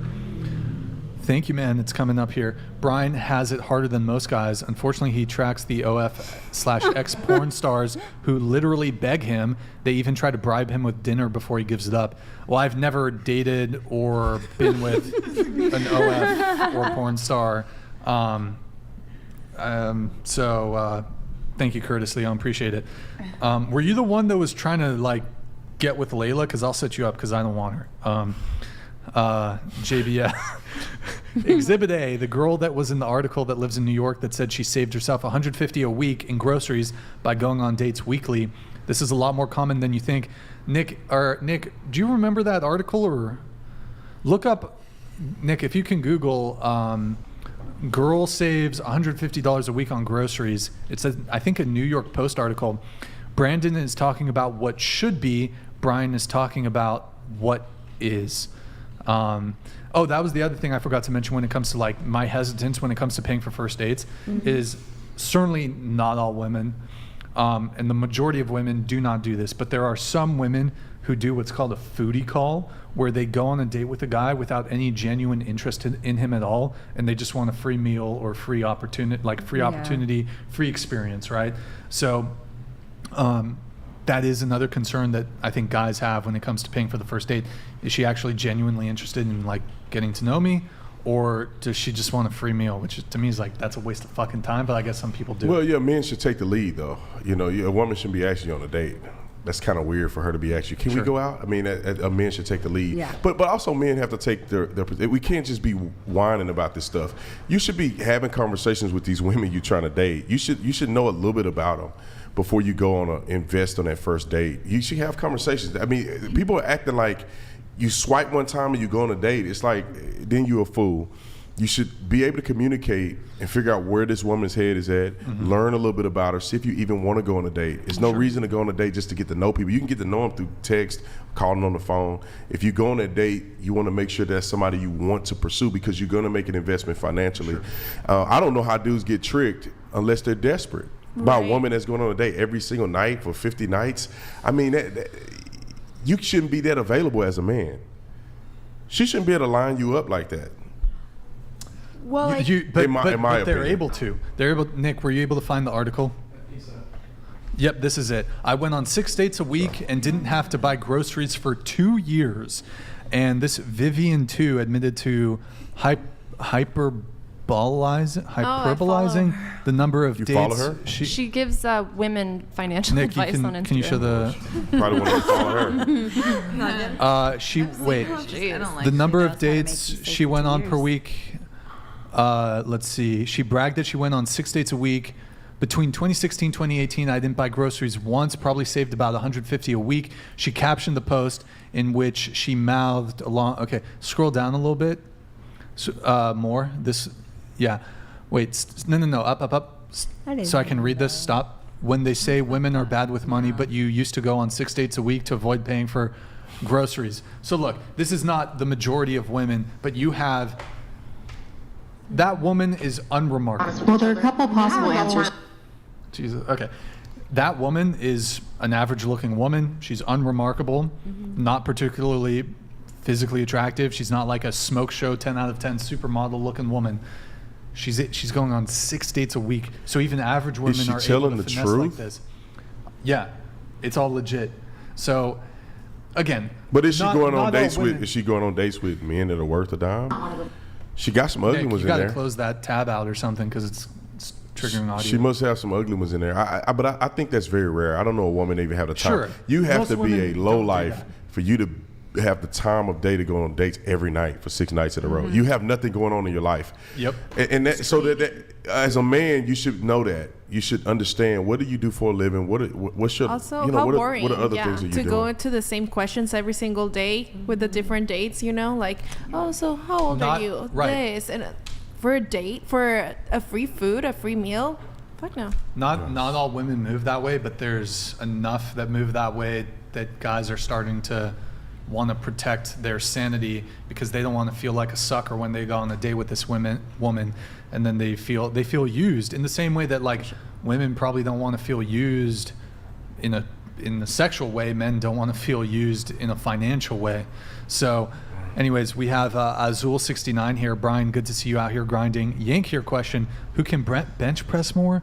You, Brandon, or me? I can rep 35 pounds on each side, probably at least 5 times. Good, right? Enjoying the show. I'm going to say Brandon here is probably 35 pounds on each side. I think That's 70. I think my plus the bar. I think I could 13-year-old do could that. do that. He must have put the wrong. Azul, thank he you, must man. have put the wrong stuff in there. Maybe Rep- 200 and Oh yeah. What's the other one? Still 30. Kilograms. It's still 35 kg on each side. It's still lightweight. Oh shit. No, what? That's like. Enjoy the show. Twice Keep as doing your much. thing in IV. Thank you, Azul69. We have Bender the Offender. Brian, what are your thoughts on the situation with the ML pitcher Trevor Bauer? It is a false accusation case that shows just how some women can be pure evil. I saw the video. I actually reached out to him to see if he wants to be on the show and maybe do a one-on-one interview. So I didn't fully review the thing. But it sounds to me like false accusation ruined his career. It sounded like I did a video about you it reacted earlier. to I it. did some Okay. research on it. The woman apparently set him up from the very beginning. She knew how much his net worth was. She got caught texting a friend about how she's going to take advantage of him. She leveraged rough, you know what? I don't know if I can say it on your thing, but she leveraged rough play with the man, and she told him, "Hey, hit me harder," and all this other stuff while they were doing the stuff. And she leveraged that to act as if he beat her, and then she made these accusations. He lost his position. He had a $100 million contract. They suspended him for 2 years. He was out of the MLB, and then it just came out that he was innocent. Women do this. I'll say this, and it's very unfortunate. When I was a cop, 99% of the allegations of misconduct, sexually assault, and all that stuff were all fake. It's really unfortunate that women who actually that stuff happened to, they don't report it. But some women that do report it, they lie about it. And in my career, I only had 2 real cases. And I had a detective sergeant that was in investigation for 10 years or 15 years, never had a single legitimate case. So it's fortunate that some women do things like that. It makes the ones who are legitimate victims afraid to say something and make people not believe them. This woman is a perfect example. She made up a whole scenario that she was beaten, and then it ended up being nothing. Do you think that in your estimation, what if you had to assign a percentage, what percentage of reported incidents of assault, let's say, are unfounded? What do you mean? That they're not legitimate, or we couldn't get to the bottom of it? They're not legitimate. Of assaults with essays. Yeah, okay. I would say 80% probably are probably illegitimate. And what do you think are some of the motivations typically? Getting caught. One girl, it was a crazy scenario. She was cheating on her boyfriend. She climbed up on the second story in the room to cheat. Boyfriend come home, catch her. She started claiming that she was getting taken advantage of. So the boyfriend pulls out a knife. The guy puts his hand up, cut his finger off. And they ended up finding out after she admitted that no, she was cheating, and she was afraid that she was getting caught, so she made that accusation. Other young women do it a lot. Unfortunately, their parents find out that they've been interacting with men, or they've slept with somebody and they don't want the baby, so they have an opportunity to have the Plan B pill given to them for free and an STD check at the hospital. And a lot of them go to the hospital and do that, not knowing that the hospital has a duty to report. And so we show up to do the report, and they make up some fake story. So that has happened a lot of times. Or some women have regret. So they sleep with a guy, and then they make the excuse that, oh, I was drunk, or I don't remember what happened, so they can get the Plan B for free. And sometimes they're just embarrassed because everybody now know that they slept with this guy at this party. And that's been my experience. Now, I did work in a college town, so that's mostly the experience that I had was with these young college girls. It's unfortunate, maybe I haven't taken every call, but I know of a lot of women that get taken advantage of and they never say anything. They don't report it officially. Family knows it happened. The trauma comes up later in life, and they never reported it. And I wish that we could reverse that. Yeah. Got it. We have a chat here. Dark Shinobi, it's not that rare. They have studies and surveys. This is related to the Foodie call thing.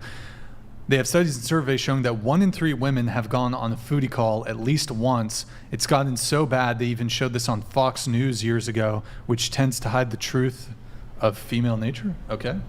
But where's the male responsibility? Like, I mean, dude, are you that naive that you can't tell that girl's using you? What investment are you putting into it, or what investment do you expect from her?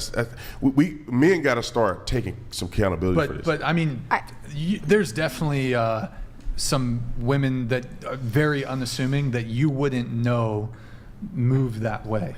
Like, women are very convincing. And men are too, to a certain degree. Some men take you on a date and buy you that dinner because they want something at the end. Absolutely. No, you're absolutely right. We do it too. You know, I know a lot of people that do that, unfortunately. Do you have something quick? Yeah, something very quick. I think that also there's a very large now growing men where I get like a goal that they want to meet, and they say I want to get a girlfriend, or I want to learn how to meet a girl, and that's something that I absolutely can't do. So they go online or on YouTube and see these men that are not qualified, and men are growing weaker or don't know how to talk to girls, and that's something that's growing in younger men that I'm starting to see. So yeah, it's naive and absolutely not how to talk to a girl, getting taken advantage of. So Got it. We have Curtis Leone here. My bad, Brian, wasn't trying to offend you. I'm not offended, man. I should have clarified. I meant the chick across the table from you, the 2 episodes, who was begging you to sleep with her. She was, oh yeah, that was Layla. Yeah, that was Layla. The girl who was begging you to sleep with her. She was the ex-star. Was that Layla? So wait, what was? I forgot what your point was, Curtis. No, it's not going to happen. Like, I mean, first off, I think she's trolling. But no, I don't. She's a porn star. I don't want to get with her. Okay. But it's bullshit. She's trolling. Okay. So, we have a couple more notes here. Let me see.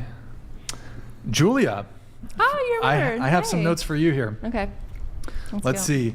Let's try to get through these quick because we gotta wrap up here pretty soon. Working in DC, you said you had experiences where you've been approached by political figures to engage in certain activities. Recently at a congressional caucus brunch, I was approached by the chief of staff of a congressman who was interested in meeting me and given the number to call that provide transportation from event to undisclosed location. Yeah. So when you say engage in certain activities, do you mean? I don't know because I've never engaged, but I'm assuming like a swingers thing, or no? I think they just they'll pick up girls and they'll go to hotels, but but they do it like low key. So they're like, I'll have a driver come get you and they'll take you here and then I'll meet, you know. Oh, okay, sweet. You said a congressional was there? Oh, I mean, chief it's of usually staff at of these a so it's someone that works Democrat for them, usually. Or Republican? Democrat, surprisingly. Oh, okay. Really? I know. I just knew it was going to be a Republican, but no, not because Republicans are uniquely worse than Democrats, but I figured that you would probably be at a Republican event potentially, or associated. You said when you were an 18 and a freshman at ASU, I was told by a girlfriend that since I had a college email, I could sign up for a Sugarbaby account for free. I didn't know it was a Sugarbaby. Get a sugar. Wait, what? I didn't know it was a Sugarbaby. Was it seeking or? It was like you can meet qualified. I was naive. I was a baby, so it was like you can meet qualified men, and compared to like the sticky floors of frat bathrooms, that sounded great. So I was like, sure, I'll meet a nice guy who's like. But you were aware the term used was sugar baby, sugar daddy? Floor sticky. Not fully. No. Okay. No. So you said that on the website, what happened? The guys were asking for revealing photographs, correct? So if you were a female and you had call it like an ASU email, you got it for free. You got access to the site for free. So I thought it was like a dating platform or something, and the men paid for it. And so I got on and I was like, okay, interesting. And I noticed that there was you'd start talking and there's lots of requests for like naked pictures, and you're like, no. But there's this one guy and he was friendly and he was like, hey, can I have a picture of your feet? And I did not know that was like a thing. So I was like, oh yeah. I know. So I was like, sure. So I was like, yeah, that's easy. Like, why not? So I sent him a picture of my feet. I don't. How much did he pay for it?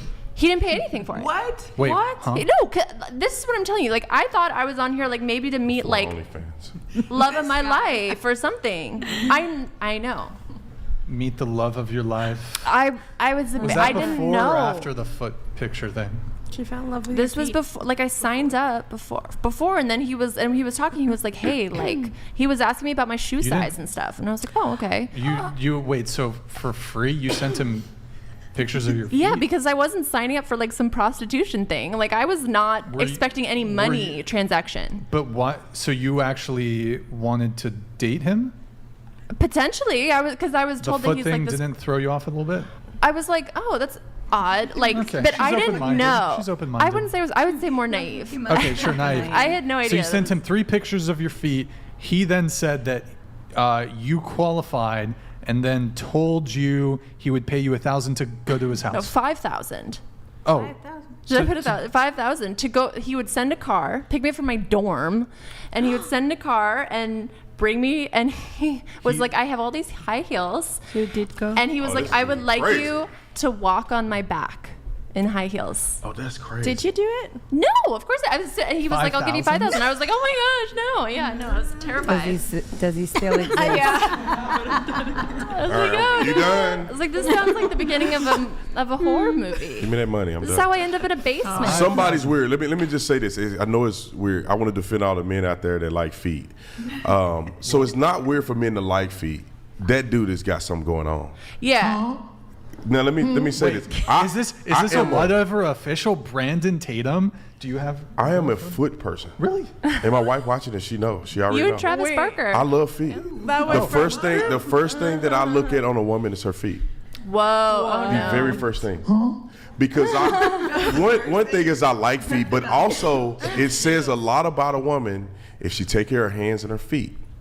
If you see a woman with chipped up, no offense to you ladies, you see a woman with chipped up fingernails and chipped toes and they don't take care of the little things, in my opinion, Hygiene. I believe that they're not Hygiene. taking care of other stuff. Wait, so that's just me. Do you get like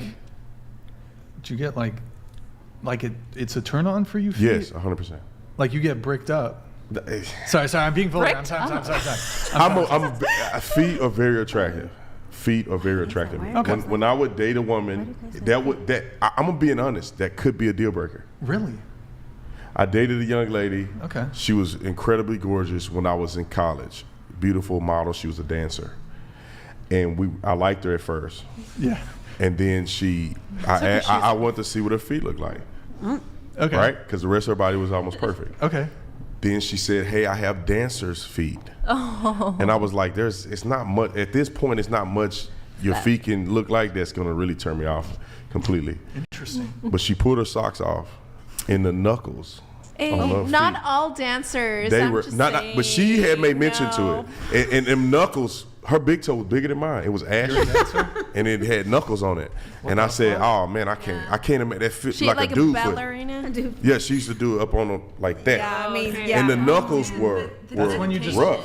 What about I feel socks? bad. Can't you But just I was young. Socks? Yeah, but that's how Put the socks I on. like when she just kept the socks on. Okay. It's But a I was deal young. breaker for I was sure. 18. I still liked feet, but I was 18 and that was a deal breaker at the time. Okay. But it's a real Hey. thing. Like there's guys out here that really believe that and they're not weird like that guy. I got my labia Yeah, I don't thing. know. You got your foot thing. It is what it is. Yeah. And girls got their height thing and other things. Yeah, everybody's got their. I look at feet as well on the guys. Huh? Yeah. It's not a deal breaker, is it?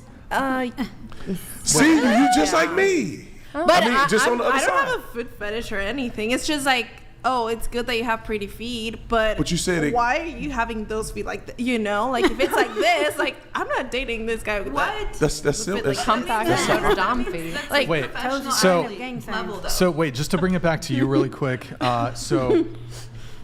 Okay, the foot judge me. thing, 5,000. You didn't. I did not do it for the record. Wait, I this did was not do so it. you're 29 now. You said you were I was 18. 18. So this was back in 2011. 2013. Oh, 2013. So this is like 10 years ago. Yeah. Ish. Maybe I was And 19. This I is was 19, kind of I'm like sorry. this is almost before the rise of, like, this shit is way more common now, but even back then Yeah. I feel like it was much less common. So before the rise of social media, etc. Bro, that's some like life on easy mode shit. Not gonna lie. Like, there's no dudes out here who have like women. Oh, let me pay you $5,000. Like 18-year-old college guys, $5,000 to like For sure.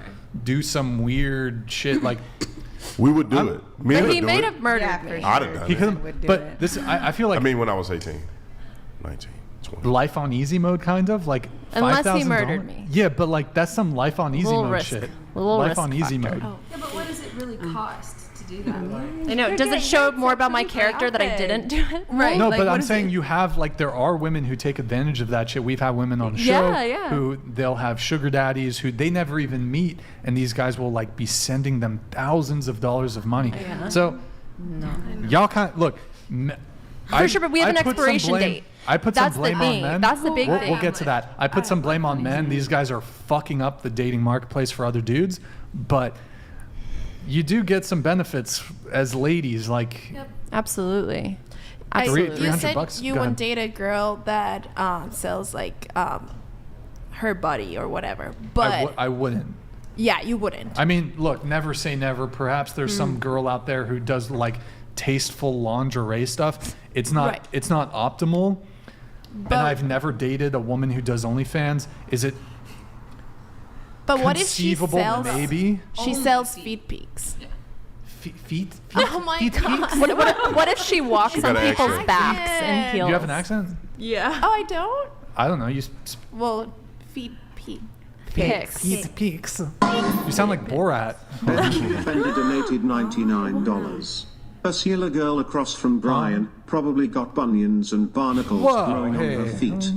don't say that, Bender the offender. She's probably got her. It's probably a Beautiful feet. rainbow and. You should show your magical. feet. Whoa, what the fuck? Okay. So is that- I'm sorry. I'm sorry. Am I Wait, what was am the I question? Ursula? Or her. Do you sell feet pics? Is that you're asking for yourself? No. Are you asking? Do you sell feet for pics? you. Do you sell feet pics? No. Oh, what? Oh, I thought you were like trying to. She's giving you a Date hypothetical. with him. Oh, okay. What you find. Huh? Oh. Huh? I don't know. I'm so lost right now. No, I'm What's saying. up? I approve. So would it be a deal breaker for you if a girl was selling feet? I'm saying, like, will you date a girl? I think that- that's unbecoming of a lady, of a lady friend. Exactly. That's easier to get over if it's just feet and not the body. I wouldn't. I think It's that's okay. I think it's That's like- unbecoming. No, I wouldn't date a woman that does that because if you're willing to do that, it's the other things. Do you that's think going my on. story is forgivable? 'Cause I If you didn't walked on know? his back, She did. Oh no! She Well, I did didn't it. walk on his I'm back, but I saying if didn't you- know. if you So did, I sent a picture of my feet though. Yeah. no, yeah, It that's is out forgiv- there. It that's might for- be out there. No, that's forgivable. I mean, I mean, is you your didn't face get in money. No, my face is not it. No, it's just like my. it? Right. I mean, you could with your face not in it. That's I'm not true. saying it's right. I would advise women to never do this, but if your face is not in it, it can be. You can overcome that. Yeah. If your She was face is in it, 18. but still, if your face is in it, it could be trouble. It could Yeah. be problematic. So you've sent out feet pics. Is that what you want to know if I would date a woman who's sent out feet pics? Because you're kind of feeling me right now. That's what's up. You are in love with me. Am I right? Am I? I kind I of. think it's the other one. Oh, I'm in love with you. Okay. Yes. I think it's mutual. I don't know. Show me your feet. Just He has pretty feet. Honestly, he has. Oh, that's cheap. No, That I don't know. I have no idea what people charge for feet. okay. All right. Just a minute. Where? Okay.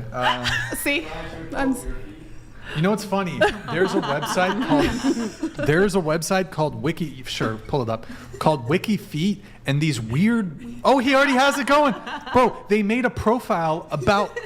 They just find photos of me where my feet are visible. Oh my god. Wait. Scroll what's up. that one? Scroll up to the top.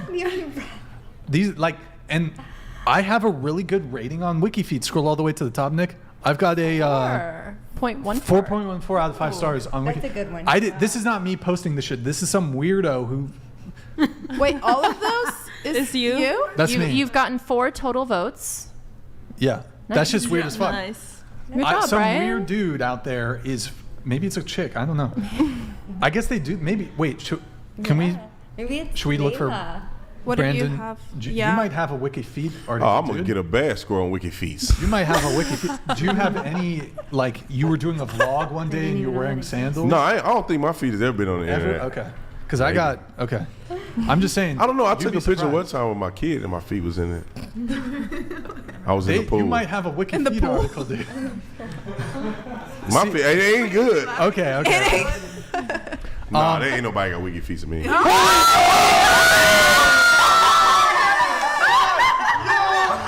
Holy shit. Dude, I need to call the police. Dude, is this? Did you guys create this? Did you guys create this? I'm not gonna lie, dude. That's Even my the favorite. woman in the bag. Nah, bro. I'm at the Poor woman. I'm at the Dead Sea in Israel, floating in the thing, and I had a picture on. So I can't go under the water, so my feet are. That's funny. This was not planned. Oh This was not my planned. god. Dude, somebody's a weirdo. They got that foot picture? That's crazy. I'm telling you, dude. I'm telling you, they be these feet people. It's just men on there? That's crazy. Huh? It's just they just do No, they you do should that see of men feet? Margot Robbie I has a think huge it's following. both. It's That's men weird. and women. Wikifeet. for men. Wikifeet. How'd you find That is I crazy. googled myself, and I was looking at the images, and then I saw the URL, Wikifeet. and it was Wikifeet. I was like, the fuck. That's creepy, So, bro. really quick, trauma just go, honestly, if you have, He's worried right now. He's so. you got to look into that. I know. I hope my wife feet in He on had her. a higher Oh rating than my you. I god. have a better rating than him. Yeah, you have a 4.43. Yeah, they don't see the What? bottom. Hey, I hope somebody go rate my put more wiki Bro, that's okay. I thought I had good feet too. What the fuck? You do. You have 4.4 You had way more pictures than me, man. I only had one picture, Yeah. so. Okay, so really quick, just on her thing, have any of you had an experience like this with a guy where I'll give you $5,000 to do some weird shit? Have you had that before? I used to be a sugar baby. Sugar baby, have you had a lot of? I went out Sugar with a daddies? few of them. Few Yeah. of them. What's like the from each one? Let's just say the top three. How much money total do you think you made from the top three?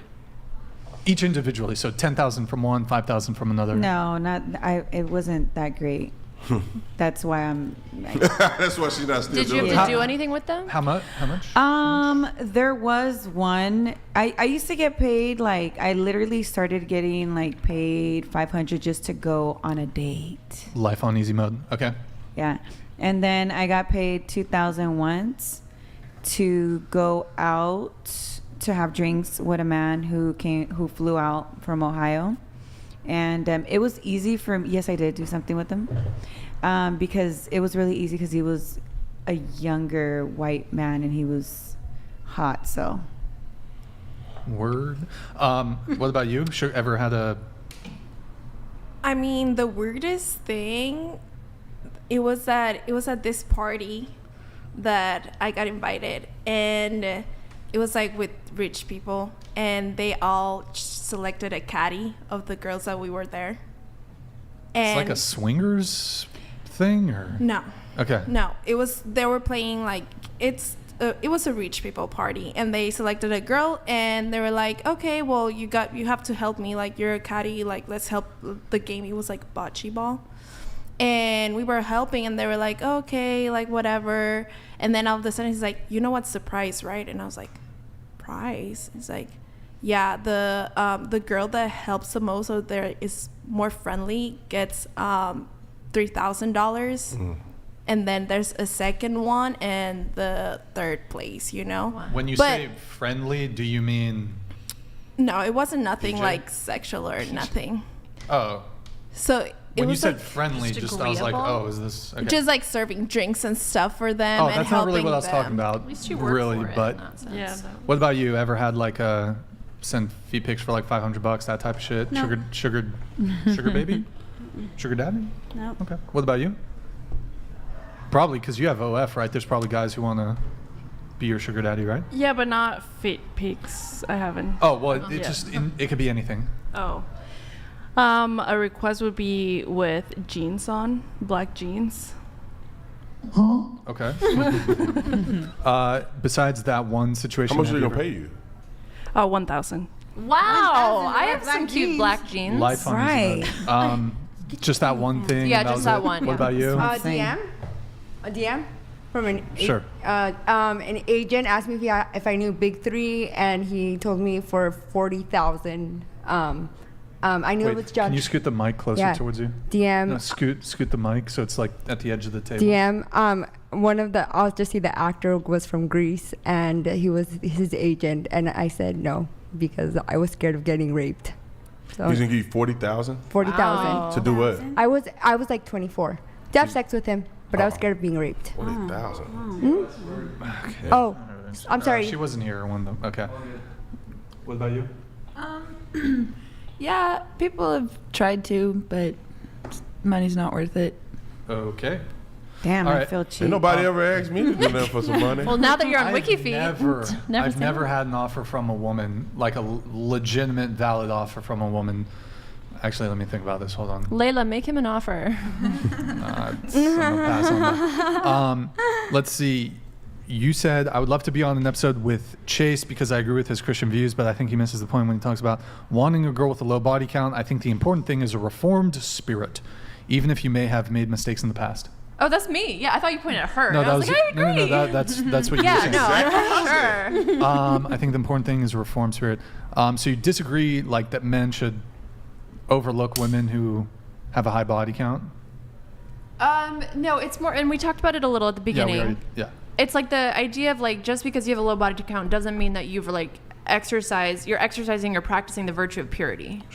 Okay, I see what you're saying. So like, are you pure? Yeah, technically you're pure. But like the great example is that pastor's wife turned OnlyFans model that you had. So like, she got married when she was really young. She was a Christian. She was all like well behaved and pure. Yeah. And now and then 10 years later, she divorced her husband. She has 3 kids, and she's an OnlyFans model and an interesting character to say the least. And so it's like, that's when you're saying like you want to date a younger woman because she's pure, you're not actually guaranteeing that she's thought through her values or what she believes in. Oh, okay. So you're tying it into dating somebody who's younger too. I see what you're saying. By the way, did you ever hear from the guy? You texted the guy, right? Did you hear from him? No. Okay. He disappeared. Rip. Okay. He's leaving. So, trust me. You wanted to touch on sex before marriage, age of women as indicator of value. Okay. So, sex before marriage. I think I don't. Yeah, you're waiting till marriage, correct? Yeah.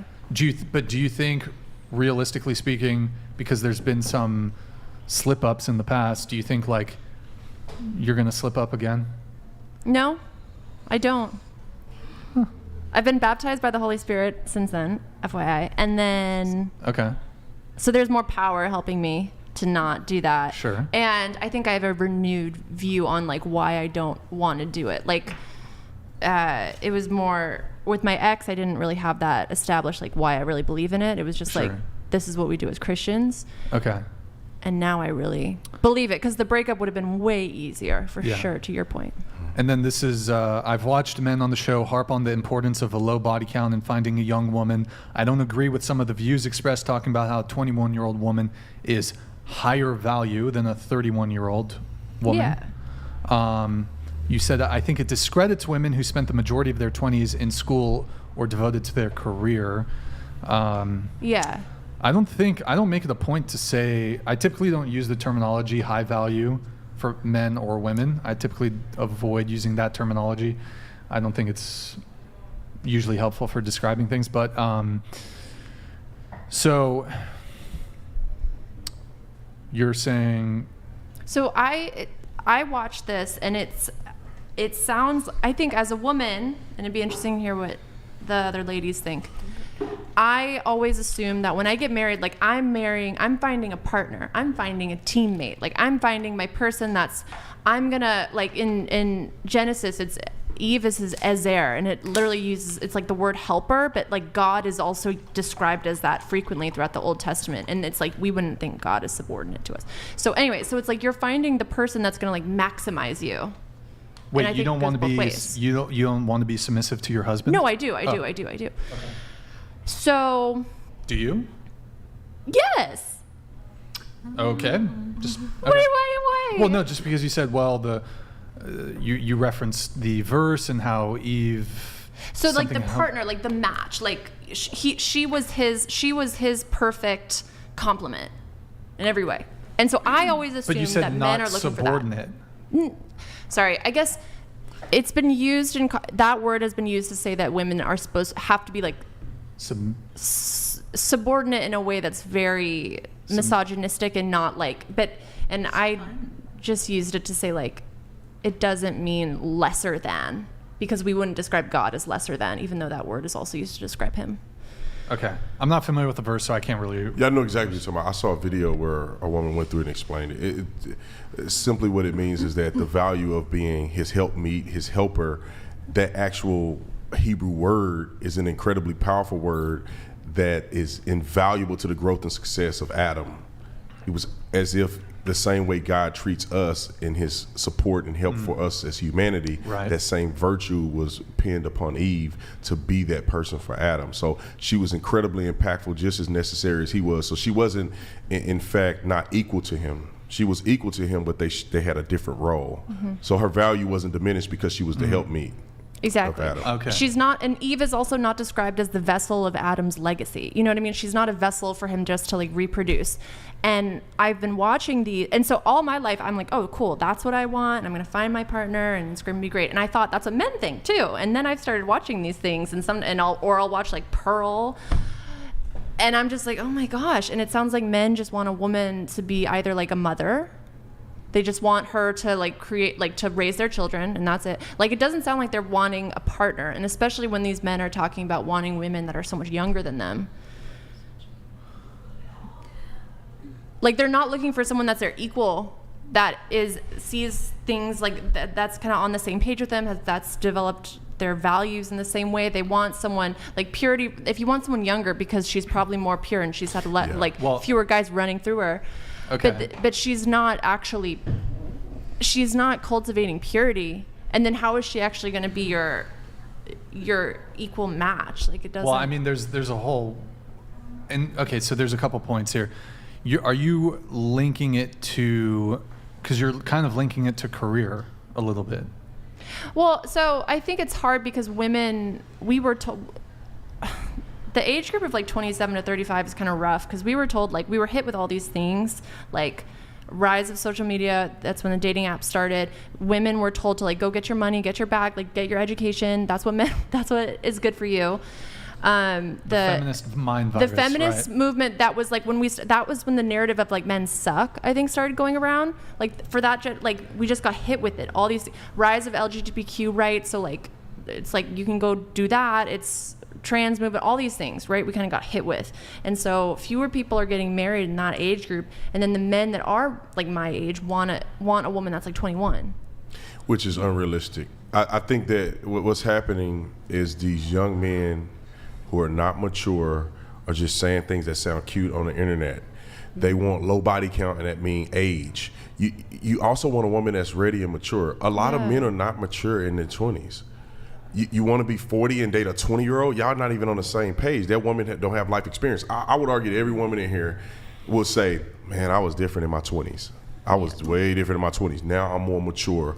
And so most men should not be trying to go for a younger woman just off because her body count. Exactly. That's not realistic. You should consider the body count. But you do want a mature woman, because you can't get too caught up on a body count, man. I'm telling you'll never know anyway. I get a little caught up on it. You'll never know anyway. You'll never know unless you actually knew. They're not going to tell you. I get a little caught up. Some women may have had a point in time in college where they were real nasty, and they moved on. And they moved on. I'll get caught up. They moved. I'm saying they moved on, and they want to get back with their life, and it's been decades since they've been that way. Join the nunnery. And they're not going to ever tell you the truth. Join the nunnery. Join the nunnery. Brian. Join the nunnery. Here you go. It's over. Let's say this. Let's say this. But what about men though? What about men? Yeah. Can a man have too much of a body count? So mature. Can he watch porn every day and be healthy? No. Well, I think it's a little different though, but it's a little different. Okay. So do you think young men can just run it up as much as they care to, and then later in life they can stop? I don't think it's good for men to just run through a bunch of chicks. I don't think that's a good thing. It's certainly not, and again, same thing with the high value, low value terms. I don't like using the terms alpha and beta. I don't like these terms, but just for the sake of this conversation, it's certainly not alpha to go and bang a bunch of chicks and get herpes. It's not alpha to bring your future wife STDs. That's not alpha.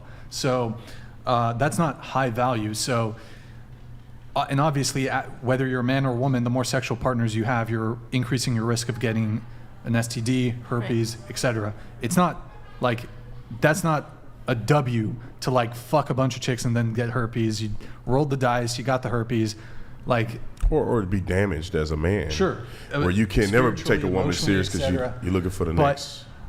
But I would say, though, to your point about age and stuff, and I do think that there's a evolutionary component to men preferring younger women. And I think it comes down to, one, younger women are more fertile. So if you're a 40-year-old man and who are you going to date? Someone between the ages of 30 to 40, and you want to have kids, for example, you might start looking towards women who are 25 to 29. They're a better bet for fertility. And I think that's just logically, intellectually makes a lot of sense, but also just from a purely evo-psych angle and just evolutionary biological reality, women who, after the age of 35, they get into high-risk pregnancy territory. It becomes harder to get pregnant. I'm not saying it's impossible. You can be in your 40s and get pregnant. But if you're a man who's got his life together and you're looking to start a family, it is probably a better bet, fertility speaking, to go for younger women. And it's just evolutionary. Not too young. Huh? Not too young. Okay, when I say the word woman, I am talking about adults. Are you trying to say like minors? Well, you just said the younger, so I just younger women. So I just we're talking so about like early 20s. We're talking about adult relationships here. I'm not. But what do you think I'm talking about? Fucking 11-year-old? What the fuck? I'm talking about adult relationships. No, you just said younger, so I thought the term was like the younger you go. I'm assuming 18 and up. Yes, that's what I'm assuming about here. adult relationships. I'm not talking about. No, but you make an incredible point, because I do think men, when they get older, they do have to evaluate that. And you know, you're a man in your 40s and you've never been married, you don't have any kids. You know that you're probably in a weird territory yourself, but I do think men like that do want younger women, and it makes sense to, right? You can't have a woman in her 40s when you 40, because y'all ain't gonna have no kids if that's what you aspire to be. But I do think these young guys they're in their 30s or late 20s, and they're acting like a woman who's 31 is just dead meat. And seriously. I feel like that's crazy to me to believe that, because these young men are not ready until they're in their late 20s or 30s. Like I told you, you can beat your chest and say, "Oh, I'm ready for women. I'm dating," and your mama still pay your phone bill. It's all about maturity. Those things, young men need to really be focused on developing and becoming a man that can provide first, and then start dating. And sometimes women who have gone through the phase of being confused about who they are and dating, they come out of that when they go into their late 20s and 30s. And I think that's where women are probably prime, is right around that area. When they're too young, man, they're lost. They don't know what they want to be. 100%. And you don't want to be with a woman like that. That's how you get divorced. Yeah. And there's actually a divorce rate. No, to that point, when you marry someone, 5 years, there's a 5-year age gap that increases the chance of divorce by like 20%. And when there's a 10-year age gap, it increases chance of divorce by 40%. Look, you're 29, right? I'm 29. 29, right? How do I? And apparently geriatric to a lot of these people watching. Look, it's just the reality is that across multiple age cohorts of men, like in terms of just what men find the most physically attractive, it's women who are like 21. At any age, most men, purely physical attractiveness, it's 21. Whereas women, it tends to match up more so with a woman who's 29 is going to find a guy who's 30, like peak physical attractiveness. But men, as they continue to age, they continue to find women who are like 20 to 22 within that's a constant when it comes to physical attractiveness. There's probably an evolutionary basis for that, because younger women are more fertile. But there was a study that showed that men prefer women's, like as they get older, their attractiveness to men, it goes up faster. Like they prefer men that are closer to their age. But men, it did too. It was much less significant. Like for a woman, every year she aged, she found people that were like, it was like 5 years plus 1 year.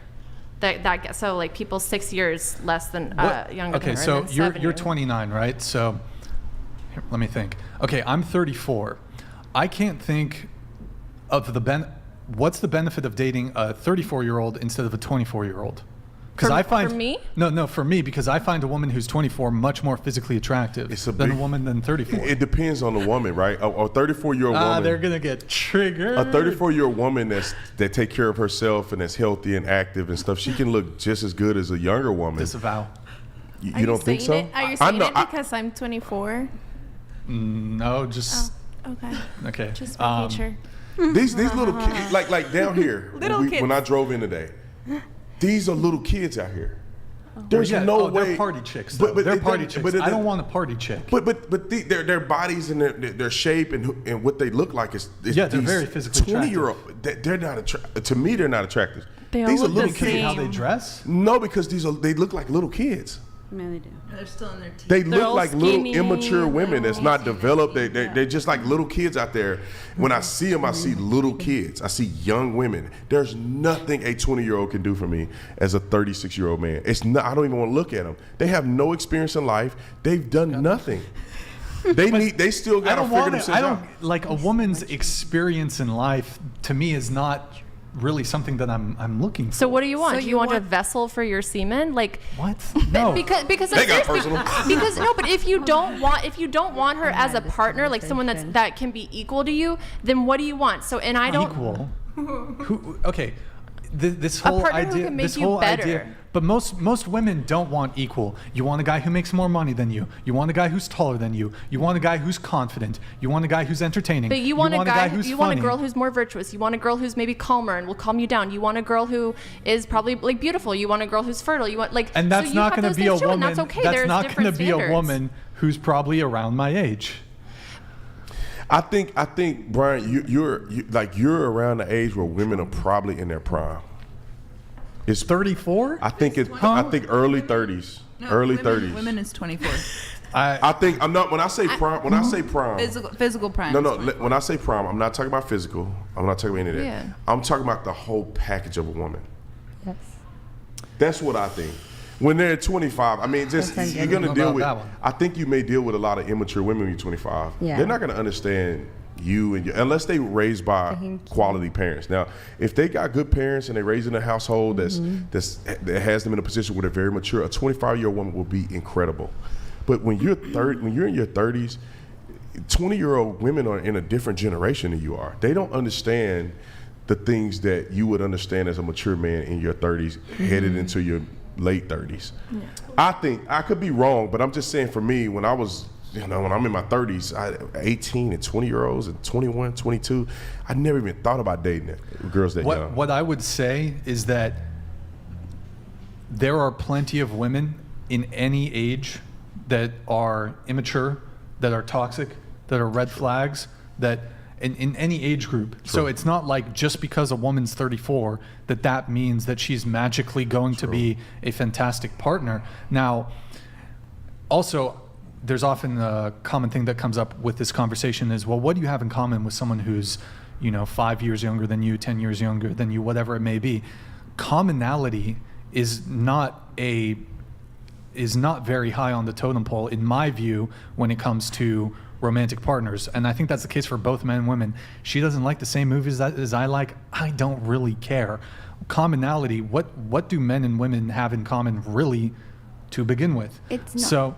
So commonality is not super important to me. What I will say, and I've got a list here of kind of like why you might want to date a woman who's, keyword, just clarification here, woman, so adult woman, because people are trying to want to shift it into, okay.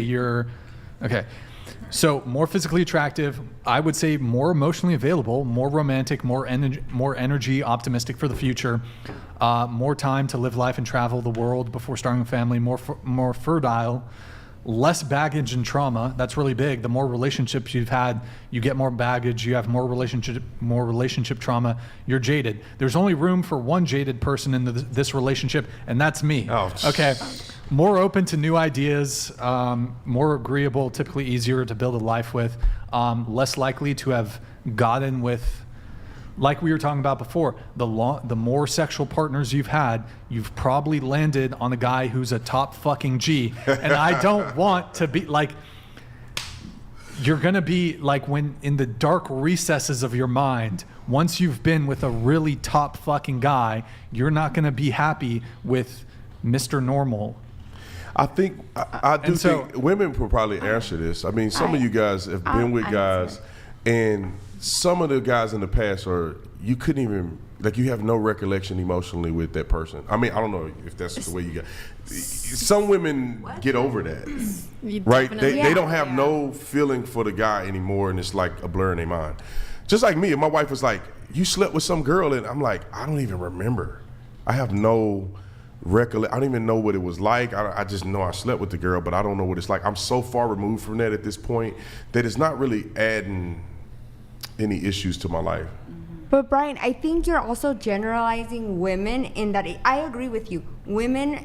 Younger women are more physically attractive, and that's where our prime is. They're more fertile. But also women, like you said, in their early 30s or maybe later in their 20s, some women have done their work. They've gone to therapy. They've done their work. They have gone in their careers, and they're there to take care of you. They're gonna stop partying. Like one thing that we talked about, me and my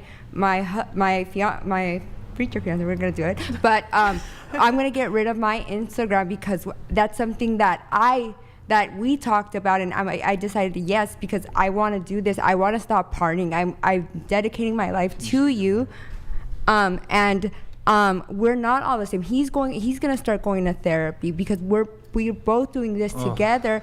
It's not that. Wait, let me just wait. I'm not finished. The thing I'm telling you is that not all women are bringing excess baggage, have been trained through. It's just the reality of life. The longer you've lived, the more likely you are to have accrued baggage and trauma. The wiser you are. But I have done. I'm wise enough for the both of us. No, I have done therapy. That's why I've done my own trauma therapy, because I don't want to bring it. Been through therapy and has had all this trauma that she needs. So you don't want a girl who's really decided who she is and has established her values? I didn't do it for him. I did it for myself. And then I have a question. Why don't you want that in a woman? Why don't I want a woman who hasn't had a bunch of trauma? No. Why don't you want a woman who has had enough time to what? Just go. Calm down. Go. Why don't you want a woman who has had enough time to really figure out who she is and believe in that and live out those and like establish her values and her virtues and live those out? And that doesn't necessarily mean that she's been run through a bunch of times or has all this relational baggage. That doesn't mean that, but she's been on the earth longer, so she's had a longer time to figure out. That's not an attraction trigger. And by the way, in 19-year-olds, it doesn't make you more attractive because you've had more life emotional experiences. IQ, emotional health. 19-year-olds who have more trauma than I've absolutely been way 100%. Yes, there are deeply troubled women of any age group. However, it is the case that as you move through life, you start accruing certain traumas, not necessarily certain trauma, certain baggage. How do you know that? If you've had 10 boyfriends versus one, you've probably ran into a toxic fucking guy. 3 relationships. I'm not talking about you. The sun does not revolve around you. I'm not saying it revolves around me. I'm just saying that we are complex anecdotal and unique. That's why I'm saying don't generalize women. But this is a dating podcast. We're operating in generalities here. That's right. Yeah, that's right. I give you that. Sorry about that. Reality. Look, it's just. So you're saying it's a deal breaker? Age? No, absolutely not. No, and the reality is, look, I'm not like hanging out at college parties trying to fuck a co-ed. I'm not trolling at college parties. Oh, let me get a sorority chick. Actually, the reality is most of the women I date are around my age. And actually, in recent history, I've dated some women who are older than me. I've dated a woman who's 39. I dated a woman 2-3 years ago who was 45. Granted, she didn't have kids. Still, okay, that's another conversation. But That's very open-minded. But most of the women I date, I say are late 20s, early 30s. But I'm not going to sit here and say when it comes to just like the women who I think are most physically attractive, like it's probably a 21-year-old girl. I'm gonna be honest. I would encourage young men who want to be married in a relationship to not think too deep into it. Just become the man you need to be, and when you're in your mission and your purpose, you'll find a woman, and don't, I guess, lose that opportunity because you're looking at age or something like that. I married my wife and she was 36. I thought about it and I said, you know what? I already had a kid. Is she older than you? Yeah, she's older than me. So I already had a kid, so I thought about it, but I love my wife. And God ended up blessing us with one kid, and that's enough for me. I don't want no more kids. But that was good enough for my life and my family. A person can get so caught up in, I want to be with a younger woman because we're going to have 15 kids, and you meet a younger woman and she has... Can you guys wait like just 10 more minutes? Or if we don't wrap by then, just you're welcome to excuse. I know it's getting late, so if you need to excuse yourself, that's fine. Go ahead. Yeah, but you get the younger woman because she's young, and we're gonna have 15, 20 kids. But it's a woman who's immature. You end up getting a divorce, or she dies at a young age. You don't know what life has for you, so don't get too caught up in this minutia. Just focus on being a great man. Build your values, and when you're ready and it's time for you to be with somebody, be open-minded to a woman that's there to add value to your life. Right. Oh, it could be a 21-year-old, but people get so caught up in these stats that they overlook an incredible woman that's probably older than they would like. I thought that I wanted a younger woman than my wife, but what if I'd have said, she's 36 years old, I can't have kids with her, I'm not going to be with her. I think that may be a negative if you carry that. It's okay to think about it. It's okay to understand the numbers, but people got to start looking at their lives as individual experiences, and don't get caught up in the generalization. Not saying don't look at it, but don't get caught up, because you may walk away from an incredible woman or an incredible man because you're thinking of these stats. I agree. Oh, I mean, look, again, most of the women I've dated in, I don't know, the past couple of years, actually probably are within my, some older, some younger. Dated the 39-year-old, dated the 29-year-old when I was 33, whatever. I do want to go around the table, though. What's the oldest guy you've dated in terms of age gap? Like dated, or went out with? had sex with, dated, relationship, whatever. 65. And you were how old? I was 29. Okay, so that's... Okay, what about you? 13-year gap. 13-year gap. What about you? 4 year. 4 year? 4. 4. What about you? What's the biggest gap? 15 years. Oh my God. So he was How old? I was 28. He was 44. So that's 16 you were years. 28. He was. Wait, but so hold on. You are complaining about men dating younger women, but you're stealing a 45-year-old from a 40-year-old woman. So what are you complaining about?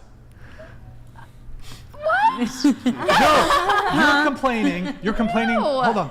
No. You're complaining that men in your age range, men who are like late 30s, are not interested in you. They want to chase the 21-year-old. Here you are dating a 45-year-old, and you're 29.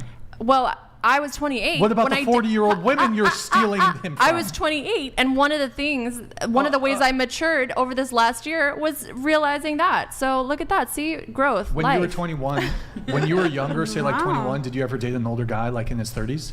No, I only dated guys that were my age. Okay, sure. What about you? Biggest age gap? 10-year gap. What about you? Biggest? 4. 4 year. Okay, gotcha. And also, didn't you say earlier in the conversation that you're currently crushing on a 23-year-old? Yeah. Whoa. No. Okay. So why I like light crush, like light crush. But it sounded like you're pretty into him, and he's 23.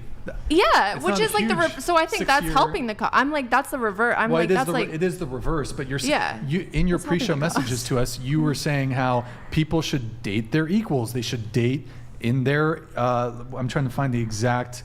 Age gap. Let's see. Hold on.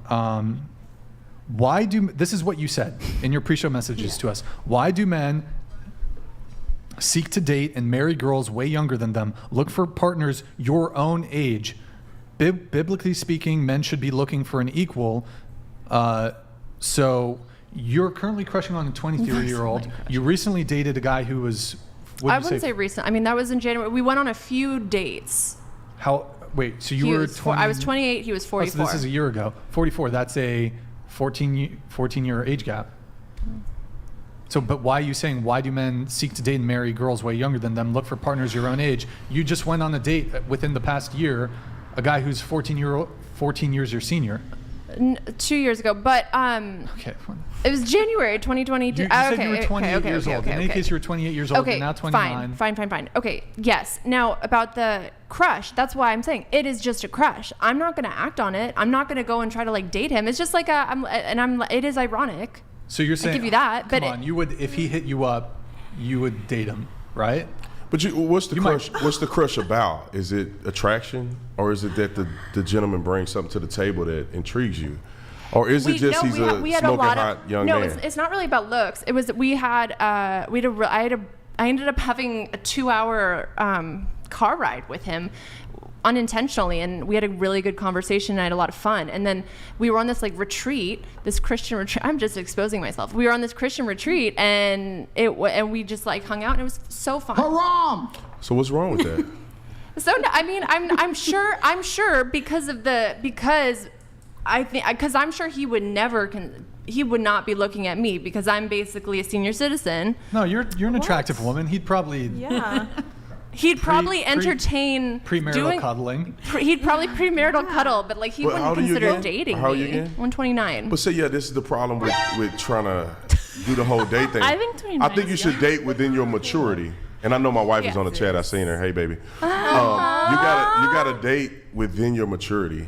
You and him may be on the same level, even though it's a difference of ages. And I would hate for him to be listening to guys online and not you. Listen to the guys online. Him to listen to the people that we mentioned at the beginning of the show that tell a young man is that she has no value at 28. She been ran through, and it's like, no, don't really take that. Talk to her, figure out what her story is, and that may be the greatest connection you've had, and y'all live to be married for 45 years. And you may only have 2 kids. Yeah. You're in the window where you can have plenty of kids. So people shouldn't try to think of that too soon. It's not worth it. I just saw a woman on Instagram. She had 5 kids starting at 38. She had 38, 39, 40. Her last kid was 44 years old. So Kourtney Kardashian. That dude ain't mad. Is that dude mad that she's 44 years old having kids? He ain't mad. His life is happy. You can have kids, but just to bring it back to this, I mean, so you're saying, why do men seek to date and marry girls way younger than them? But you, pretty recently, you said within 2 years, you dated a guy who was 14 years your senior. So, like, there's 2 parts of this equation. Like, it takes 2 to tango. I think it happens to be the case that there's a decent subset of women that are attracted to older men. True. And in the same way that men are attracted to younger women are attracted to older men. And if you look at the average age of marriage, I think men are about 2 years older for the average age of, it's like, I don't know, 30 or 29 for men, 27 for women. So it just happened. And most women typically, I would say, date men that it might not be an extreme gap, but are 1, 2, 3 years older than them. You typically see that play out. I think it just happens to be the case that men are attracted to younger women, women are attracted to older men. Now, I mean, there's obviously bigger and bigger age gaps that we can talk about, but it's okay when you do it. Like, it's okay for you to date an older guy, but what you're upset that men within your own age group are dating women who are in their 20s. No. But you are basically stealing a 45, 44-year-old guy from a woman who's in her 40s. In the same way that a 20-year-old woman is stealing 30-year-old men from you. She may steal the 23. I may steal some 23-year-old man, sure. But women do want older men. I mean, my wife told me when we weren't even dating, but I was interested. She was too young. I was interested in her. We were on a 3-way text message. My friend tried to play matchmaker. He didn't tell her I was on the text. And he said, "Oh man, what's up with you and Brandon?" And she was like, "Oh, he's really nice, but you know, I'm looking for a guy that's like 10 years older than me. So my wife was looking for somebody in their 40s. So, but because she didn't stick to that whole thing, she ended up meeting the man of her dreams that happened to be 4 or 5 years younger than her. Gotcha. And I was looking, but me, I'm more attracted to a younger woman, not a woman in her 40s, unless she's in incredible shape. But I didn't stick to that model. I said I'm gonna go with the woman that matches my life, and that's what I did. I like that. Word. And there's just like, I also don't think with the woman dating an older man, that's like it's still positive about the status of the older man. The narrative, what I think is problematic is that the narrative about the younger women is that there is this knock on women, on older women. Do you see what I mean? It's like, and there's this and there's a narrative about on some of these podcasts that like older women are lower value. So that the point that like a 29-year-old, I feel like I'm the senior citizen, and that's not a net positive for society. You're not, as a human being, we're not talking about your value as a human being. We are talking, though, there's just realities when it comes to the dating marketplace. And if we're talking about the dating marketplace and we're having conversations of who is more valuable in the dating marketplace, in the same way that a guy who's 6 feet is probably more valuable on the dating marketplace than the guy who's 5'3", it's just the reality. Like, there's all kinds of things that might make you more valuable in the dating marketplace. And as you age, you're just not. Only for women. Well, I actually think it's true though. It's true though, because and I see what people are saying with the podcast. They got to be careful the way they say it. But what the encouragement is for young women to be more serious about their dating when they're younger. I agree. Than to play and play and play, and then you're 35 with all this baggage, and then you expect to get a man that's far beyond that. So I get it. So women should understand to a certain degree that you do need to be intentional more in dating. Yeah, because I was not wait till you later. You know, and I know a lot of girls in my case. We were told, focus on your education. Go get your bachelor's. Go get your master's. You were sold a lie.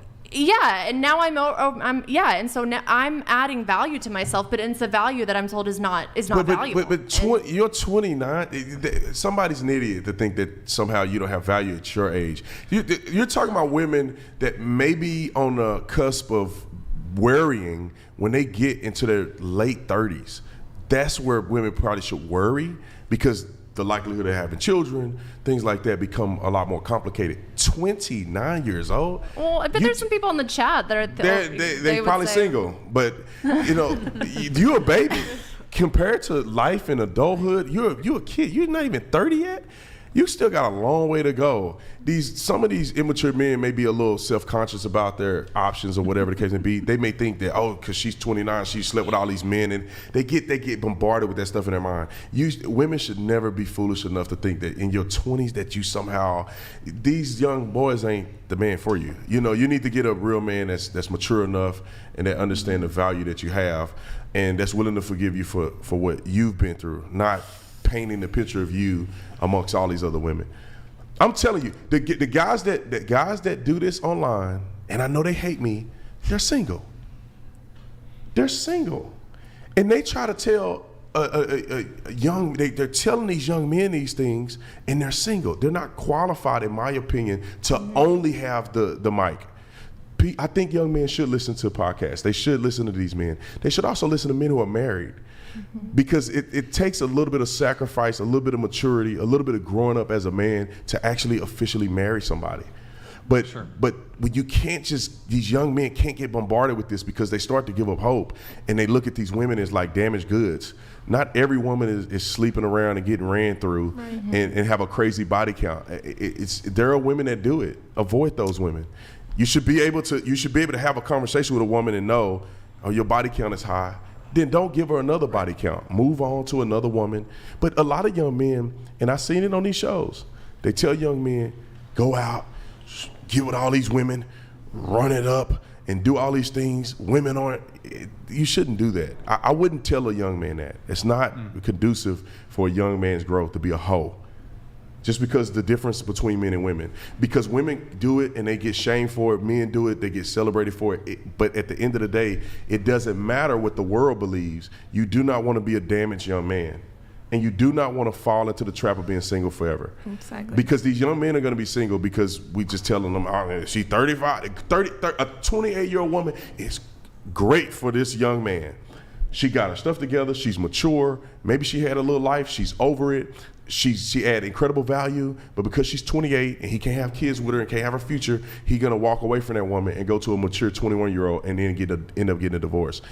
I hope I'm not ruining your show. No, not at all. Uh-oh. Alvin Sam donated $500.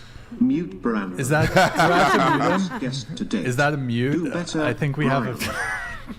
I think, but this speak, that's a $500. Hold on. Is that, 500. does that trigger that we have a option to mute someone's microphone? $9.99. No, I think we lowered it. Do I? That is mute the microphone. Hey, you can mute me. I don't care. Okay, I guess that's a 2 minute. I agree with you. I agree with you. Nick, I totally agree with We you. all agree with Nick, you. you got to mute. You have to mute microphone. I'm fine. That's $500.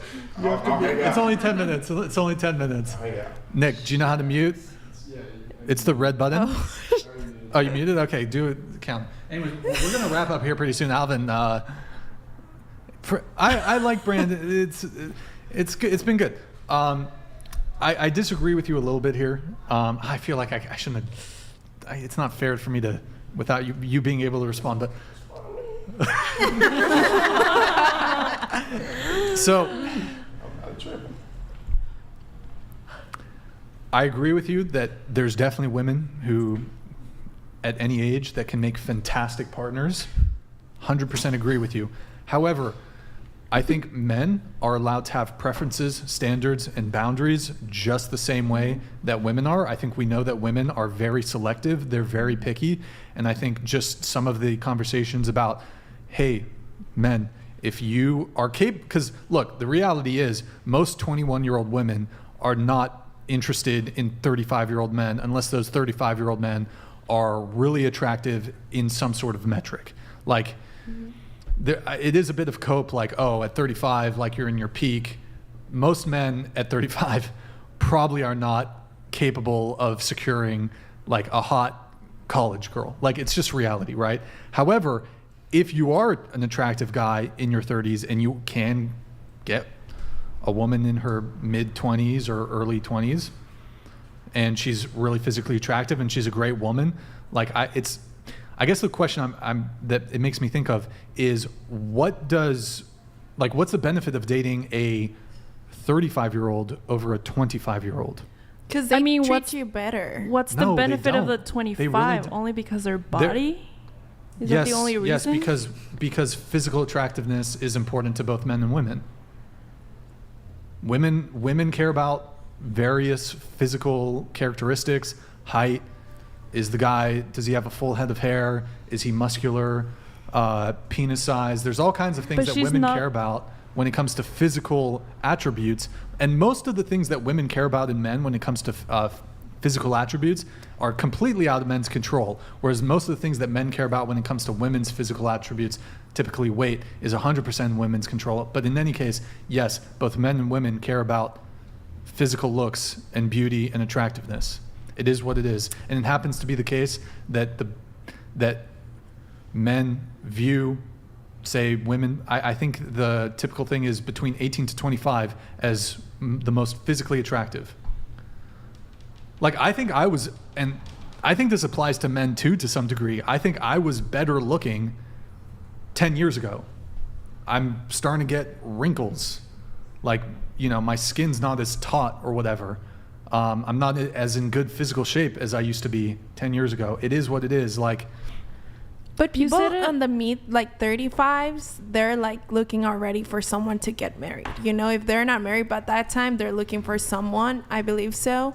So the guy that I just recently dated, he was 37, and he will treat me like super good and everything. It just didn't work out. He was like too far for me. He treated you super good. Did you treat him super good? Yeah. Oh, but that's a 13-year age gap. Right. I thought that's impossible for someone who's as young as you to treat a guy nicely. because you're young, I didn't right? say that. No, that's what I'm saying, but that's the argument that other people are That was trying to not the make, argument. that because of your youth, you are not capable of being a good... It's just about she's maturity. 24, not Why- 21. Oh, okay, 3 years. Would you have still been a good partner 3 years ago? Probably not. Oh, okay. Thank All right. you. Okay, well, okay then. But look, I think it's... shit, I'm losing my train of thought here. You're just not ready when It's you're 'cause at 21 than when you're 30. college, parties, whatever you don't want to in a girl, that's what they're doing. Not all 21-year-olds are out drinking and partying. Most of them. Sure, but that's not the type of girl I want. Like the unison. That's not the type of girl I want to begin with. Right. So if I were to find a 22-year-old girl that doesn't drink, doesn't really party, Probably there's she's plenty not of, mature enough, you know? I disagree. But will you admit this? Like, this is like probably we have people in their late 20s, we have people in their 30s here. You're 40, correct? Mm-hmm. I bet you know a ton of immature motherfucking 40-year-old men, don't you? Yep. Even older, right? Yep. I bet every single girl here knows a guy who's just your age or even older than you that's fucking immature. I bet you know some girls that are your age that are fucking immature, right? Mm-hmm. So age has nothing to do with your maturity. My view is I would rather, like, I can find a girl who's 23 that's more mature than a 33-year-old. That's true. It's Oh, the, I think he's- it's the experience and the yeah. maturity level, I guess. Here, do you have a response? Because I think I've thoroughly angered you. No, I'm not. Do you think I'm angry? Oh no, you've kind of been grimacing a little bit. I think it's sad because well, I mean, I think if what you said is true, that we bought into a lie, then you have a generation of like a 10-year gap of a generation of women that more it than was that. out of our control. Well- or it wasn't out of our control, but I guess we bought into a lie. Yeah, But you've been but sold a lie to focus on your career and disregard men. And But men are I think trash. I'm higher value than I was when I was 21. First of all, I think I was a late bloomer. So I actually think I was not cute until I was like 25. Anyways, but whatever. Wait, question for you though. And I know you guys got to leave. Yeah. One last question, if you guys got to totally get it. So you're 29 now, right? Yeah. Do you think you're more physically attractive now than you were 10 years ago? I actually do. Do you think you will be more physically attractive at 39 than... Probably not, unless I have Kim Kardashian's facialist. We'll go around the table. So do you think... Two-part question. Do you think that, and this is for the whole panel, do you think you're more physically attractive now than you were 10 years ago? And do you think you will be more physically attractive in 10 years from now? Starting with you. Go ahead. No. And no. So wait, no. So you're more physically attractive today than 10 years ago? Before. Oh, 10 years ago. So at 29 or 28 versus 38. Yeah. And then you're more attractive. You think you're more attractive now than you will be at 48. I think I'm cuter, but not more physically attractive. Sure. What about you? Yes and no. Okay. Also, I should change the question a little bit. I shouldn't make it 10. So are you? Well, you're 24. Well, yeah, so 14. Like. Yeah, that's. Of course, I'm looking better. Were you? What? I think at 24, it's not. Do you think you'll be more attractive in 10 years? No. Okay. What about you? You're Yes. 40. Do you think you were more attractive at 30? No. I think I'm more attractive You now. think you're more attractive now? Mm-hmm. Do you think you'll be more attractive at 50 than you are now? Maybe, who knows? Come on. My family come members, on. my family members cap. look very young. They all look young. So, okay. So you were not as attractive. You're more attractive now at 40 versus when you were 30. I feel like I am, yeah. Okay. And you'll be more attractive at I'm not saying I'll be 50 more attractive, but I mean, I don't know. No, but that's the question. Do you think you'll be more attractive at 50 than you are now at 40? No, probably not. Oh, okay. All right. What about you? I think I'm more You're attractive. 27. Yes. Let's say, do you think you're more attractive at 18 or now at 27? Now at 27. Okay. Do you think you'll be more attractive at 37 versus now at 27? I hope so, but No, it's think not about so. whether I you don't- hope. It's what you. Do you think you'll be more attractive when you're 37 than now at 27? Wrinkles. no. Okay. I think you already answered. What about you? You 34? I was more attractive when I was 24. More attractive. Do you think you'll be more attractive at 44 versus now at 34? Oh, I'm gonna be less attractive at 44. And then, well, you're 24, so whatever. Do you think you'll be more attractive at 34 than at how you are now at 24? Oh, okay. I think, can we unmute him? Has it been 10 minutes? Yeah, he's unmuted. Oh, okay. Yeah. I'm about to say, I'll give 500 to get me out of mute mode. I think the real question you should ask every single woman on the panel is that, are you a better woman? Are you more prepared for a relationship now than you were 10 years ago?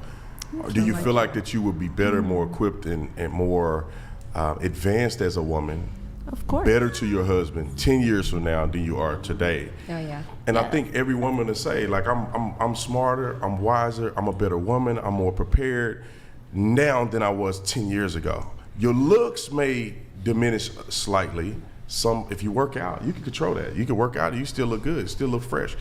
That may deteriorate a little bit, but the value that you add to a man may increase. Can I ask you a question though? So, for you, before you met your wife, when you were still single, would you, let's say there was a woman who all the personality criteria, like insanely amazing, all metrics, just emotional intelligence, pleasant, feminine, she took care of you, nurturing, caring, all that stuff, but she was morbidly obese. Brandon Mills donated $99. God damn it. Thank you, Brandon Mills. Brian, you have the wrong Brandon on the panel. 2. I missed some of what my fellow Brandon said, but I do think guys online take a lot of the red pill stuff to the absolute extreme. We just need a good women, regardless of age. Yes, Brandon Mills. Thank you. Thank you, Brandon. Look, I think things aren't black and white when it comes to dating. I think there's room to be flexible. But so, perfect woman, but she's morbidly obese. Well, you say morbid obese. I mean, how bad are you talking? 330. Because 330. 330. 350. About 350. Well, you know, that's kind of a hypothetical. You mean if my wife became 3? No, like, because like she became big. Because if she's big like that, I don't think that I'll talk to her in the first place. I probably wouldn't get a chance to know her. But let's say you got to know this woman, morbidly obese. She's amazing, great woman.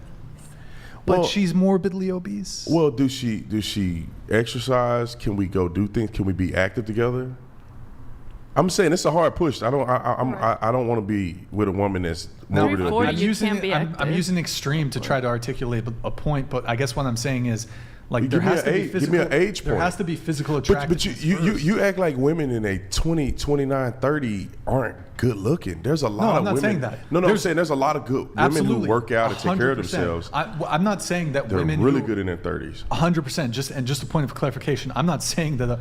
Bear in mind that I've, in recent history, dated women. Some women who are older than me. I've dated women around my age range. A woman who's 30, 35, 40, even 45 can be very physically attractive. 100%. That's not what I'm saying. But if you're making comparisons, like a woman who's 35, her at 25 is just more phically attractive. I wouldn't say 30. I wouldn't say 25, 35, but I will say after 35, it could kind of get dicey. So let's I know a lot of women that Gabriella Union. Anyone see? She's like 50 and she Gabrielle looks Union. I know a lot of women that if you keep up with yourself, 25 and 35 is not going to be a make or break. Sure, but I guess look, it's there. I think there's another component too, though. I think it does come back a little bit to baggage, trauma. You've had an extra 10 years of relationship trauma, and if you're looking at this, and look, when she was before you became a Christian, you, like, from my perspective, you had sex with men. Now you're waiting until marriage, like. My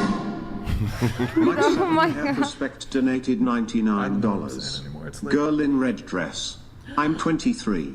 Was up good looking. Also don't know why Officer Tatum is getting hate when he's speaking truth. Young men are afraid to admit fault, and the red pill community make it worse, cause now they be thinking all women are bad, which is sad. Listen, you're a very attractive woman. I'm sure you're not going to have trouble finding a guy. However, look, it's just we're having a conversation here when it comes to dating. I'm just trying to make the argument that yes, it is the case. Maybe this is an uncomfortable truth. Don't shoot the messenger. Yes, men are attracted to physically to young women. Yeah, it is what it is. But you are such an influence. Like your show is so influential. You are very influential. I'm a bad guy. Okay. And if you actually and you don't even practice that, which is what we learned. Like you said, most of the women you've dated have been around your age, and I just think if more of that, I'm not suggesting that men exclusively date. I know women. you're not, but I think the perpetuation of that narrative, like even as you're explaining, and I'm not saying you should lie. I think it's great that you're sharing. Well, I think your points are incredible, Brandon, but I think also like the fact that.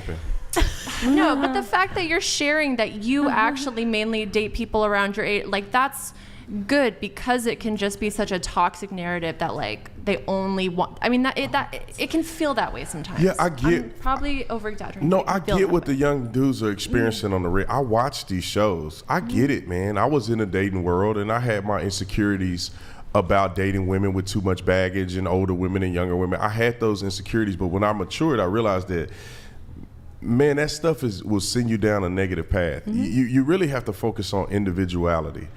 Generally speaking, you're right, Brian, you're right. I mean, the general average woman is not as attractive as she was 10 years ago. The average woman probably got more baggage than she did 10 years ago.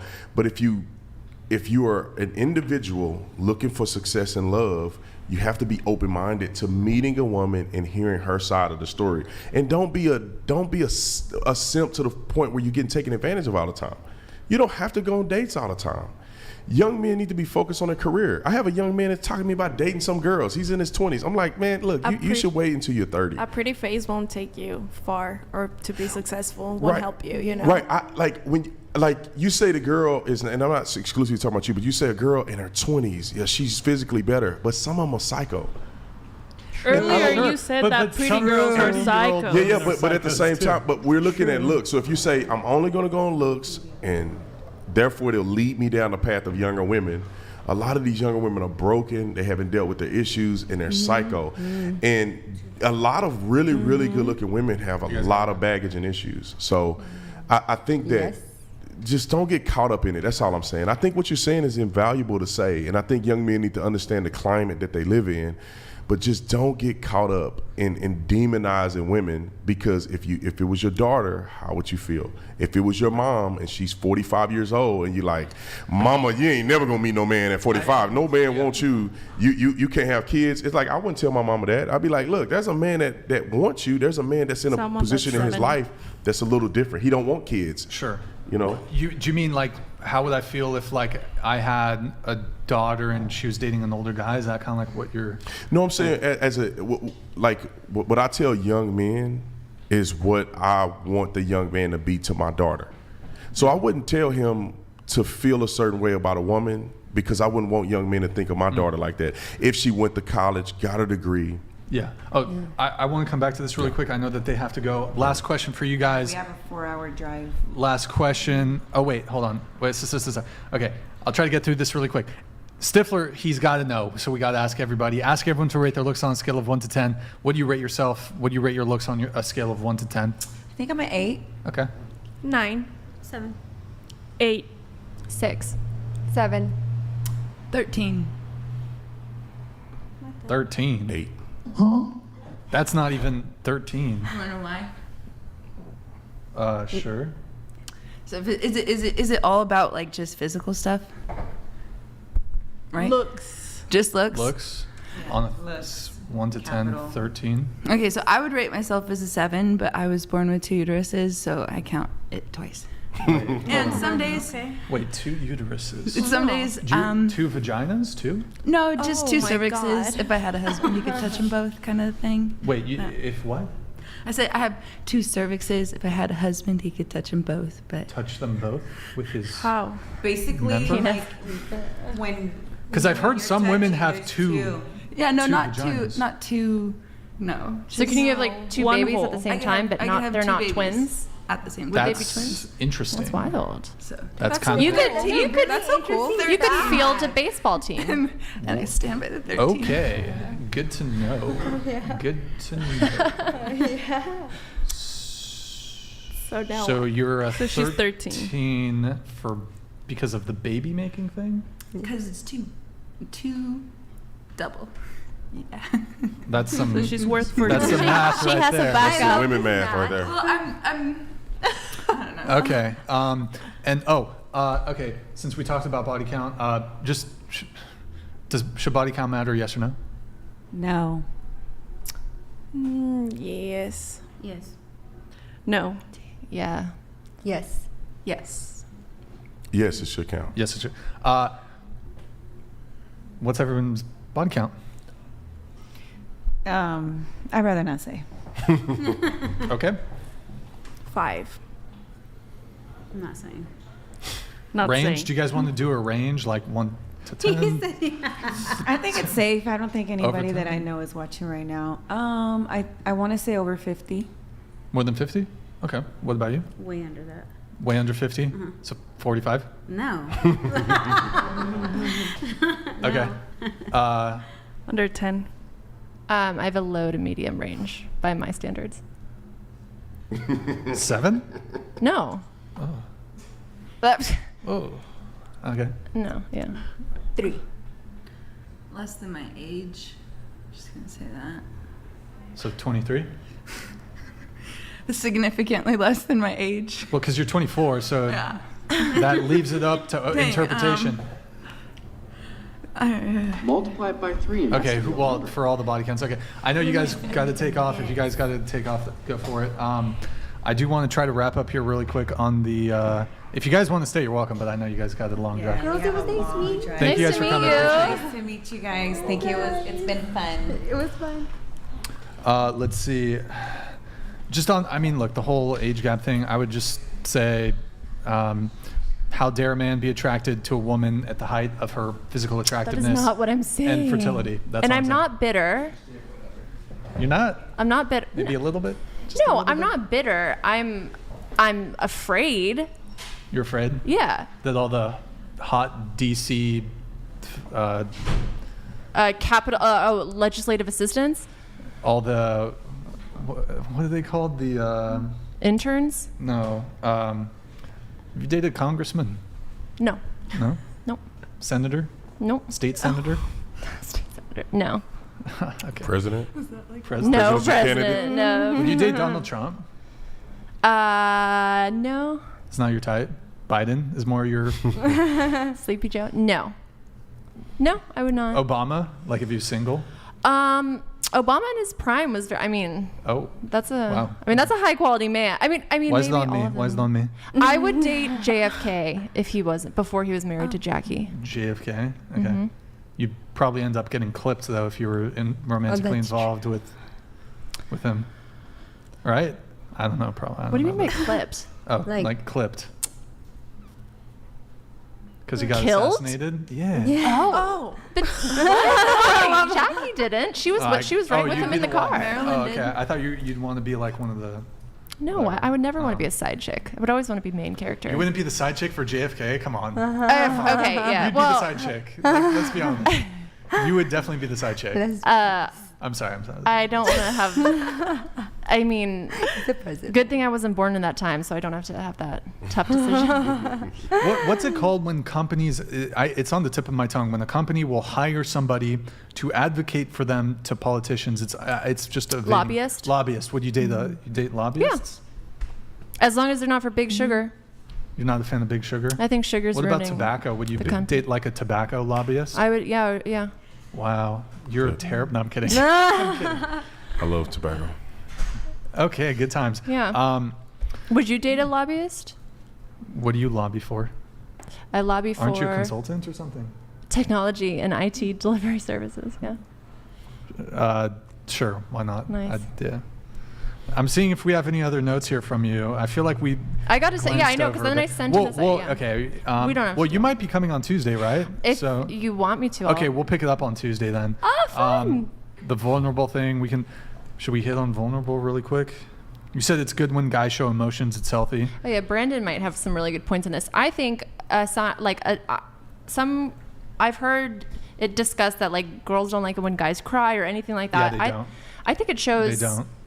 I think it shows like that you're in a healthy place, because some things there are like are. If I just started sad. crying right now, like, I know you probably. What the fuck? I did not mean to press that. Sorry. That's how you if cry. I just started crying, you're probably like, because of the conversation we were having, you know. It's probably, Yeah. You want to know what I would think? I would think he's really stressed out. Maybe his neck hurts, because I know you have a reoccurring. Yeah, neck I got problem. some neck. Yeah, chronic neck you should come to pain. my church. You might get healing for it.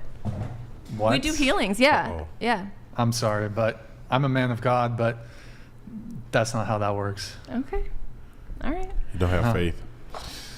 No, it's just like if I don't. Okay, whatever. I'm not gonna get into that, but I think that men should not show all of their emotions to women, because women judge men very harshly on that.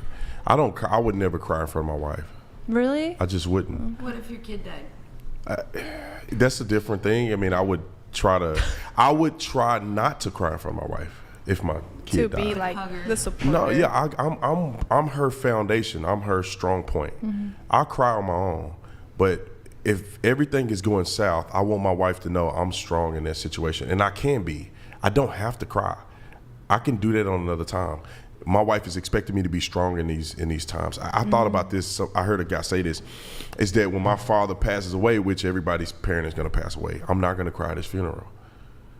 I don't want to cry in his funeral. I want my father to know that I'm strong enough to stand up and have this conversation. I've compartmentalized what has happened. I can do that on another time. At my father's funeral, I'm gonna stand up and be strong for everybody in the building, and that's not a bad thing to do. You know, I don't want my wife to be afraid. Just say something tragic happens. So you don't think She looks so what to do you me think? to be the stable person. Go ahead. What do you think about men thinking that women's emotion not matter? Women's emotions don't matter. Don't matter. Yeah, I've heard it. a Men say couple- that.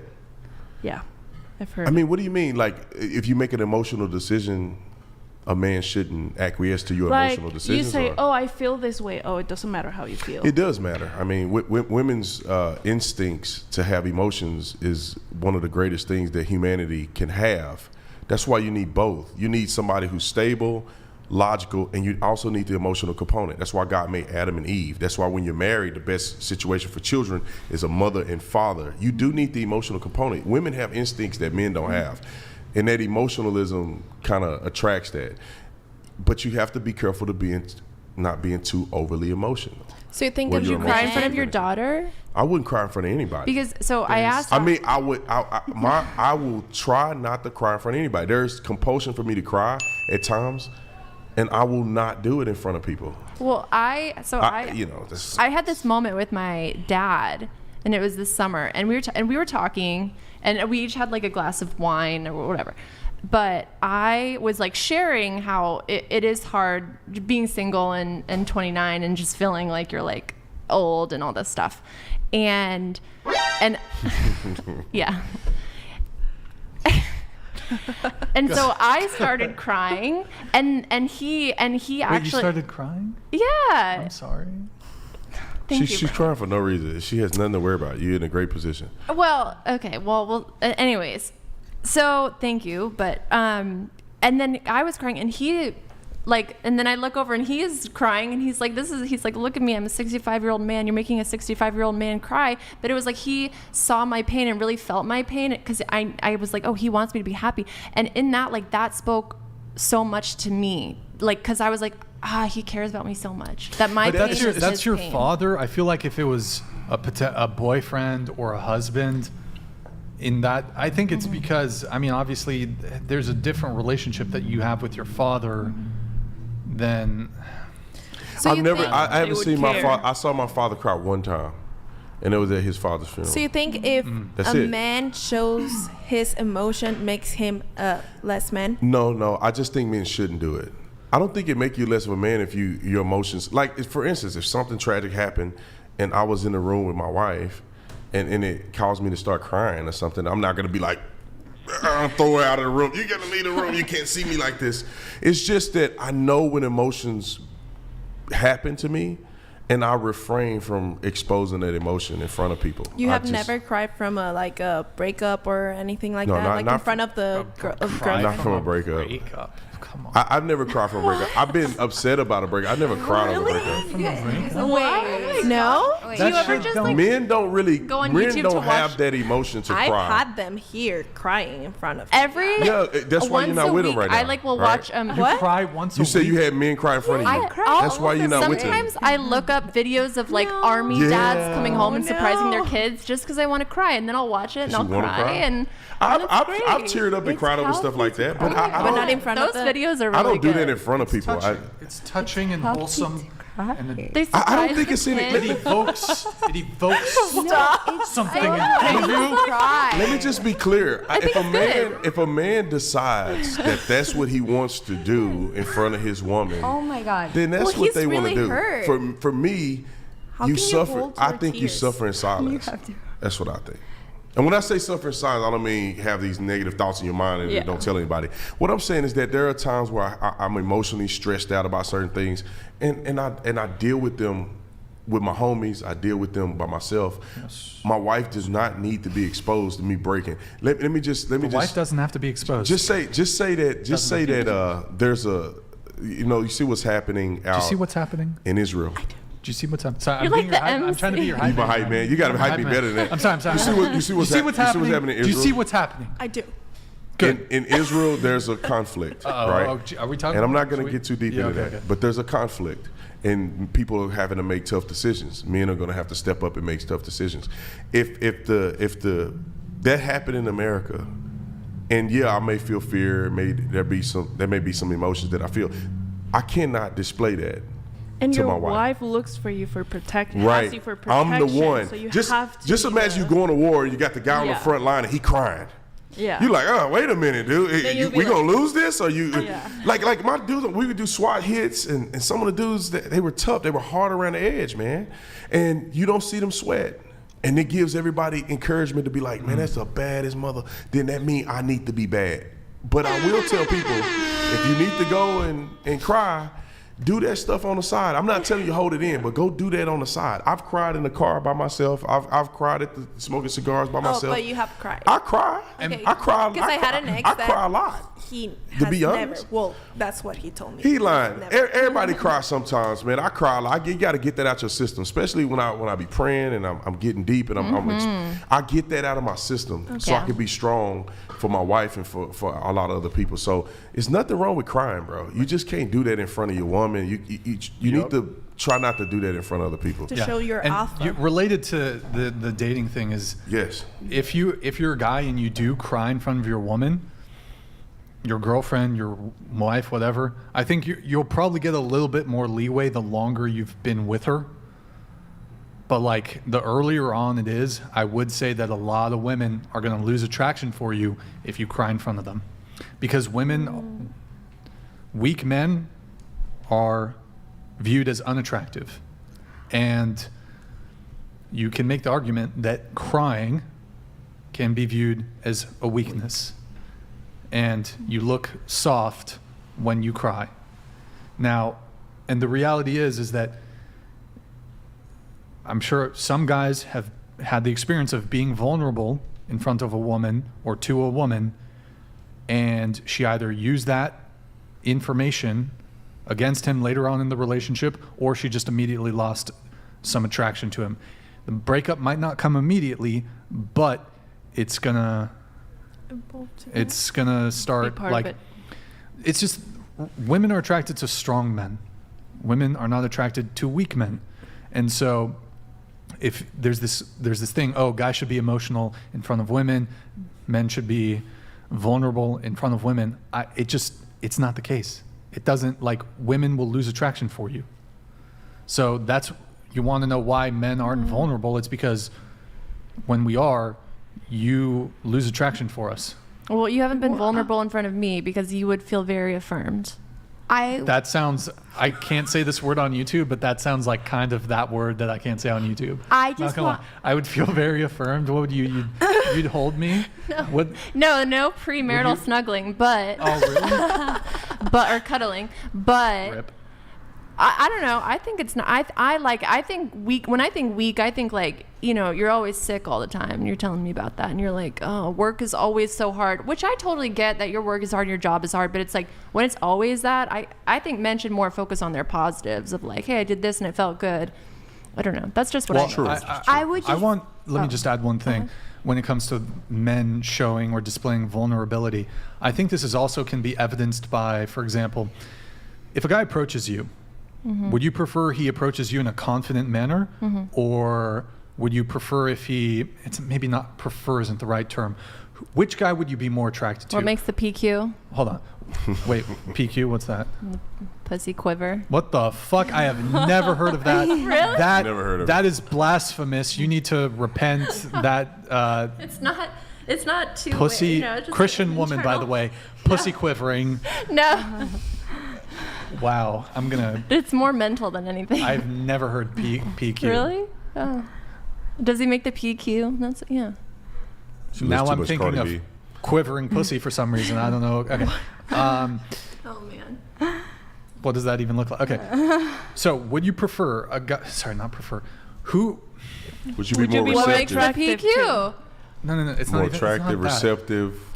Which do you think would be more attractive? A guy who approaches you and he's just totally confident. He's not being cocky. He's not being rude or anything. He's just really confident, maintaining good eye contact, just confident, right? Or a guy who approaches you and you can tell he's not being creepy or anything, but he's a little nervous. Maybe he's a little shaky. His eye contact really isn't on point.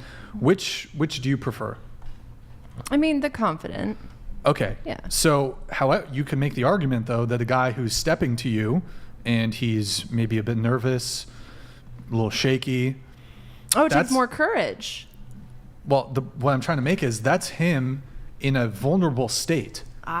Yet most women are not going to be attracted to that guy, even though he's displaying he's in a vulnerable state. So. Wow, I didn't see that one coming. All right. Well, all right, Brian, that was pretty good. Right, but so this women like men. I was thinking like sad. Women like men who are confident, and so that's a perfect example of a guy being vulnerable. So this whole trope of women liking men who are vulnerable is actually bullshit, because if a man is vulnerable and he approaches you and he's a little nervous, you're like almost repulsed by it. You're like, oh, what the fuck? You want a confident guy to step to you correctly. I try to honor it. And even men who divulge their emotions and feelings to you, right? You're talking to a guy and he just comes straight out and say, I really like you so much, and you're so this and that, and you know, some women get repulsed by that. You're like, dang, this dude is just like doing too much too soon. And that's being vulnerable by telling a woman how you really feel. But sometimes women don't want to hear how you really feel. They kind of want you to be kind of mysterious. They want to feel like they're chasing you a little bit. And sometimes men become vulnerable because they're like, I can be myself to this woman. I'm going to tell her how I really feel. You know what? I think you're so beautiful. Like, I really want to be serious with you. And you're like, dang, that was like, it's only a second date and this guy's doing too much. You're so right. So you have to reserve. So as men, you have to kind of reserve that.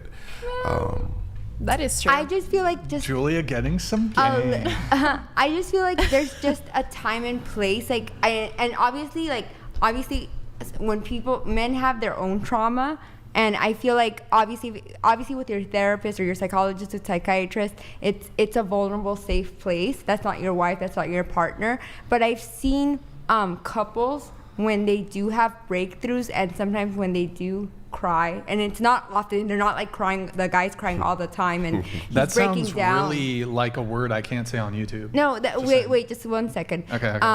And sometimes the wife sometimes needs to see that if like there was like something, that a discrepancy or something, or he broke down, and actually because she hadn't seen emotion in such a long time. So, you know, in some of those times, it is nice to see the husband cry because she hadn't seen emotion in him. I'm just saying that sometimes it's okay to see emotion in a man. But there's nothing wrong with two people having a conversation about it, though. Yeah, you know, that's like what I'm maybe saying. maybe as a man you need to talk to your wife, like, hey, are you comfortable with this? Maybe.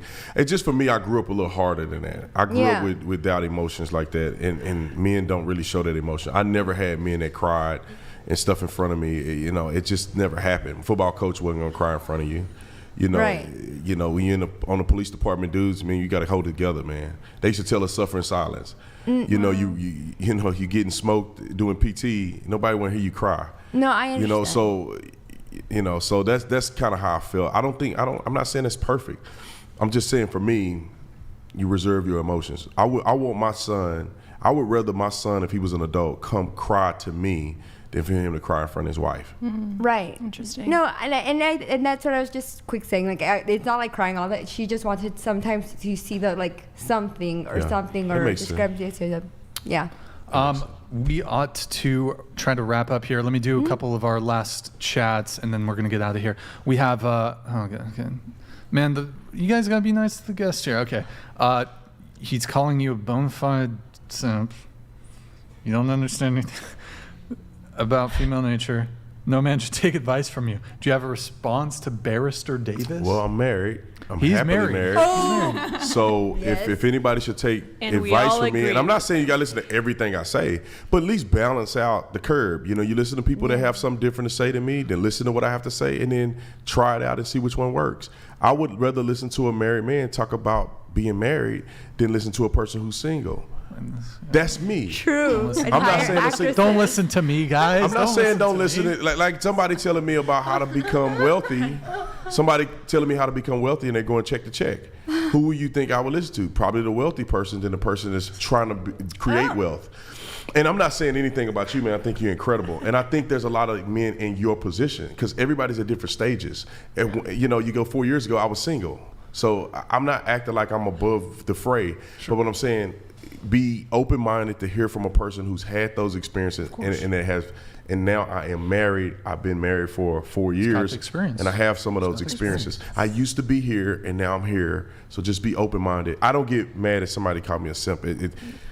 It's irrelevant name calling. I think the points are clear and I think people should be balanced. Everybody has different opinions. Right. Yeah. And don't use mine, man. Hey, if you married using yours, then do yours. All right, we have Amonzip Ismail.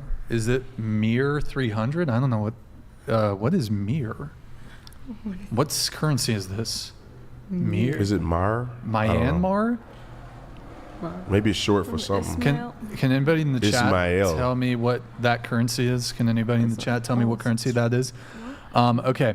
Myanmar. That's what I guess. See? What's a grifter? From where? Myanmar. A grifter. Nice reading. Myanmar. All right, you can hide it. I'm 40, 5'5", nerdy type, but I'm glad now happily married. My wife works, but at the end of the day helps in the household still. 3 kids, 1 boy, 2 girls. Oh, she's younger. Oh, my decision is veto still. She can give option, but then again, I'm from Myanmar. Wait, my decision is veto still. I think he thinks he has veto power. So it's like whatever he says goes. Oh, like he's head of the household. Yeah. Okay, I see what he's saying. Okay. Oh. Well, thank you all the way from Myanmar. Wasn't there recently a coup there? I don't know. Appreciate it, man. Appreciate it. Gorton's Fisherman. Thank you, man. Red, why are you so bitter? Yes, you bought into a lie. You're attractive Christian. You're not even 30 yet. Yes, men generally like younger women for looks, but it's also attitude that matters. I'm 29, but women same age seem to have chips on their shoulders. They got a little chip on their You don't seem bitter. I've seen women. I cry every week. How could I have a chip on my shoulder? I mean, you seem pretty pleasant, but there are definitely women who are, as they get older, they get pretty fucking jaded. And But the young lady that was sitting there, she said she's done with men and all men are crap. That sounds more bitter and jaded. The young lady that and she was 40 though. She was 40. She was 40. Yeah. So she kind of proving the point. Probably why she feel that way. Swiss Linus with the CHF. Is this Swiss? Wait. CHF. What is CHF? Frank? CHF currency. Is that Swiss? Yeah. Oh my, I'm 2 for 2. Thank you, Brandon. I find it ridiculous how single people like Redhead Pearl shame girls because they are not virgins, not married. Yet Pearl is not married, childless, and not a virgin herself. I've had enough of the red pill virus. Greetings from Europe, Swiss Lioness. Hey, there you have it. Yeah. I think it's just getting old. You know, like people that are single and incredibly single, and they say some of the most outlandish things. Like I love Pearl. I was supposed to go on her show at some point. But I sometimes she's going overboard. She's got some hot takes. She said women shouldn't vote. I get it, but that's crazy to think women shouldn't vote. Yeah, I don't think she has a lot of facts to back up her claims. Yeah. I would like more. Did you see the one with Ethan and her, that interview? That was kind of like... I think some people, they get caught up in this movement and they fall down a rabbit hole. I'm not saying that that's necessarily her all the time. She says some good stuff. But she do say some crazy stuff, like Fresh and Fit. Like I wish I could pull the clip on my phone what they told that young man earlier, and I just couldn't believe it. I think it's on my story on my Instagram. I can't believe that they would tell a young man to have a side chick. It's crazy. Well, we've gone way over, so we have to wrap up now. Okay. But guys, last call. Hit the like button, please, on your Twitch. Yeah, guys, go to twitch.tv on your way out. Twitch.tv/whatever. Drop us a follow. Drop us a Prime sub. I'm going to raid LMGD over on Twitch. He's playing World of Warcraft right now. He's doing the Makara hardcore $1,000 tournament thing. He's leveling a rogue.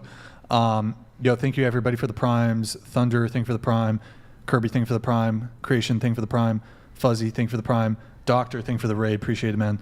Twitch.tv/whatever. Drop us a follow. Drop us a Prime sub. Guys, please, last call, hit the like button on your way out. Thank you for tuning in tonight. You could have been anywhere in the world, but you're here with me. I appreciate that. Thank you to everyone who super chats, donates, and supports the show. Big thank you to the wonderful panel tonight. Appreciate it, guys. Go check out the Officer Tatum on YouTube. YouTube's your primary platform, right? Yeah, I have them 2.7 million or something on there. Yeah, so check him out. You've reacted to the show a couple times. I love your show. Thank you, man. Appreciate it. And thank you so much for coming on. Really appreciate it. Big thank you to the panel again. Any women who want to be on the show, DM out whatever on Instagram. We will be live again Tuesday. My bad, because today's Sunday. Tuesday at 5 p.m. Pacific, where we may have Julia. Yeah, Did I get if your you'll name have right? me. We might have her back on so we can wrap up on some of the other topics. Let's see. And those of you on Twitch, I'm going to go have you guys raid LMGD right now. So that raid, hold on. It takes 10 seconds. Let me just double check here. So yeah, guys, Tuesday, 5 p.m. Pacific, we'll be back. We got a very good show for you. Got some good guests coming. Fingers crossed, assuming they don't flake. And starting the raid now over on Twitch. All right, guys, thank you for tuning in.